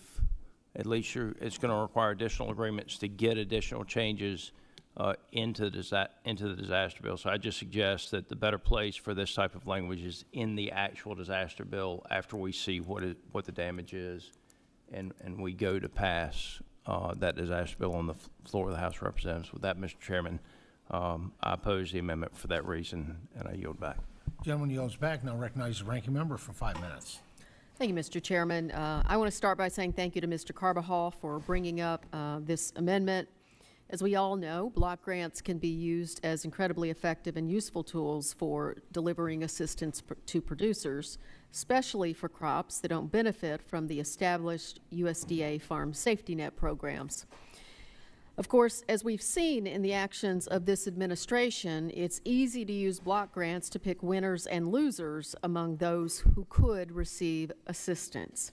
This amendment will help establish uniformity, transparency, and accountability in these block grants so they don't simply become a blank check for states to use recklessly or inappropriately.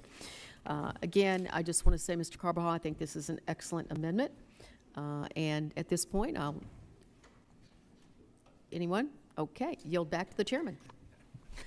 Tell lady yields back. Any other members seek recognition to speak on Mr. Carvajal's amendment? If not, I'll take the liberty of providing my time. I want to thank the gentleman for his amendment. You know, the ability to streamline the block grant negotiation process remains a top priority. It is critical that we're able to provide states with as much discretion as possible to negotiate these block grants in a way that best suits their needs. Now, I have some concerns about removing some discretion from the ability of the Secretary and states to negotiate terms around block grants that could hinder their ability to respond to unique challenges or disasters that they may not be able to contemplate as we sit here today.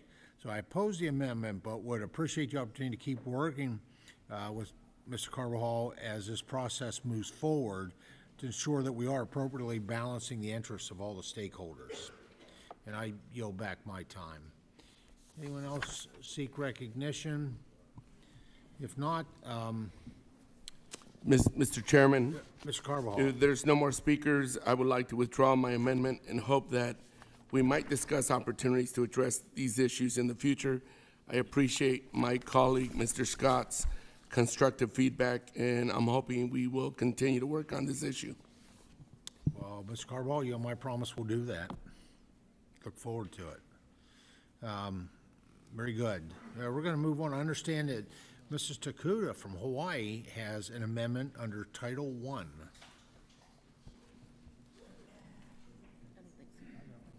Amendment number 96.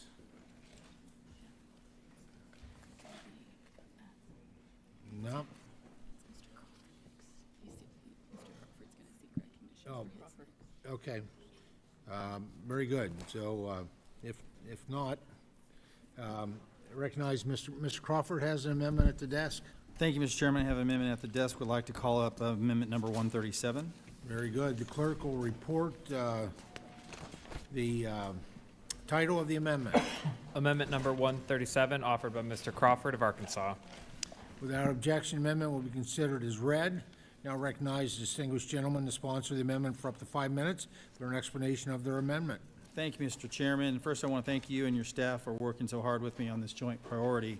I'm glad we both understand that advanced partial PLC and ARC payments is a necessary policy change. Understanding the importance of keeping this bill cost neutral, and since CBO unfortunately scored the provision, I do intend to withdraw my amendment, but I think it's important that we have a little bit of a conversation about it first. So, and I also would like to pursue this maybe in some other avenues. This is only one half of my bill, the Bridge the Gap for Rural Communities Act. The other half suspends payment limitation for crop year 2025, recognizing that securing our nation's food supply means tying the farm safety net to the acres of our family farmers cultivated instead of subjecting them to arbitrary cutoffs that add another squeeze to producers who can't afford another squeeze. But getting back to the amendment in front of us, this amendment simply gives farmers the option to receive 50% of their projected PLC or ARC payments several months early in the years the Secretary projects a payment will trigger. This will help farmers with cash flow issues, which right now is pretty much everyone, and allow producers to save on interest expense. To be clear, this is not a novel or revolutionary idea. It was actually part of the predecessor program to PLC and ARC. But in the 2008 Farm Bill, Democrats decided to play political games and gutted advanced partial payments to be used as a budget gimmick. That has put farmers in a situation where PLC and ARC payments are paid in full a full year after harvest. And let's just pause and think about how ludicrous that is. Why in the world are payments coming out a year after the crop they are meant to as a protection tool for? And let's remember, payments are only triggered in years when farmers are losing money on a crop, so we're already hurting farmers in years they're already down. It's far past time we correct this issue created by Democrats a decade and a half ago. We're facing existential crisis in agriculture, and I understand this is not a silver bullet, but it is a simple way to align policy to help farmers when they need it most and bolster our nation's food security. Mr. Chairman, if on your commitment to continue working with me to advance this policy, I'd be happy to withdraw this amendment. Well, I want to thank the gentleman for bringing forth the amendment. It, as well as his diligence in working towards improving certainty and cash flow for producers. I believe the provision has merit. In fact, it's something we've been working together on for months. But unfortunately, with the updated February baseline, the Congressional Budget Office has changed their methodology in scoring provisions that interact with the Commodity Credit Corporation. Now, what should have been budget neutral will cost billions. And so, I commend Mr. Crawford for his efforts to move the payments for farm program payments. This effort should right to ship after House Democrats arbitrarily in the past used Title I payments timing to pay for nutrition spending in the 2008 Farm Bill. So we're not able to include this amendment at this time due to budgetary constraints, but look forward to working together with the gentleman to get this across the finish line. Thank you, Mr. Chairman, and with that, I will withdraw the amendment. Very good. Does anyone else have a amendment under Title I? Mr. Chairman, I have an amendment. The gentleman from North Carolina, Mr. Rouser, the clerk will report the title of the amendment. It's number 132. Amendment number 132, offered by Mr. Rouser of North Carolina. I now recognize distinguished gentleman from North Carolina, sponsor the amendment for up to 5 minutes for an explanation of their amendment. I thank the chairman. The amendment would simply restore tobacco as an as an agriculture commodity under the Commodity Credit Corporation Charter. Let me give you a little history on this, on why this is the case. And this goes back to a previous life of mine. I think maybe only Frank Lucas and David Scott were here at the time. But in 2004, when the tobacco quota buyout was negotiated, there was some concern that there might be an effort later on to reconstitute a tobacco program. And so we excluded tobacco from the CCC charter for that reason.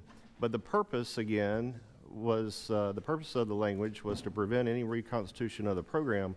It was not to prevent access to ad hoc disaster assistance or ad hoc economic assistance. And I should add, this change ensures that tobacco farmers are not excluded from assistance, but it does not ensure that they get any assistance. So really this is a technical correction with regard to the original intent of the negotiation back in 2004. As it works now, when Congress passes a disaster package, tobacco is included. But if the administration proactively issues payments to farmers and it's coming from the CCC, then tobacco is excluded. So this corrects that wrong, and it's very much a technical change. CBO scores it budget neutral, 0. It is not retroactive, only prospective. I yield back. The gentleman yields. Any other members seek recognition to speak on this amendment? Mr. Davis. Thank you so much, Mr. Chair.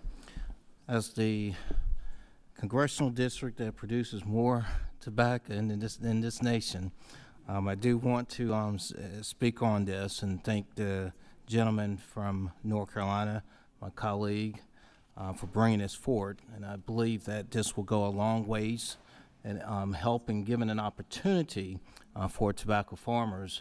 And I can tell you, I've spoken to so many along the way, and anything we can do up here that just makes sense to help this population, this group of farmers that are doing what they can to, again, make ends meet. I'm grateful for that. So thank you for that. I am supporting this, and I yield back, Mr. Chair. Thank the gentleman. Yields back. Now recognize the ranking member for 5 minutes. Well, thank you so much, Mr. Rouser and Mr. Davis. I just would remind my colleagues that in 2004, Congress passed on a bipartisan basis the Fair and Equitable Tobacco Reform Act. That legislation ended federal support for tobacco in our country in exchange for making payments of almost $10 billion to our nation's tobacco farmers. Unfortunately, I have to say that this amendment would undo the provisions of that act and limiting the use of CCC dollars to support tobacco. If this amendment is adopted, it would restart the government's ability to use taxpayer dollars to promote the domestic consumption of tobacco and the marketing of tobacco as well. To me, that seems very inconsistent with the Make America Healthy Again agenda. And of course, the past is littered with examples of the government buying surplus tobacco from farmers and ending up having to dispose it. So again, I appreciate my colleagues in the situation they're in their states, but I believe this amendment just doesn't meet the reality of where Americans are with regard to tobacco and public health. So I urge members to vote no. Thank the gentlelady. Any other members seek recognition to speak on Mr. Rouser's amendment? If not, I'll take liberty of my 5 minutes. I think both of the gentlemen from North Carolina for their commitment to finding a solution on this issue. The ability for tobacco to be eligible for CCC funding has been heavily debated, but now that we are over 2 decades past the origin of prohibition, and tobacco growers have missed out on critical assistance while other commodities receive support, I think it's time to put tobacco on a fair and equal footing with each other and with other commodities, and I support this amendment. And if no other members seek recognition, hearing no further conversation, the question is on the amendment. All those in favor of the amendment signify by saying aye. Aye. All those opposed saying no. No. In the opinion of the chair, the ayes have it, and the amendment is agreed to. And that is,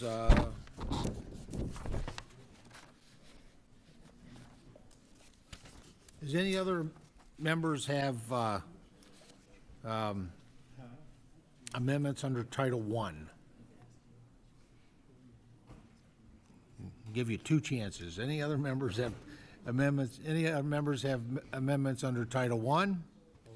Hearing none, Title I is now closed. Are there any amendments to Title II? Mr. Chairman. Mr. Vasquez is recognized. Ms. Vasquez has an amendment at the desk. Yes, Mr. Chairman, I have an amendment at the desk, amendment number 122.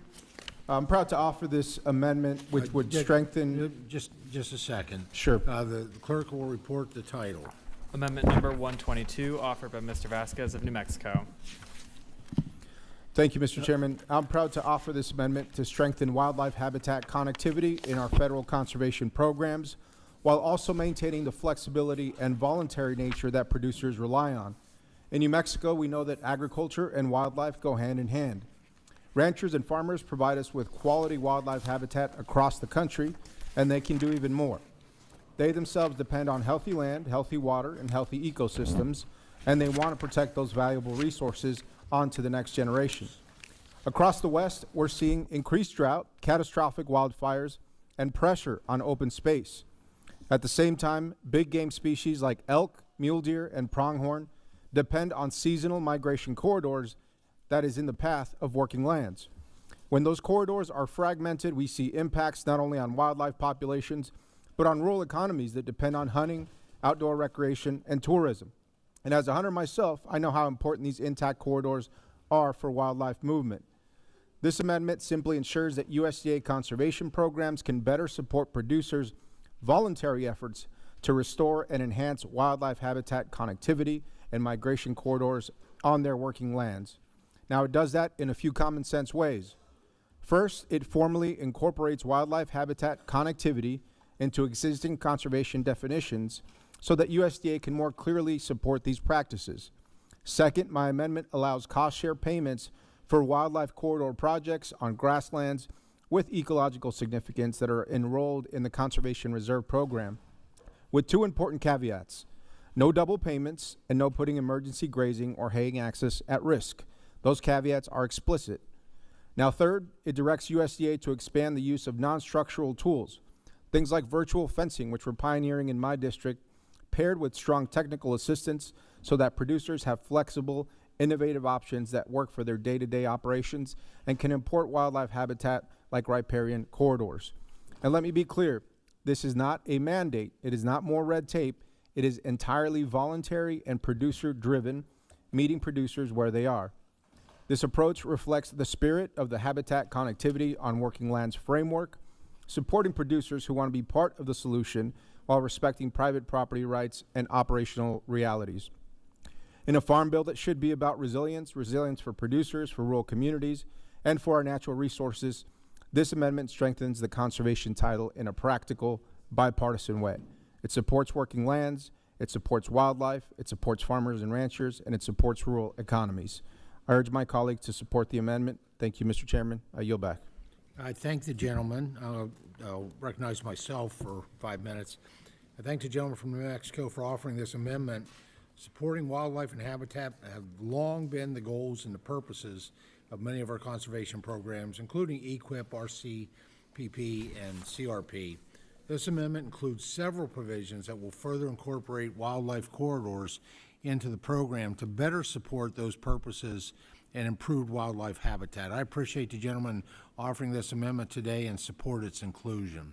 And I yield back. Any other members wish to speak? The ranking member is recognized for 5 minutes. Thank you, Mr. Chairman. I want to thank Mr. Vasquez for introducing this amendment, and I fully support several components of this bill. Conservation programs should be developed with an eye toward restoring wildlife habitat and habitat connectivity. I agree that CRP grasslands payments are too low, and I would support efforts to increase those payments.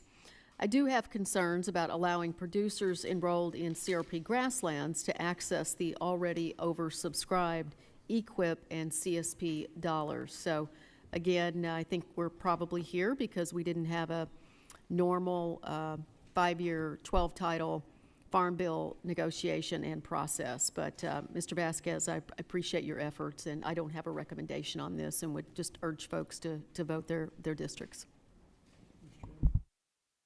The gentleman from Oklahoma is recognized for 5 minutes. Thank you, Mr. Chairman. Having been around for the birth of the Grasslands Reserve Program, it served many purposes to put property that in some cases had been set aside in CRP for 10, 20, 30 years back into some sort of productive use. And that's been very successful. I congratulate my colleague for being very thoughtful in how he's attempting to approach this. And I would agree with you, Mr. Chairman. I think we should accept our friend's language and continue to work on this. If the gentleman yield? I would yield to the chairman on any occasion. Yeah, and the question of, conservation being stressed, we have, this committee has added 24% to the conservation baseline, and EQIP was specifically mentioned. That has increased 54%. And so I think we're in a position, to use these types of innovations, and I yield back. And I yield back. Any other members seek recognition to speak on the gentleman from New Mexico's amendment? Okay. Here we go. Let me find. Hearing no further conversation, the question is on the amendment. All those in favor of the amendment signify by saying aye. Aye. All those opposed by saying no. Independent of the chair, the ayes have it, and the amendment is agreed to. Mr. Chairman, I have an amendment at the desk. Mr. Costa has an amendment at the desk. I believe amendment number 61. Yes. The clerk will report the title of the amendment. Amendment number 61, offered by Mr. Costa of California. Thank you very much, Mr. Without objection, the amendment will be considered as read. Now recognize the distinguished gentleman from California, the sponsor of the amendment, for up to 5 minutes for an explanation of their amendment. Again, thank you very much, Mr. Chairman, and it won't take 5 minutes, but it's a nice follow-up on the previous amendment that we just heard because it also reflects the efforts that I think many of us are engaged in with the Conservation Reserve Program.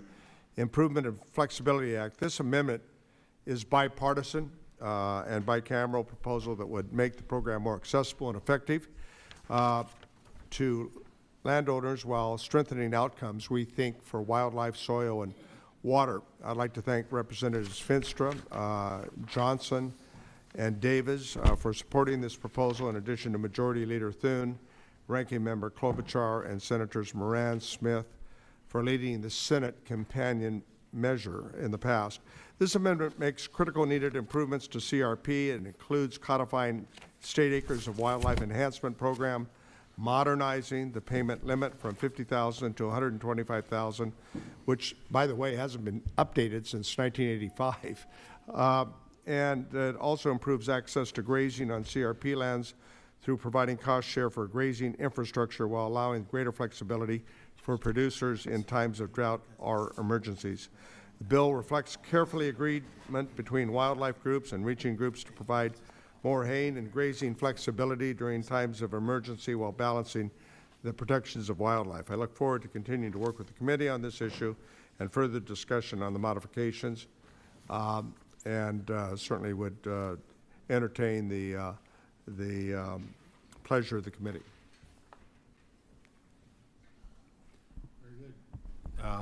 Any members seek recognition? Mr. Chairman? Mr. Johnson is recognized. Yes, I am proud to be an original co-sponsor with Mr. Costa of the Conservation Reserve Program and Flexibility Act. Mr. Costa did mention raising that CRP cap from $50,000 to $150,000. I think that's critically important. I think the additional flexibility in this program also makes a lot of sense, though. South Dakota has 2.7 million acres of CRP. We're the pheasant capital of the world. Hopefully you all realize that. And CRP is just a critically important habitat and water quality and soil health program. This bill moves us even further in the right direction of providing that critically important flexibility for that grassland CRP. This is the right move, and I thank Mr. Costa for bringing it forward. With that, I yield.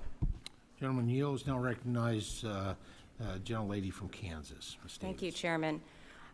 This amendment would make important improvements to the Conservation Reserve Program, or CRP, based on some bipartisan legislation, as we've heard from my colleagues already. And these improvements are aimed at making the program more accessible for farmers and ranchers while improving outcomes for soil, water, and wildlife. The amendment would also improve access to grazing on CRP lands through providing cost share for grazing infrastructure. This is important for the development of sustainable livestock operations and preventing land from cycling through CRP back into row crop production before facing declining production and ultimately re-enrollment. Encouraging science-backed conservation practices strengthens the long-term health of our land. Grasslands are absolutely a key part of the Kansas landscape, making up over 15 million acres of our state's agricultural land. These grasslands are a key part of the cattle ranching sector and also provide critical environmental benefits, including protecting water quality, providing wildlife habitat, and preventing erosion. These improvements to CRP would benefit ranchers and strengthen grassland conservation. I urge my colleagues to support this amendment, and I yield back. Thank the gentlelady. I recognize Mr. Fancher for 5 minutes. Thank you, Mr. Chair. I just want to thank Congressman Costa for his continued support in partnership with strengthening the voluntary conservation program that works for our farmers, ranchers, and our rural communities. The legislation we worked on together reflects a bipartisan commitment in improving CRP by improving access to haying, grazing, helping to provide our farmers and ranchers with tools to conserve and improve soil health and water quality. I strongly support these goals. However, I understand the Farm Bill has been carefully crafted and negotiated balance of commodities in this area. So I just look forward to working with Costa as we move forward, and hopefully we can get something authorized outside this package where we can give this focused and legitimate attention as we move forward. So thank you, Mr. Costa. Yield back. Gentleman, yield back. Thank you. I'm going to take the liberty to recognize myself for 5 minutes and yield to the sponsor of this amendment, Mr. Costa. Well, thank you, Mr. Chairman, and as I noted, it has, as we've seen, I think, good bipartisan support, and I would take the direction of the chair at this point that maybe we work on this, assuming this measure continues to move on, because the Senate, I believe, is going to have an effort in the same area when you see the Senate support that is there, and I just believe that as we've all discussed here, it's long overdue that we update this, and I think this is the appropriate vehicle, this and the companion bill in the Senate, and I think we ought to figure out some way to make that happen. So, gentleman withdraws? I'll withdraw it for the sake of continued bipartisanship. Absolutely. I'll reclaim my time. You know, unfortunately, legislation is not able to include in Well, there are several sections of this amendment that are similar to the language included in the 2024 Farm Bill to modernize CRP. And unfortunately, today's legislation is not able to include the previous attempt to modernize CRP due to the updated CBO score of these provisions against the new baseline. And with that, you know, we in the House, we have an obligation to remain budget neutral. So I appreciate withdrawing the amendment so that we can continue to work on this going forward and find a pathway. Good, let's do that. Yeah. I'll withdraw the amendment. The amendment is withdrawn. Any other, Mr. Feenstra has a, Finstead, I'm looking over your shoulder. Mr. Finstead has an amendment at the desk. And Mr. Chairman, I have an amendment at the desk. It's amendment number 18. The clerk will report the title of the amendment. Amendment number 18, offered by Mr. Finstad of Minnesota. Very good. I now, without objection, the amendment will be considered as read. I now recognize the distinguished gentleman, the sponsor of the amendment, for up to 5 minutes for an explanation of his amendment. Well, thank you, Mr. Chair, and thank you for the previous conversation. So this amendment is essentially an amendment that would modernize the CRP program. I'd like to call it CRP 2.0. What does the next 30 years of CRP look like? You know, we've had this great collision of science, technology, and agriculture. And we have better tools available to us now than we did at the onset of CRP in 1985. I'm old enough to remember on our farm it was called set-aside, and it was a supply, really a supply control issue in regards to the commodities. And so as that over time grew into a program where I feel like over the last years we've really been chasing acres and dollars, and that's what this conversation in Congress has been about, is chasing acres and dollars. And so as I've talked to farmers back in my district and all across the country, specifically with young and beginning farmers, I hear a lot of talk about the competition for rental rates and highly productive land, where they feel like they're competing directly with the federal government because the most productive land in their backyard gets tied up as a retirement plan in a CRP contract, and they essentially then are competing dollar for dollar with the federal government. So it's high time, I think, that we have this conversation. I'm encouraged to hear Congressman Costa's approach and the bipartisan support for having a conversation about CRP 2.0. What does it look like to modernize this program? I am keenly aware that this comes with the Wizard of Oz behind the curtain CBO score. That's hard to completely understand, but I do know that this comes with a price tag, and I understand the chairman's wishes, and I would really just ask the chairman to continue to work with me and others on this committee to have a thoughtful conversation about the next 20, 30 years of what CRP needs to look like in our country, taking into account the awesome opportunities that it provides for our sportsmen, men and women, our landowners, farmers, but also making sure that we're embracing all of the technologies that we have at our disposal that we didn't have in 1985 when this program was established. So I appreciate you hearing me out. I know we've just had this conversation. So, Mr. Chairman, I will, if you commit to continue to work as you did with Congressman Costa, I would then be willing to withdraw this amendment. Well, gentleman withdraws. My commitment to work with both of you. CRP, I believe, is the oldest conservation program. It's never been modernized. It was it was a huge goal of mine to be able to get that done until we got this most recent CBO score. It's just I wouldn't give CBO the credit of the wizard. I would concur I don't with you, Mr. understand how Chairman. they come up with their numbers, but I definitely will continue to work with both of you because this is something that we need to get done. So I thank the gentleman. Any other members? Mr. Johnson has an amendment at the desk.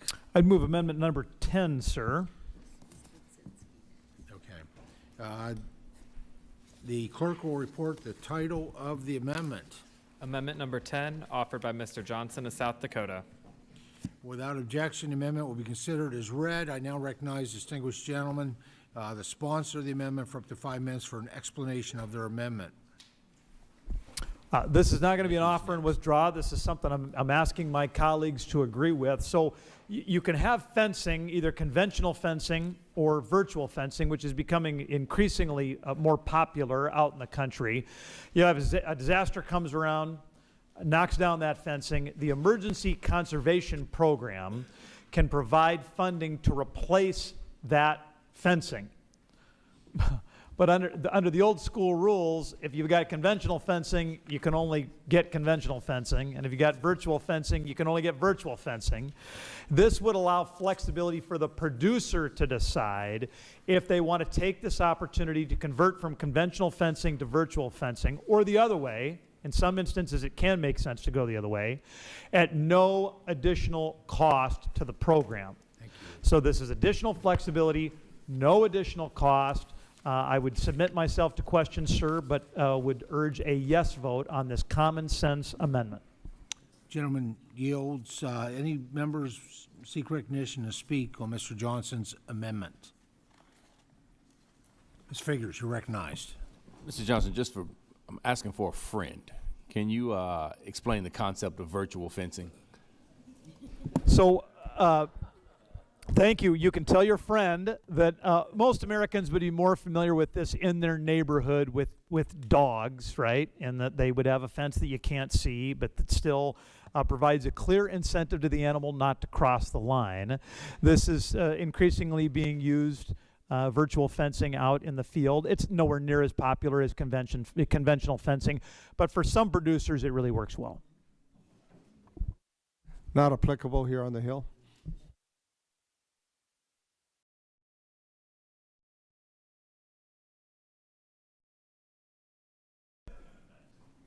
All right, if not, I'll claim my time. I thank the gentleman from South Dakota for offering the amendment. Given the many natural disasters we've seen in recent years, ECP remains a critical program for many producers, and this amendment will encourage more flexibility in the program and make it easier to respond to natural disasters such as wildfire. One goal of mine with this farm bill is to further incorporate science, technology, and innovation into conservation programs. So new technology such as virtual fencing is cost-effective and efficient way to respond to these disasters. With that, I fully support this amendment and urge my colleagues to do the same. Any other members seek recognition to speak on amendment number 10? All right, seeing none, no other conversation. All those in favor of amendment number 10, Mr. Johnson's amendment, signify by saying aye. Aye. Those opposed by saying no. No. In the opinion of the chair, the ayes have it, and the amendment is agreed to. Okay. Ms. Blazinski is recognized. Yeah, has an amendment at the desk? Yes, thank you, Mr. Chairman. I have an amendment at the desk, amendment number 54. The clerk will report the title of the amendment. Amendment number 54, offered by Ms. Budzinski of Illinois. Without objection, amendment will be considered as read. I now recognize the distinguished gentlelady, the sponsor of the amendment, for up to 5 minutes for an explanation of their amendment. Thank you, Mr. Chairman. This amendment would strike the rescission of over $1 billion from the Environmental Quality Incentives Program, also referred to as EQIP. Let's start with the facts. When Republicans advanced their reconciliation package, one of the few positive items within this committee's jurisdiction was moving Inflation Reduction Act conservation funding into the Farm Bill baseline. That decision increased long-term funding for programs like EQIP and gave producers more certainty as they plan multi-year investments. I opposed removing the climate-smart guardrails tied to that funding. I believe those guardrails ensured accountability and measurable outcomes. But ultimately, those requirements were removed, and farmers were told conservation funding would now be stable and predictable. And yet this bill rescinds over $1 billion for EQIP, USDA's most oversubscribed conservation program. In fiscal year 2024, fewer than 1 in 4 Illinois EQIP projects were funded, and Illinois ranked nearly last nationally, 50 out of 51 in increases from fiscal year 2023. These projects are real investments that lower input costs, protect soil health, improve water quality, and strengthen long-term productivity. They help farmers in my district manage risk in an era of volatile markets and stay competitive when margins are tight. And now we are pulling more than $1 billion out of it. Roughly $420 million of that rescission is redirected to other programs. If the majority wants to increase funding for these programs, they can make that case. But $420 million is nowhere near $1 billion. The rest appears to be used to help balance other administrative costs in the bill. If we are moving resources out of the most oversubscribed conservation program at the USDA, producers deserve a clear explanation of the trade-offs, especially since some of the programs being funded with EQIP money, like feral swine eradication, only benefit specific regions and not the entire country. Conservation funding is not a slush fund. It's not a reserve account to offset unrelated policy changes. It is a long-term commitment to working lands and the producers who steward them. Without this amendment, Illinois producers are expected to receive nearly a $20 million cut in conservation payments. EQIP helps them reduce risk, it helps them lower input costs, it helps them build resilience in a volatile farm economy. If the majority believes other priorities deserve funding, then be honest enough to acknowledge that these choices carry a cost and allow this farm bill to reflect that cost. But do not quietly remove more than $1 billion from the most popular conservation program in the country, especially after telling producers that conservation funding was secure. I urge adoption of this amendment. I yield back. Gentlelady yields back. Mr. Costa is recognized for 5 minutes. Thank you very much. Mr. Chairman, members of the committee, I think this is a very, very good amendment, and I suspect all of us have experiences within our own districts where EQIP has really performed well. I can tell you over the decades in California, it has been perhaps one of the most popular and successful programs in California agriculture. It's been used to match state funding for multiple beneficial uses in conservation. And to see the cuts in the EQIP program and to see our colleagues' efforts to try to respond to that, I think is worthwhile, and I would wholeheartedly urge all of us to support her efforts in this measure, because it's common sense. But as my mother used to say, she didn't know why they called it common sense. It didn't seem to be all that common. So therefore, I add my support to this amendment and hope that we will, on a bipartisan basis, support it. Any other Republicans seek recognition? Not. Mrs. Takuda is recognized. Thank you, Mr. Chair. I want to thank my colleague from Illinois for introducing this measure. I rise in support of this amendment and to oppose a short-sighted and self-defeating cut to one of the most successful conservation programs in the Farm Bill. EQIP is one of the most trusted tools farmers rely on to care for their land while keeping their operations viable. At a time when unpredictable weather, rising input costs, and market instability are squeezing family farms, Congress should be strengthening programs like EQIP to help them stay resilient and profitable. Instead, this bill, as we've heard, will strip more than $1 billion from this critical program. That's not trimming around the edges. That's pulling the rug out from under farmers who are trying to do the right thing for their land and their bottom line. Over a 5-year Farm Bill period, this represents about $6.4 million in cuts to Hawaii farmers in my district. The Inflation Reduction Act's historic investment in conservation programs like EQIP was supposed to be a promise to farmers. You step up, we'll have your back. Yet last year, the denial or delay of $2 billion in conservation funding through the IRA, including roughly $1.4 billion specifically for EQIP, left over 30,000 farmers across the country, farmers and ranchers, clutching onto receipts with no assurances that the USDA would live up to its word. That's not giving farmers a hand. It's a slap in the face. We already know that EQIP is oversubscribed. In a typical year, less than half of farmers with strong, high-value conservation projects actually receive funding.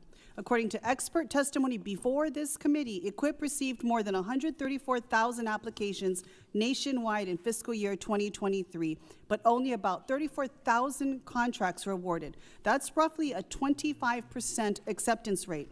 In some states, fewer than 20% of applicants were actually funded. Farmers are lining up to participate, and we are turning them away. And in fiscal year 2021, 26% of total applicants for EQIP were deemed to be valid, but were not funded with the highest concentration of these applications in Mississippi, Arkansas, and Texas. These are farmers who did everything right. They applied, they qualified. There just simply wasn't enough funding to meet the demand. Rescinding over $1 billion from EQIP makes it harder for farmers to access reliable revenue streams and invest in responsible land stewardship. It delays conservation projects, weakens resilience, and ultimately costs more in the long run. Furthermore, these cuts both ignore the data and the testimony we've already heard in this very committee. During our June 2025 conservation hearing, we heard from experts representing farmers, ranchers, and conservation organizations who emphasize that working lands programs like EQIP are economic drivers. We heard that EQIP's popularity has caused demand to consistently outpace funding. We heard that when technical assistance is under-resourced, producers face rigid guidelines and barriers to entry that discourage participation. We heard that ranchers often dig into their own pockets to make conservation improvements rather than wait for help that may never, ever come. In other words, we have already heard from experts who support EQIP and who would almost certainly oppose cutting it by over $1 billion. And let's be honest, cutting funding is one thing, but what happens when there aren't enough boots on the ground to administer the program? Since the beginning of this administration, 22% of NRCS staff have separated from the department. In Hawaii, we're down at least 22 NRCS employees since the beginning of 2025. Some field offices have had to shorten their hours or close their doors entirely. That means farmers are left without on-island technical assistance and without the trusted partners who walk the fields, help them design conservation plans, and guide them through the process. If we truly value our farmers, if we value local food production, climate resilience, responsible stewardship, then we should be investing in EQIP, not dismantling it piece by piece. I strongly urge my colleagues to support this very important amendment, and I yield back. Gentlelady yields back. Recognize gentleman from Oklahoma for 5 minutes. Thank you, Mr. Chairman.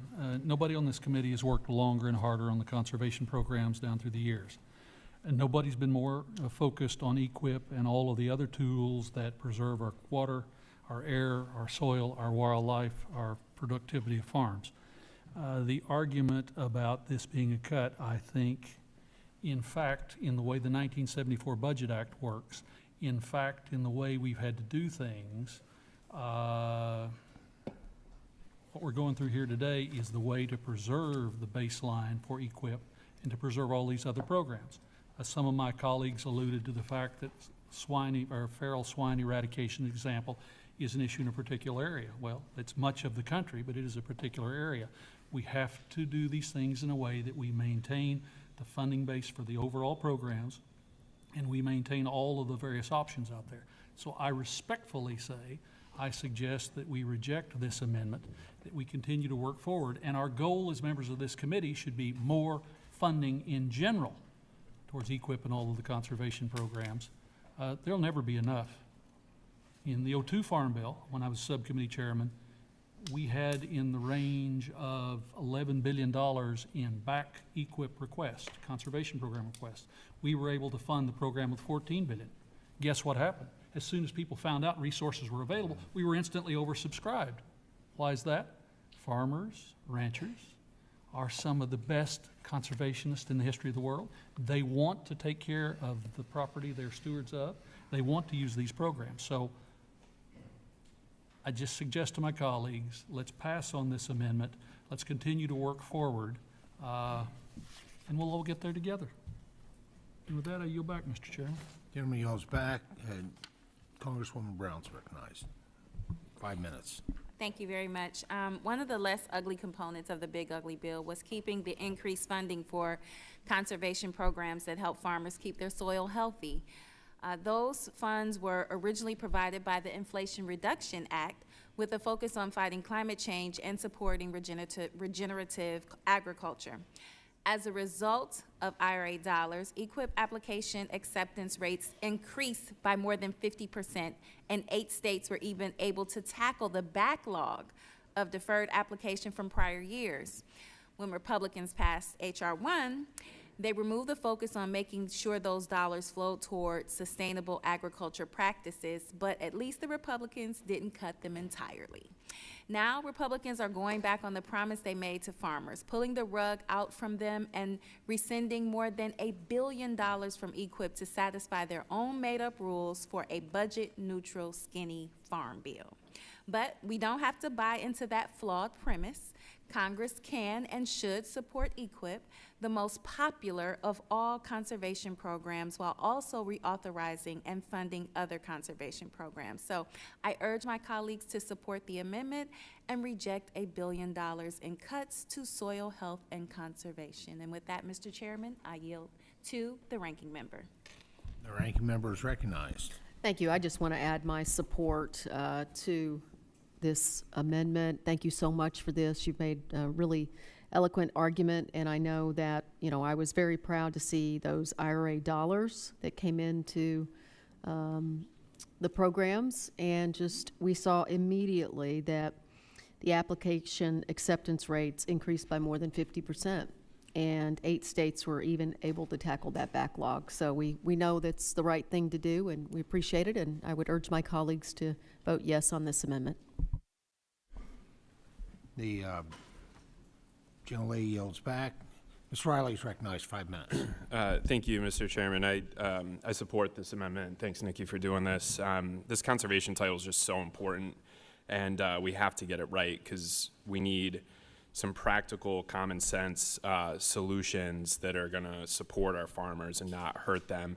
I will tell you instead, in New York, what we often get is a bunch of ridiculous, out-of-touch mandates from Manhattan. Seriously, last year, we had a bunch of New York City politicians who tried to limit the number of cows we could have on our dairy farms, and then they had the audacity to turn around and tell us it's because they think they know best how to care for the environment. Them telling us how to run our dairy farms, it'd be like me going down there, excuse me, and telling them how to run their subways. So as far as I'm concerned, they can keep their hands off our herds. If you step foot on a farm in upstate New York, talk for 1 minute to one of our dairy farmers, and then try to tell me you know more about conservation and stewardship than they do. One of the best days I've had, I've been in this job for about a year now, and one of my favorite days of the last year was last August. I went up to Unadilla for manure injection field day. The whole community came together to test out the new state-of-the-art manure injector, super precise, cuts a slit in the ground, injects the manure, then covers it, makes the soil obviously really healthy with all those nutrients, protects the environment from the runoff, saves the farmers a ton of money that they'd otherwise have to spend on fertilizer. I think it's like $40 an acre in savings or something like that. So it's really good for the environment. It's really good for farmers' bottom lines. But let's face it, if you're a family farm and you're making 45 grand a year net income, you're just not going to be able to invest in this kind of equipment on its own. So I was really glad to see that this farm bill actually includes my bipartisan legislation to prioritize dairy farmers' conservation efforts. I also have to note my 2.5-year-old Mateo is actually thrilled about this too, because he just loves it when we get to talk about the cow poop, whether it's injecting it, putting it in the lagoon. Sometimes he just likes to stomp in it. If it involves it, he's pretty happy. So, but the problem here is that the Farm Bill is making these overall cuts that Nikki and others talked about to conservation spending. And so I think we've got to be investing more in these conservation efforts, not less. And I support this amendment. I'd urge all my colleagues to restore full funding here because really these are some of the best investments we can make for upstate dairy farms. Thank you, Mr. Chairman. Gentleman yields back. I take the opportunity to speak on the amendment. First of all, let me walk you through some background. The Farm Bill has to remain budget neutral, but also, though, I have to note that the amendment's not necessary. Let me walk through exactly what happened with H.R. 1. Through H.R. 1, EQIP was one of several programs that received significant funding increase through the reinvestment of the conservation dollars provided through the IRA. The 2026 Farm Bill created a new forest conservation easement program, and I think many of us support, but had to be paid for, and provides $240 million for it over the 5-year life of the bill. Due to the rules of reconciliation, FSEP, Forest Conservation Easement Program, could not be created or funded through H.R. 1 since it was a new program. However, when H.R. 1 was passed, additional dollars were added to EQIP to offset the funding needs to pay for FSEP in its first 5 years. So additional monies was added to EQIP in order to do that. The limited EQIP funding changes also necessary to offset the cost of a few other reforms to the conservation title. So, you know, the funding reallocation in Title II is limited, but is necessary to fund bipartisan priorities that assist beginning farmers, advance soil health initiatives, protect private forest lands, and fund advancements in conservation technologies. There's obviously broad support for those allocations, and this amendment undermines how responsibly pay for it. Even with the changes in EQIP provided by the bill, the funding for the program will still be an increase than what was proposed in the 2024 Farm Bill. That amount is 54% increase for EQIP over the January 2025 baseline for the program.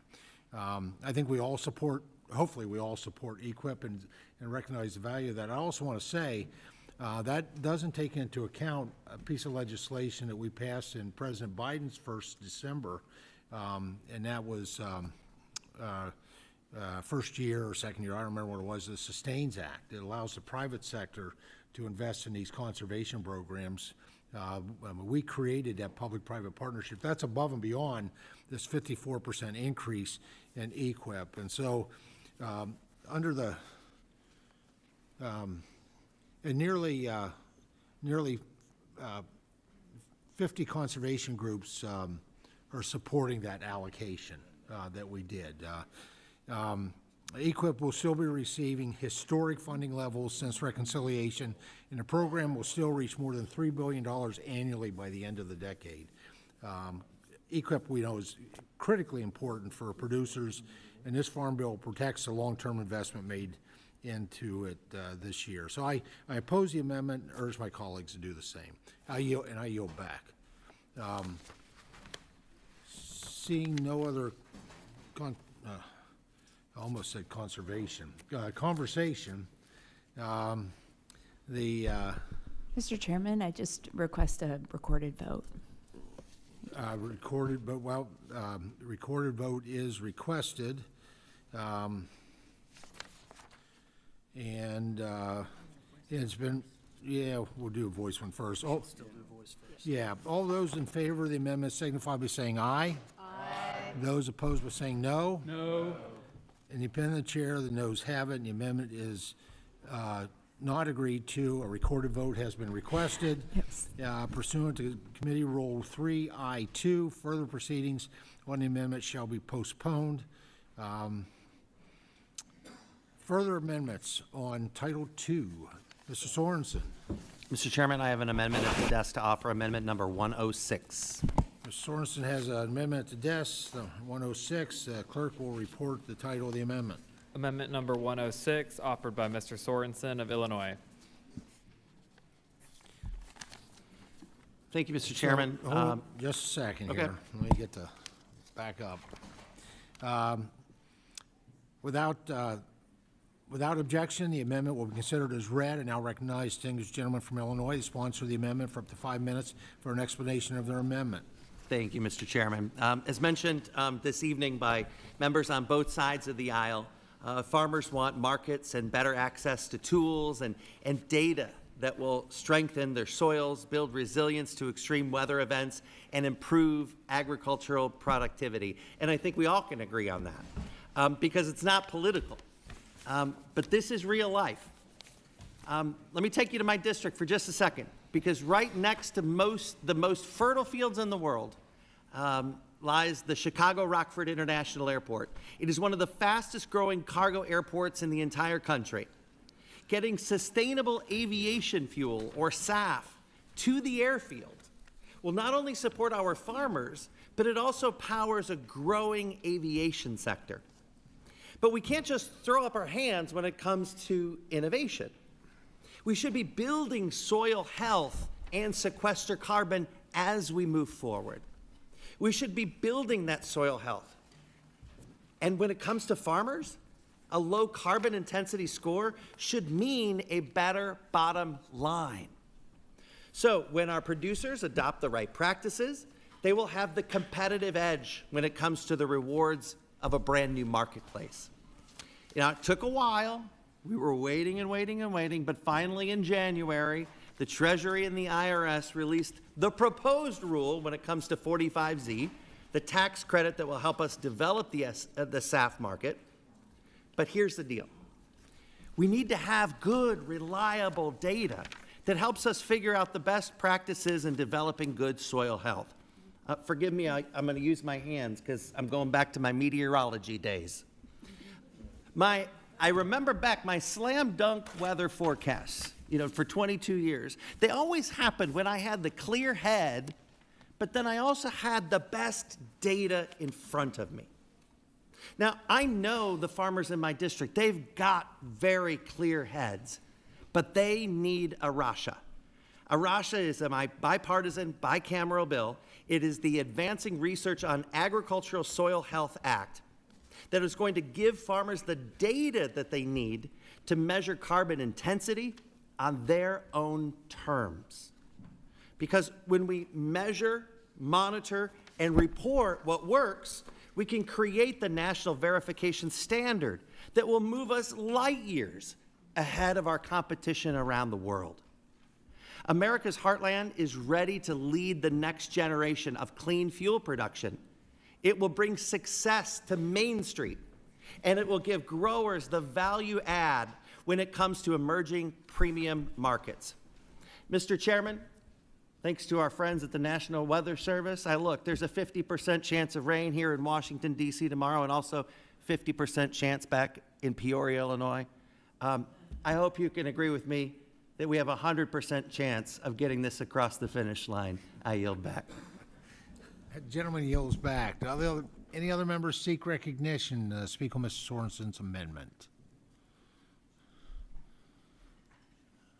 All right, I will take the liberty to speak on that. I mean, soil health is really important, obviously. It's about increasing profitability, quality, sustainability. I had the privilege when I served as the chair of the Conservation Committee to chair the very first soil health hearing that we ever did in Congress. But I have to say, it's already a key purpose of most of our conservation programs authorized in Title II, particularly EQIP and CSP. The numerous practices are already available to improve soil health, and soil testing and planning can already be supported through the existing programs within the Farm Bill as drafted. Additionally, to further support such conservation practices, this Farm Bill creates a new state and tribal soil health program within CSP. Monitoring and evaluation are already included in this new program's list of activities that may be included to improve soil health. And so I also can't support a new authorization of tens of millions of dollars. And so with that, with all that in mind, I oppose this amendment, urge my colleagues to do the same. The ranking member is recognized. I just want to speak in favor of this amendment for my colleague, Mr. Sorensen. Of course, the IRA established a soil carbon monitoring network of thousands of locations around the country. And of course, the amendment would codify that network and make technical improvements to make sure it's collected as consistent and usual, the data. This amendment is also consistent with report language, including in the fiscal year 2026 Ag Appropriations Bill that was supported by many of my Republican colleagues. And so this should be fairly non-controversial, and I would urge a yes vote from our colleagues. And ranking member yields back. Any other members wish to be recognized? Hearing no further conversation, the question is on the amendment. All those in favor of the amendment signify by saying aye. Aye. Those opposed by saying no. In the opinion of the chair, the noes have it, and the amendment is not agreed to. Mr. Chairman, I ask for the yeas and nays. Recorded vote has been requested pursuant to Committee Rule 3I2. Further proceedings on the amendment shall be postponed. Or is there further debate or amendments to Title II? Ms. Davids? Mr. Chairman, I have an amendment at the desk, amendment number 69. The clerk will report the title of the amendment. Amendment number 69, offered by Ms. Davids of Kansas. Without objection, the amendment shall be considered as read, and now recognize the distinguished gentlelady from Kansas, the sponsor of the amendment, for up to 5 minutes for an explanation of her amendment. Thank you, Mr. Chairman. I'm offering this amendment to direct the Natural Resources Conservation Service to conduct a study on the benefits of winter wheat as a cover crop when brought through to harvest and share their results with this committee. I do plan to withdraw this amendment, but I will share a little bit before I do that. I'm certainly proud to represent the wheat state, and almost 1/5 of all wheat grown in the United States is produced in Kansas. Kansas farmers face unique growing conditions, and winter wheat, when used in a sustainable crop rotation, can offer significant soil health benefits. It helps control erosion, conserve water, regulate soil temperatures, suppress weeds, and provide rotational benefits for other crops. My amendment calls for a study on the benefits of winter wheat as both a cover crop and a harvestable crop. Promoting this practice would give Kansas farmers more flexibility, support the use of cover cropping, and improve long-term soil health. It's about fairness for Kansas producers and supporting sound agronomic practices. I hope that we can continue working to address this issue and support wheat growers through the remainder of the Farm Bill process. Mr. Chairman, I withdraw my amendment. Gentlelady, before you withdraw, will you yield? Mr. Chairman, I'm yielding. Yeah, I think, quite frankly, you have an excellent amendment, and would, and if you choose to withdraw, you can, but certainly I would support passage of that amendment, the way you've prepared it, but that is entirely up to you. Then, Mr. Chairman, I would just like to yield my time to anyone who would like to speak in support There you of go. this amendment. Any other members see? Well, we'll let them use their own time. Any other members seek recognition to speak on Ms. David's? I would simply Ranking like to member? add my support for Mrs. David's amendment, that she should definitely not withdraw. It's a good amendment, and I urge that we adopt it, Mr. Any Chairman. other members seek recognition? Mr. Chair, Mr. Scott. it seems to me that some people have a difficult time taking yes for the answer. All right, very good. Let's see. Yeah, I'm getting there. Hold on. So hearing no further conversation, the question is on the amendment. All those in favor of the amendment signify by saying aye. Aye. All those opposed by saying no. In the opinion of the chair, the ayes have it, and the amendment is agreed to. All right. We just don't hear yes very often. Thank you, Mr. Chair. Well, hang in there. It's very confusing. All right, other members further debate or seek recognition under Title II, Conservation? Any other members seek recognition under Title II, the Conservation title? All right, let's see. Hearing none, Title II is now closed. Are there any amendments under Title III? Which is, I believe, the trade title. Oop. Got a Title II? All right. All right. We might have a couple point of orders on Title III. I'll come up here with the Takuda amendment, is one of them. Okay. I'll come up and walk through it. All right, so, Mrs. Hayes, do you have the, I do. okay. Ms. Brown has amendment at the desk for, under Title II. Okay, this is in, I'm doing this on behalf of Representative Jackson in his absence. Right. And this is for Title II, and the purpose is to establish a new subcategory under the Agriculture Conservation Easement Program for easements that would support urban agriculture. So This- it's, This will be amendment number 134. and the 134. That is Clerk will correct. report the title of the amendment. All right. Amendment number 134, offered by Mr. Jackson of Illinois, proposed by Ms. Brown of Ohio. Without objection, the amendment shall be considered as read. I now recognize the gentlelady from Ohio, who is stepping in as sponsor of the amendment for up to 5 minutes for an explanation of the amendment. Okay, again, amendment number 34, I'm going to offer and withdraw, but the purpose of the amendment would be to establish a new subcategory under the Agriculture Conservation Easement Program for easements that would support urban agriculture. This category of ASAP would have $20 million per year in mandatory spending with an additional $20 million per year in discretionary appropriations. In the absence of Mr. Jackson, I just want to thank him for offering up this amendment. We know that he is spending time with his family, and he is certainly in our thoughts and prayers. We have mentioned multiple times about the loss of his father, a living legend, Reverend Jesse Jackson, which is why he can't be here to speak on behalf of this amendment, so it is my honor to do so. Urban agriculture can not only increase access to local fresh foods for many Americans, but also create healthier urban food systems and help combat food insecurity. Farmers face unique challenges to accessing farmland in urban and suburban areas where development can threaten existing urban farms.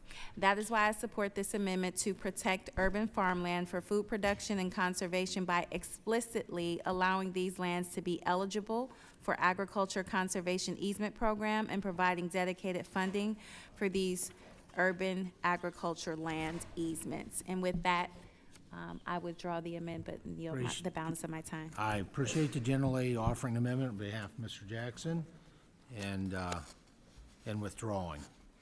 Any other, really is last call for Title II, Conservation. All right. For the final time, hearing none, Title II is closed. All right. Are there amendments to Title III? Mrs. Takuda is recognized. Thank you, Mr. Chair. I seek recognition to call up amendment number 107. Mr. Takuda has amendment at the desk, number 107. The clerk will report the title of the amendment. Amendment number 107, offered by Ms. Takuda of Hawaii. Mr. Bacon reserves a point of order. Without objection, the amendment will be considered as read. I now recognize the distinguished gentlelady, and the sponsor of the amendment for up to 5 minutes for an explanation of her amendment. Thank you, Mr. Chairman. Of all committees in Congress, only one has the authority and the responsibility to speak directly for America's farmers, ranchers, and food producers. It is this committee. We are the committee farmers turn to when markets fail, when costs rise, and when federal policy threatens their ability to stay in business. The jurisdiction entrusted to us is not ceremonial. It carries responsibility. Because when farmers are hurting, the obligation to fight for relief falls here with us. And right now, farmers across this country are hurting. No matter what they grow, row crops, specialty crops, livestock, or the food products that feed American families, they share one common experience over the past year: tariffs. An $8 billion tax on the people who grow the food, fuel, and fiber on which this country runs. They didn't write these policies. They didn't start a trade war, but they are paying for it every single day. Seed costs more, fertilizer costs more, equipment costs more, fuel costs more. Margins that were already thin are disappearing. Preliminary estimates show tariffs on essential agriculture inputs alone cost producers more than $8 billion in 2025. Farmers don't need a study to tell you what that means. They already know. These tariffs are a tax on American agriculture. And while the Supreme Court invalidated the Liberation Day tariffs, the administration's push for sweeping global tariffs means producers continue to face costs they simply cannot afford. So the question before us is straightforward. If the Agriculture Committee is not the place to address the economic survival of farmers, then where is it? Some may say tariffs are not traditionally part of a farm bill, but the Farm Bill exists to stabilize agriculture and protect producers from forces beyond their control. When federal policy directly raises the cost of producing food, that becomes an agricultural issue. Farmers don't sit on trade committees. They don't negotiate tariff schedules. Their voice in this debate is us. And we should lean into that responsibility, not avoid it. This amendment is simple. It removes farm inputs from tariffs, not to rewrite trade policy, but to stop taxing the very producers we claim to support. Farmers are not asking for handouts. They're asking the government to stop making their job harder. A bipartisan group of agriculture leaders recently warned this committee that indiscriminate tariffs are driving up input costs and threatening farm stability nationwide. Their first recommendation was clear: exempt farm inputs from tariffs. That is exactly what this amendment does. And the consequences reach far beyond the farm gate. When farmers pay more, families pay more. Higher production costs become higher food prices. Every day we delay action is another day those costs ripple through the food system. The Farm Bill has always succeeded because this committee accepted its responsibility to stand up for agriculture when it mattered most. This is one of the moments. We cannot claim to support farmers while ignoring an $8 billion tax pushing them closer to the edge. Our farmers need a voice. Our ranchers need advocates. And that responsibility rests with us. So let's use the authority this committee was given. Let's deliver real relief, and let's stand with the people who make and grow things right here at home. Our farmers, our ranchers, our food producers, they deserve to see where we all stand right now with a vote on this amendment. I urge adoption of the amendment. Thank you, Mr. Chair. I yield back. Gentlelady yields back. Does the gentleman insist on his point of order?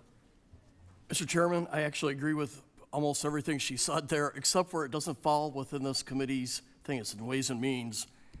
In fact, I have legislation to undo all the tariffs, but it's in the Ways and Means Committee. So I make the point of order that the amendment contains language relating to subject matter within Rule 10, jurisdiction of another committee. Adding such language to the bill would violate Rule 10. The chair is prepared to roll. The amendment does, in fact, add subject matter within the Rule 10 jurisdiction of another committee, and therefore the amendment is in violation, and the point of order is upheld.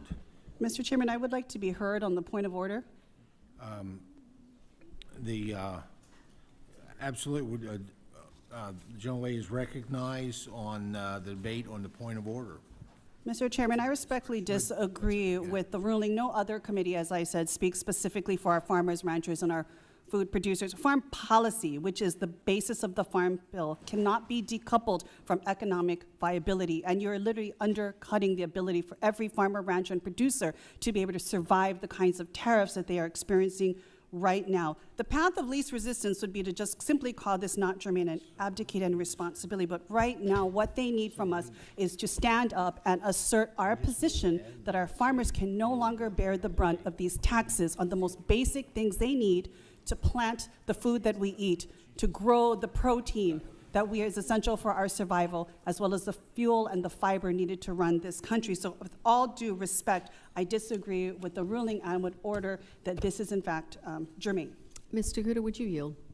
I yield. Yeah. Actually, you know, we've had a ruling on this, and as much as I'm very supportive of the whole issue on tariffs and trade, it is not our jurisdiction. It is clearly Ways and Means, and therefore it would violate Rule 10. So we're going to move on to, unless there's... So, Mr. Chairman, you can't speak on this? Is that what you're saying? No, it's at my Mr. discretion. Chair, I respectfully would like to appeal the It's very clear it ruling. violates Rule 10 in this, so we're going to move on to the next. Mr. Chair, I would like to amendment. appeal the ruling of the chair and I was request a waiting for recorded that vote. from you. Okay, very Yeah. good. The motion to table is not debatable. The question is, shall the committee table the gentlelady's, whoop, The motion is on appealing the ruling of the chair. No one has offered the motion to table. so state your, gentlelady will state motion again. Mr. Chairman, I move to lay the appeal on the table. Okay. Now we're down there, all right. Motion been made to table the appeal. All those in favor signify by saying aye. Aye. All those opposed by saying nay. No. Yeah, independent chair, the ayes have it, and the motion to table. I request a recorded is vote, agreed Mr. to. Chair. The clerk will call the roll. Mr. Lucas. Yes, on table. Mr. Lucas votes aye. Mr. Austin Scott. Aye. Mr. Austin Scott votes aye. Mr. Crawford. Mr. Crawford. Mr. Desjardins. Mr. Desjardins. Mr. Rouser. Aye. Mr. Rouser votes aye. Mr. Kelly. Aye. Mr. Kelly votes aye. Mr. Bacon. Aye. Mr. Bacon votes aye. Mr. Bost. Mr. Bost. Mr. Johnson. Mr. Johnson. Mr. Baird. Mr. Baird. Mr. Mann. Mr. Mann votes aye. Mr. Feenstra. Mr. Feenstra votes aye. Mrs. Miller. Mrs. Miller votes aye. Mr. Moore. Mr. Moore votes aye. Mrs. Kamick. Mrs. Kamick votes aye. Mr. Finstad. Mr. Finstad votes aye. Mr. Rose. Mr. Rose. Mr. Jackson of Texas. Mr. Jackson of Texas. Miss De La Cruz. Miss De La Cruz. Mr. Nunn. Mr. Nunn votes aye. Mr. Van Orden. Mr. Van Orden votes aye. Mr. Newhouse. Mr. Newhouse votes aye. Mr. Weed. Mr. Weed votes aye. Mr. Bresnahan. Aye. Mr. Bresnahan votes aye. Mr. Messmer. Aye. Mr. Messmer votes aye. Mr. Harris. Mr. Harris votes aye. Mr. Taylor. Mr. Taylor votes aye. Miss Craig. No. Miss Craig votes no. Mr. David Scott. Mr. David Scott. Mr. Costa. No. Mr. Costa votes no. Mr. McGovern. Mr. McGovern. Miss Adams. Absolutely no. Miss Adams votes no. Mrs. Hayes. No. Mrs. Hayes votes no. Miss Brown. No. Miss Brown votes no. Miss Davids of Kansas. No. Miss Davids of Kansas votes no. Miss Salinas. No. Miss Salinas votes no. Mr. Davis of North Carolina. No. Mr. Davis of North Carolina votes no. Miss Takuda. Miss Takuda votes no. Miss Budzinski. No. Miss Budzinski votes no. Mr. Sorensen. No. Mr. Sorensen votes no. Mr. Vasquez. No. Mr. Vasquez votes no. Mr. Jackson of Illinois. Mr. Jackson of Illinois. Mr. Tandar. No. Mr. Tandar votes no. Mr. Gray. No. Mr. Gray votes no. Miss McDonald Rivet. No. Miss McDonald Rivet votes no. Mr. Figures. No. Mr. Figures votes no. Mr. Vinman. Mr. Vinman. Mr. Riley. No. Mr. Riley votes no. Mr. Mannion? No. Mr. Mannion votes no. Mrs. McLean Delaney? Mrs. McLean Delaney? Ms. Pingree? No. Ms. Pingree votes no. Mr. Carbajal? No. Mr. Carbajal votes no. Mr. Desjardins is not recorded. Aye. Mr. Desjardins votes aye. Mr. Rose is not recorded. Mr. Rose votes yes. How am I recorded? Oh, Mr. Jackson of Texas is not recorded. Vote aye. Mr. Jackson of Texas votes aye. How's Mr. Boss recorded? Mr. Bost is not recorded. Aye. Mr. Bost votes aye. Crawford. Mr. Crawford is not recorded. Mr. Crawford votes aye. Mr. Johnson is not recorded. Johnson votes aye.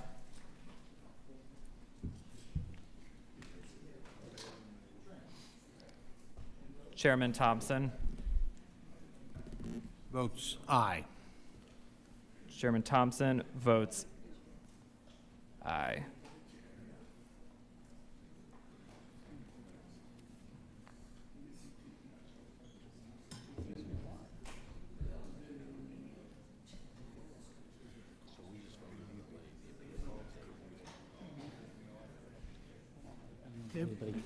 Have all members voted? Does any member wish to change their vote? If not, somebody just come in. April. How is Ms. McLean Delaney recorded? Mrs. McLean Delaney is not recorded. Aye. Mrs. McLean Delaney votes no. Have all other members voted? Anybody wish to change their vote? If not, the clerk will report the vote.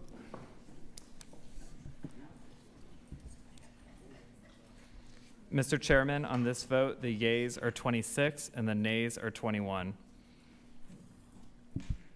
And the motion to lay the appeal on the table is passed.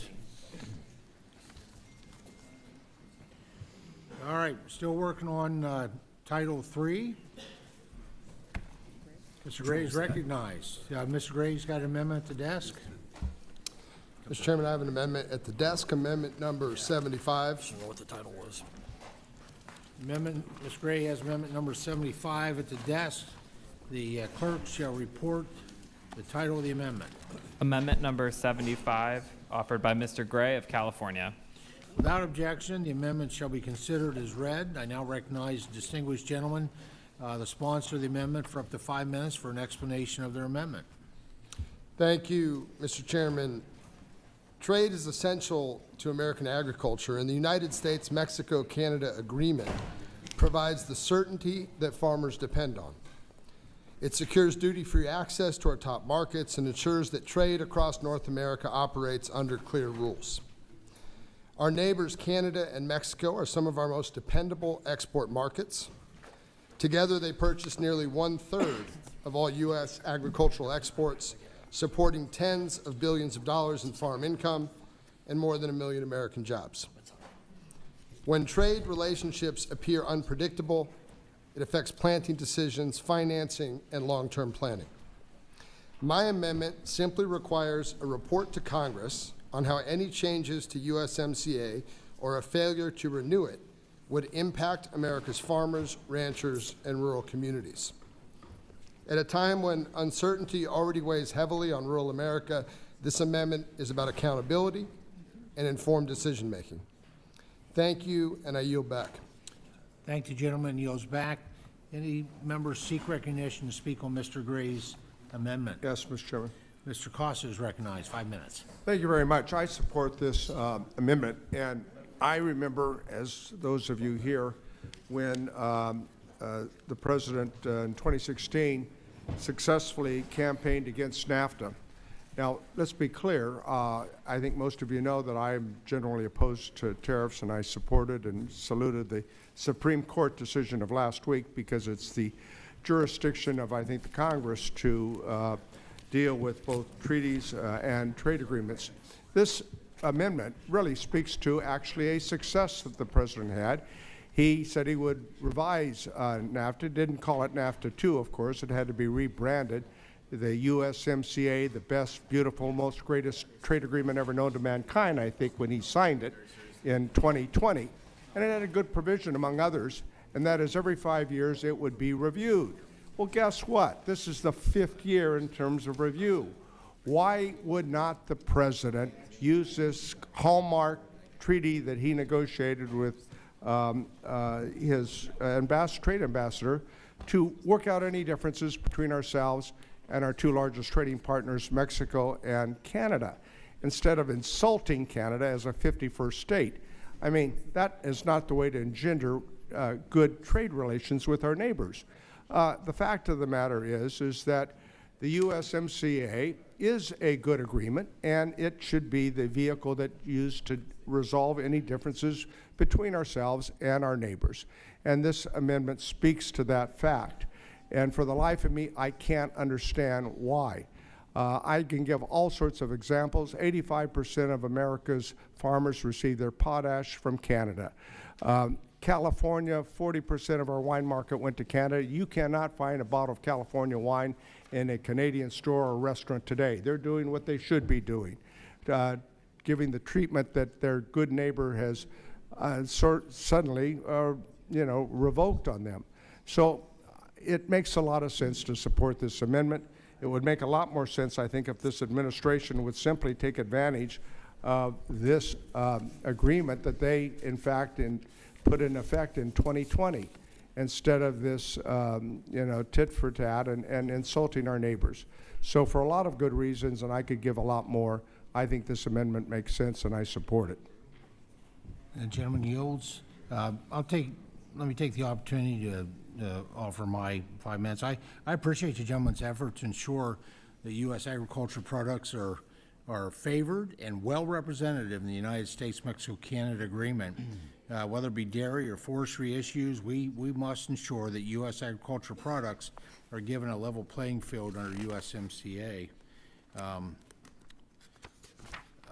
To that end, I am committed to a robust USMCA agenda following the passage of the Farm Bill to ensure that all agriculture angles are considered. And I thank the gentleman for offering this amendment and encourage my colleagues to vote yes. Other members seek recognition. Ranking member. Thank you so much, Mr. Chairman. Obviously, our economy is incredibly integrated with those of Canada to the north and Mexico to the south. Fostering those trade relationships is healthy. It's good for the American farm economy, and the data bears this out. American farmers supply nearly 55% of Canada's ag imports and an impressive 70% to Mexico. Put another way, Mexico and Canada are buying what our farmers are selling. When Trump negotiated USMCA in his first term, he described it as a truly historic, wonderful, and the best agreement we've ever made. But he changes his mind more often than he changes his tariff rates, and apparently now he thinks the deal is unfair. In February of last year, he publicly asked, who would ever sign a thing like this? Mr. President, you did. If you feel we've been taken advantage of, it was you who negotiated that deal. He clearly doesn't understand the negative impact on U.S. ag if the trade deal is not renewed. This committee should support this amendment because having more information about the consequences of the Trump administration's actions is important as we consider how to approach trade in North America. We should be going into USMCA with our eyes wide open and a full understanding of what will happen to our country if the president decides on a whim to do away with the deal. So, Mr. Chairman, and to my colleagues, I'm glad to support this amendment. I encourage my colleagues on both sides of the aisle to join me in seeking this common sense solution so we can continue to work and trade effectively with our largest and nearest partners. With that, I yield. No, that's good, because you just about talked me out of it. Does any other member seek recognition to speak You're on already this recorded. Mr. Gray's amendment? Seeing no other conversation, Ms. Salinas recognized. Thank you, Mr. Chairman, and I appreciate my colleague's amendment this evening. Oregon is the sixth largest state in terms of trade per capita. So we are really feeling the impact right now of the Trump administration's tariffs, both for our exports and our imports. And this is hitting my specialty crops especially hard. Eliminating tariffs on feed, farm machinery, and other essential inputs would be so incredibly helpful, but I certainly think we need to understand better what any impacts from any changes to the USMCA might bring and might mean for crops all across this country and what our producers are doing right now. But I would also encourage my colleagues to urge the trade representative to come before this committee to make sure that we hear from him directly, and we can ask questions of the administration on what they're thinking about trade more broadly. But I do support the Gray Amendment, and I yield back. General yields back. Any other members seek recognition? Ms. Adams. Thank you, Mr. Chairman. I just want to certainly support it as well, and the comments from my colleagues. And I think we should all be supportive of generating additional data and information in this area. We know that our farmers are struggling right now, and we have a responsibility, I believe, to understand the consequences of the government's policy decisions. So I support the amendment and encourage my colleagues to do the same. Generally yields. Any other members seek recognition? Speak on the amendment. Seeing no further conversation, the question is on the amendment by Mr. Gray. All those in favor of the amendment signify by saying aye. Aye. Those opposed by saying no. In the opinion of the chair, the ayes have it, and the amendment is agreed to. Any other members seek further debate or amendments to Title III? Ms. Brown has an amendment at the desk. The clerk shall report the title of the amendment. I believe number 127? Sure. Okay. 127. Yes. Am I good to go?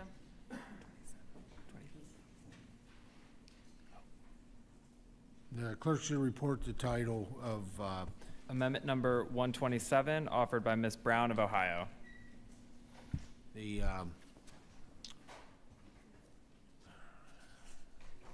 now recognize the distinguished lady for the sponsored amendment for up to 5 minutes for an explanation of her amendment. Thank you, Mr. Chairman. My amendment is a direct response to the #1 concern that we are hearing from farmers in Ohio and across the country: tariffs. We know that farmers and ranchers are on the front lines of global trade and market fluctuations, and this administration's tariff agenda has created unnecessary and unacceptable uncertainty. My amendment would ensure that before the administration changes tariffs on agricultural imports, Congress and the public receive a clear report on the potential economic impacts.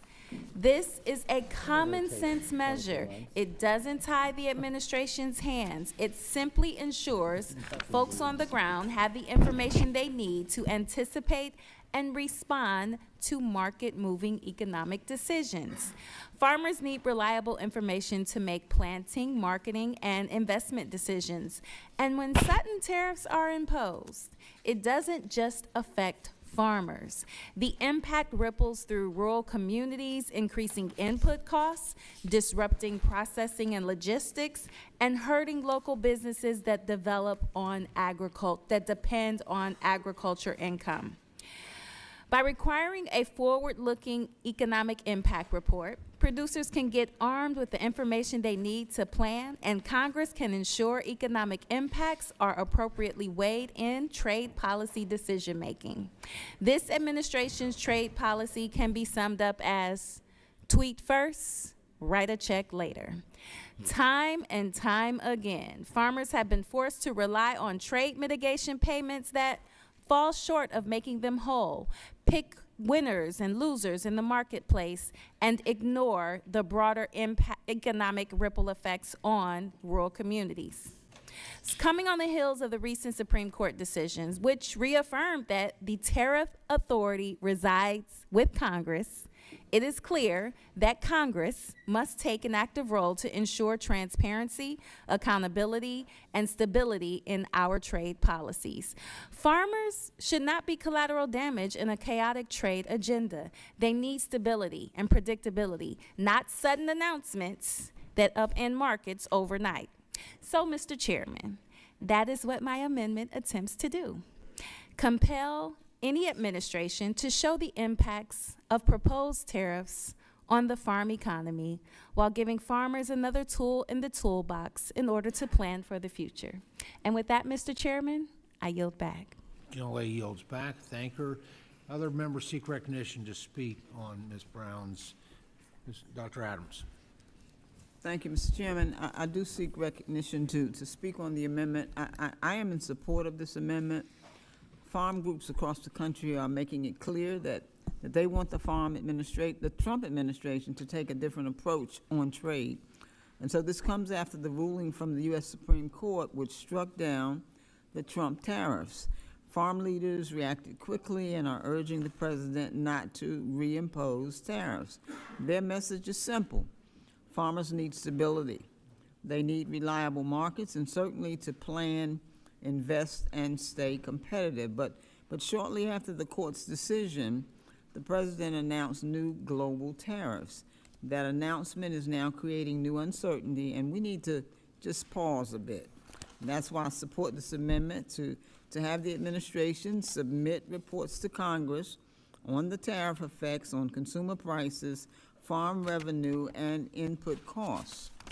And I would encourage my colleagues to support this amendment and thank Ms. Brown for introducing it. Gentlelady yields back. Other members, Mr. Costa is recognized for 5 minutes. Thank you very much, Mr. Chairman. I think we all have had a lot of experience in the last year the impact of this tariff war that the president has initiated. I remember last spring it was 90 countries, 90 days, no exceptions, and then the next day there were exceptions, and then there were modifications, and then there was, threats and counter threats, and I've been very involved in this. California, and I spoke about it earlier in terms of our agricultural productivity. 44 to 46% of our agricultural production in California is exported. And the impacts on these markets after Trump won resulted in loss of market share. We produce 75% of the world's almonds and pistachios.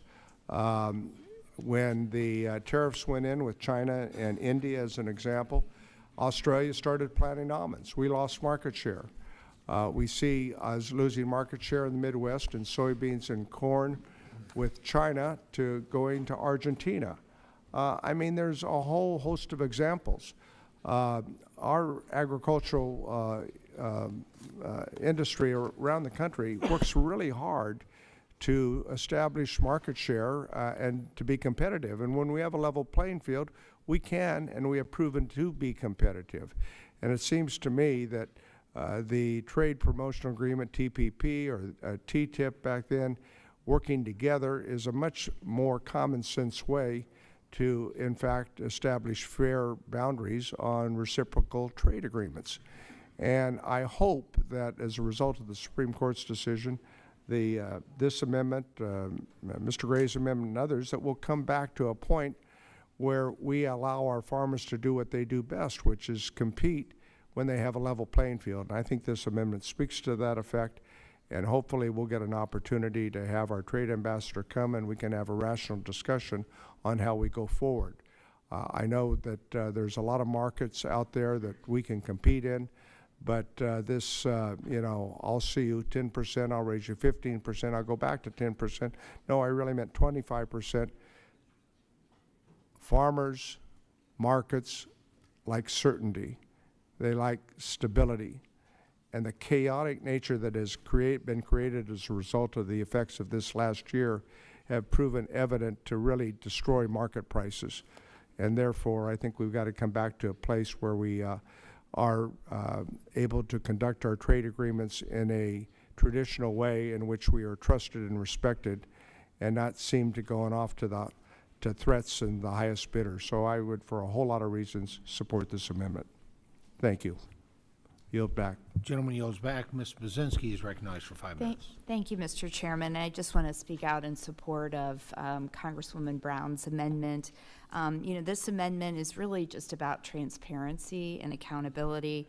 It doesn't tie the administration's hands. It simply requires that they lay out the facts before modifying tariffs on agricultural products. And just to echo a lot of what my colleagues have already talked about, I'd like to emphasize that bankruptcies have jumped by 46% in 2025. Of that, 40% of them were Midwestern farmers. At the same time, farm operating loans increased by 30%, meaning more producers are borrowing just to stay afloat. And this is just to speak to the tremendous pressures that our growers are really facing. And so I think truly, they want access to markets. They want to know how these tariffs are going to input what they're growing and how that's going to impact the market that they're trying to sell for. So before we make these changes that could drive up these costs even higher, I just believe that Congress should at least see the data and conduct basic due diligence before an administration takes these on. So I'll yield back. Thank you. General Lee yields back. Any other members seek recognition to speak? The ranking member is recognized. I'll be brief, Mr. Chairman. I just want to thank the vice ranking member for her amendment and lend my support to it as well. Any other members seek recognition? If not, I'll take the liberty of my time. I thank the General Lady for bringing forward this amendment. President Trump, in coordination with Secretary Rollins and Ambassador Greer, are working hard to ensure American producers are treated fairly in the global markets. USDA and USTR already have the authority to issue joint reports on the economic outlook of agriculture tariffs, and they have done so. But these reports should not be weaponized as bureaucratic red tape to slow down the president's agenda. And for this reason, I'll be voting no on this amendment, and I encourage my colleagues to do the same. If there's no other conversation, the question is on the amendment. All those in favor of the amendment signify by saying aye. Aye. Those opposed by saying no. No. In the opinion of the chair, the noes have it, and the amendment is not agreed to. A recorded vote has been requested pursuant to Committee Rule 3I2. Further proceedings on the amendment shall be postponed. Are there additional amendments to Title III? Mr. Vasquez is recognized. He has an amendment at the desk. Thank you, Mr. Chairman. I have an amendment at the desk, amendment number 141. Very good. Mr. Vasquez has an amendment at the desk, and the clerk will report the title. Amendment number 141, offered by Mr. Vasquez of New Mexico. Thank you, Mr. Chairman. In New Mexico, Give me a second Sure. here. Without objection amendment will be considered as read. And I now recognize the distinguished gentleman from New Mexico, the sponsor of the amendment, for up to 5 minutes for an explanation of his amendment. Thank you, Mr. Chairman. In New Mexico, ranching is a $1 billion industry, and it's a tradition. Our ranchers are tough. They get up at the crack of dawn every day and do whatever it takes to get American beef to our tables. But in recent years, ranchers have faced a host of headwinds: New World screwworm, severe drought, tariffs, wildfire, and rising input costs. These are all squeezing profits and forcing premature livestock sales. And how has the administration thanked them for their hard work in the face of adversity? By announcing billion-dollar beef imports from Argentina. That's not America first. That's putting Argentina's ranchers first and leaving American ranchers in the dust. I've spoken directly with ranchers in my district who have said these Argentinian beef imports are a slap in the face to their hard work and to our heritage and won't bring down beef prices at the grocery store. So I think it's enough with the bailouts on the backs of Americans. My amendment would condemn the administration's push to prioritize Argentinian beef at the expense of American cattle ranchers. It would also require the USDA to report in detail how Argentinian beef imports are hurting domestic cattle producers, prices, and rural economies. I say, let's support our own ranchers and put a stop to these harmful trade policies. Thank you, Mr. Chairman. I yield back. Gentleman yields back. I thank him. Any other members seek recognition to speak on this amendment? Ms. Davis recognized for 5 minutes. Thank you, Mr. Chairman. Kansas is a proud cattle state, and Kansas beef industry, bless you. The Kansas beef industry generates $13.59 billion in output and supports more than 45,000 jobs statewide. I consistently hear from producers that amid challenging economic conditions in farm country, cattle ranching is a bright spot. President Trump's recent executive order to allow 4 times as much beef from Argentina to enter the U.S. this year undermines American cattle ranchers and increases market volatility. Moreover, economists estimate this will fail to meaningfully lower grocery prices. I am absolutely ready to work in a bipartisan way to invest in American cattle producers and take steps to address the high food costs that are squeezing American families. However, increasing beef imports from Argentina is counterproductive, and I urge my colleagues to support this amendment. Thank you, and I yield back. Thank the gentlelady. She yields back. Other members that seek recognition to speak, Ms. Figures. Thank you, Mr. Chair. I just have a couple questions for my colleague, Mr. Vasquez. Are you aware of any shortages in beef production here by American farmers? Absolutely. So beef prices have been elevated largely because of those beef shortages. In fact, the U.S. lost roughly 17% of cattle ranch operations, more than 150,000 ranches since 2017. Oh, thank you. I yield back. Gentleman yields back. Any other members seek recognition to speak on the amendment? If not, I'll take the opportunity to weigh in here. I thank the gentleman from Mexico for offering this amendment. This amendment would ensure the impact of additional imports of fresh beef from Argentina on U.S. producers is carefully studied.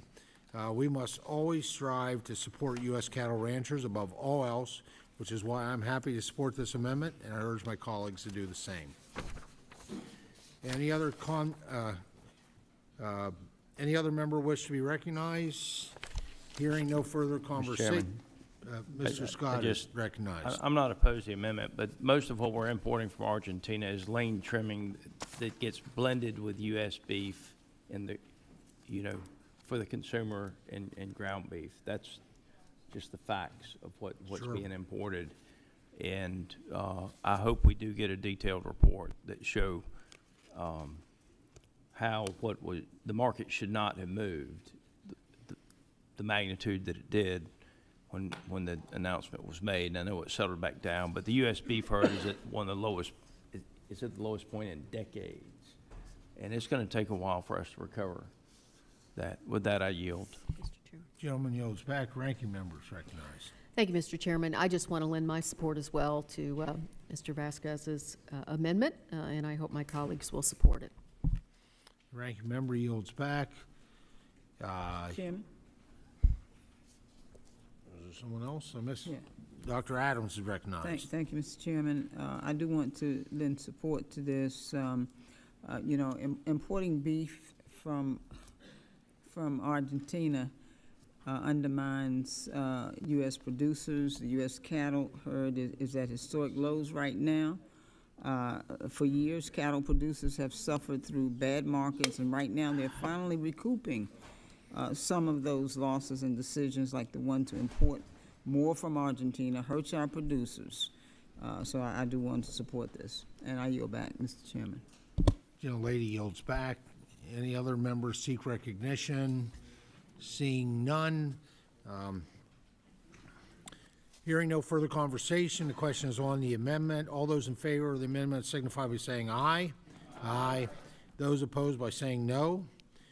In the opinion of the chair, the ayes have it, and the amendment is agreed to. Any other members seek recognition for the introduction of an amendment under Title III, Trade. Any other members seek recognition under Title III? I'm going to say it 3 times this time. Any members seek recognition for the further debate or an amendment under Title III? Hearing none, Title III is now closed. Yeah, right.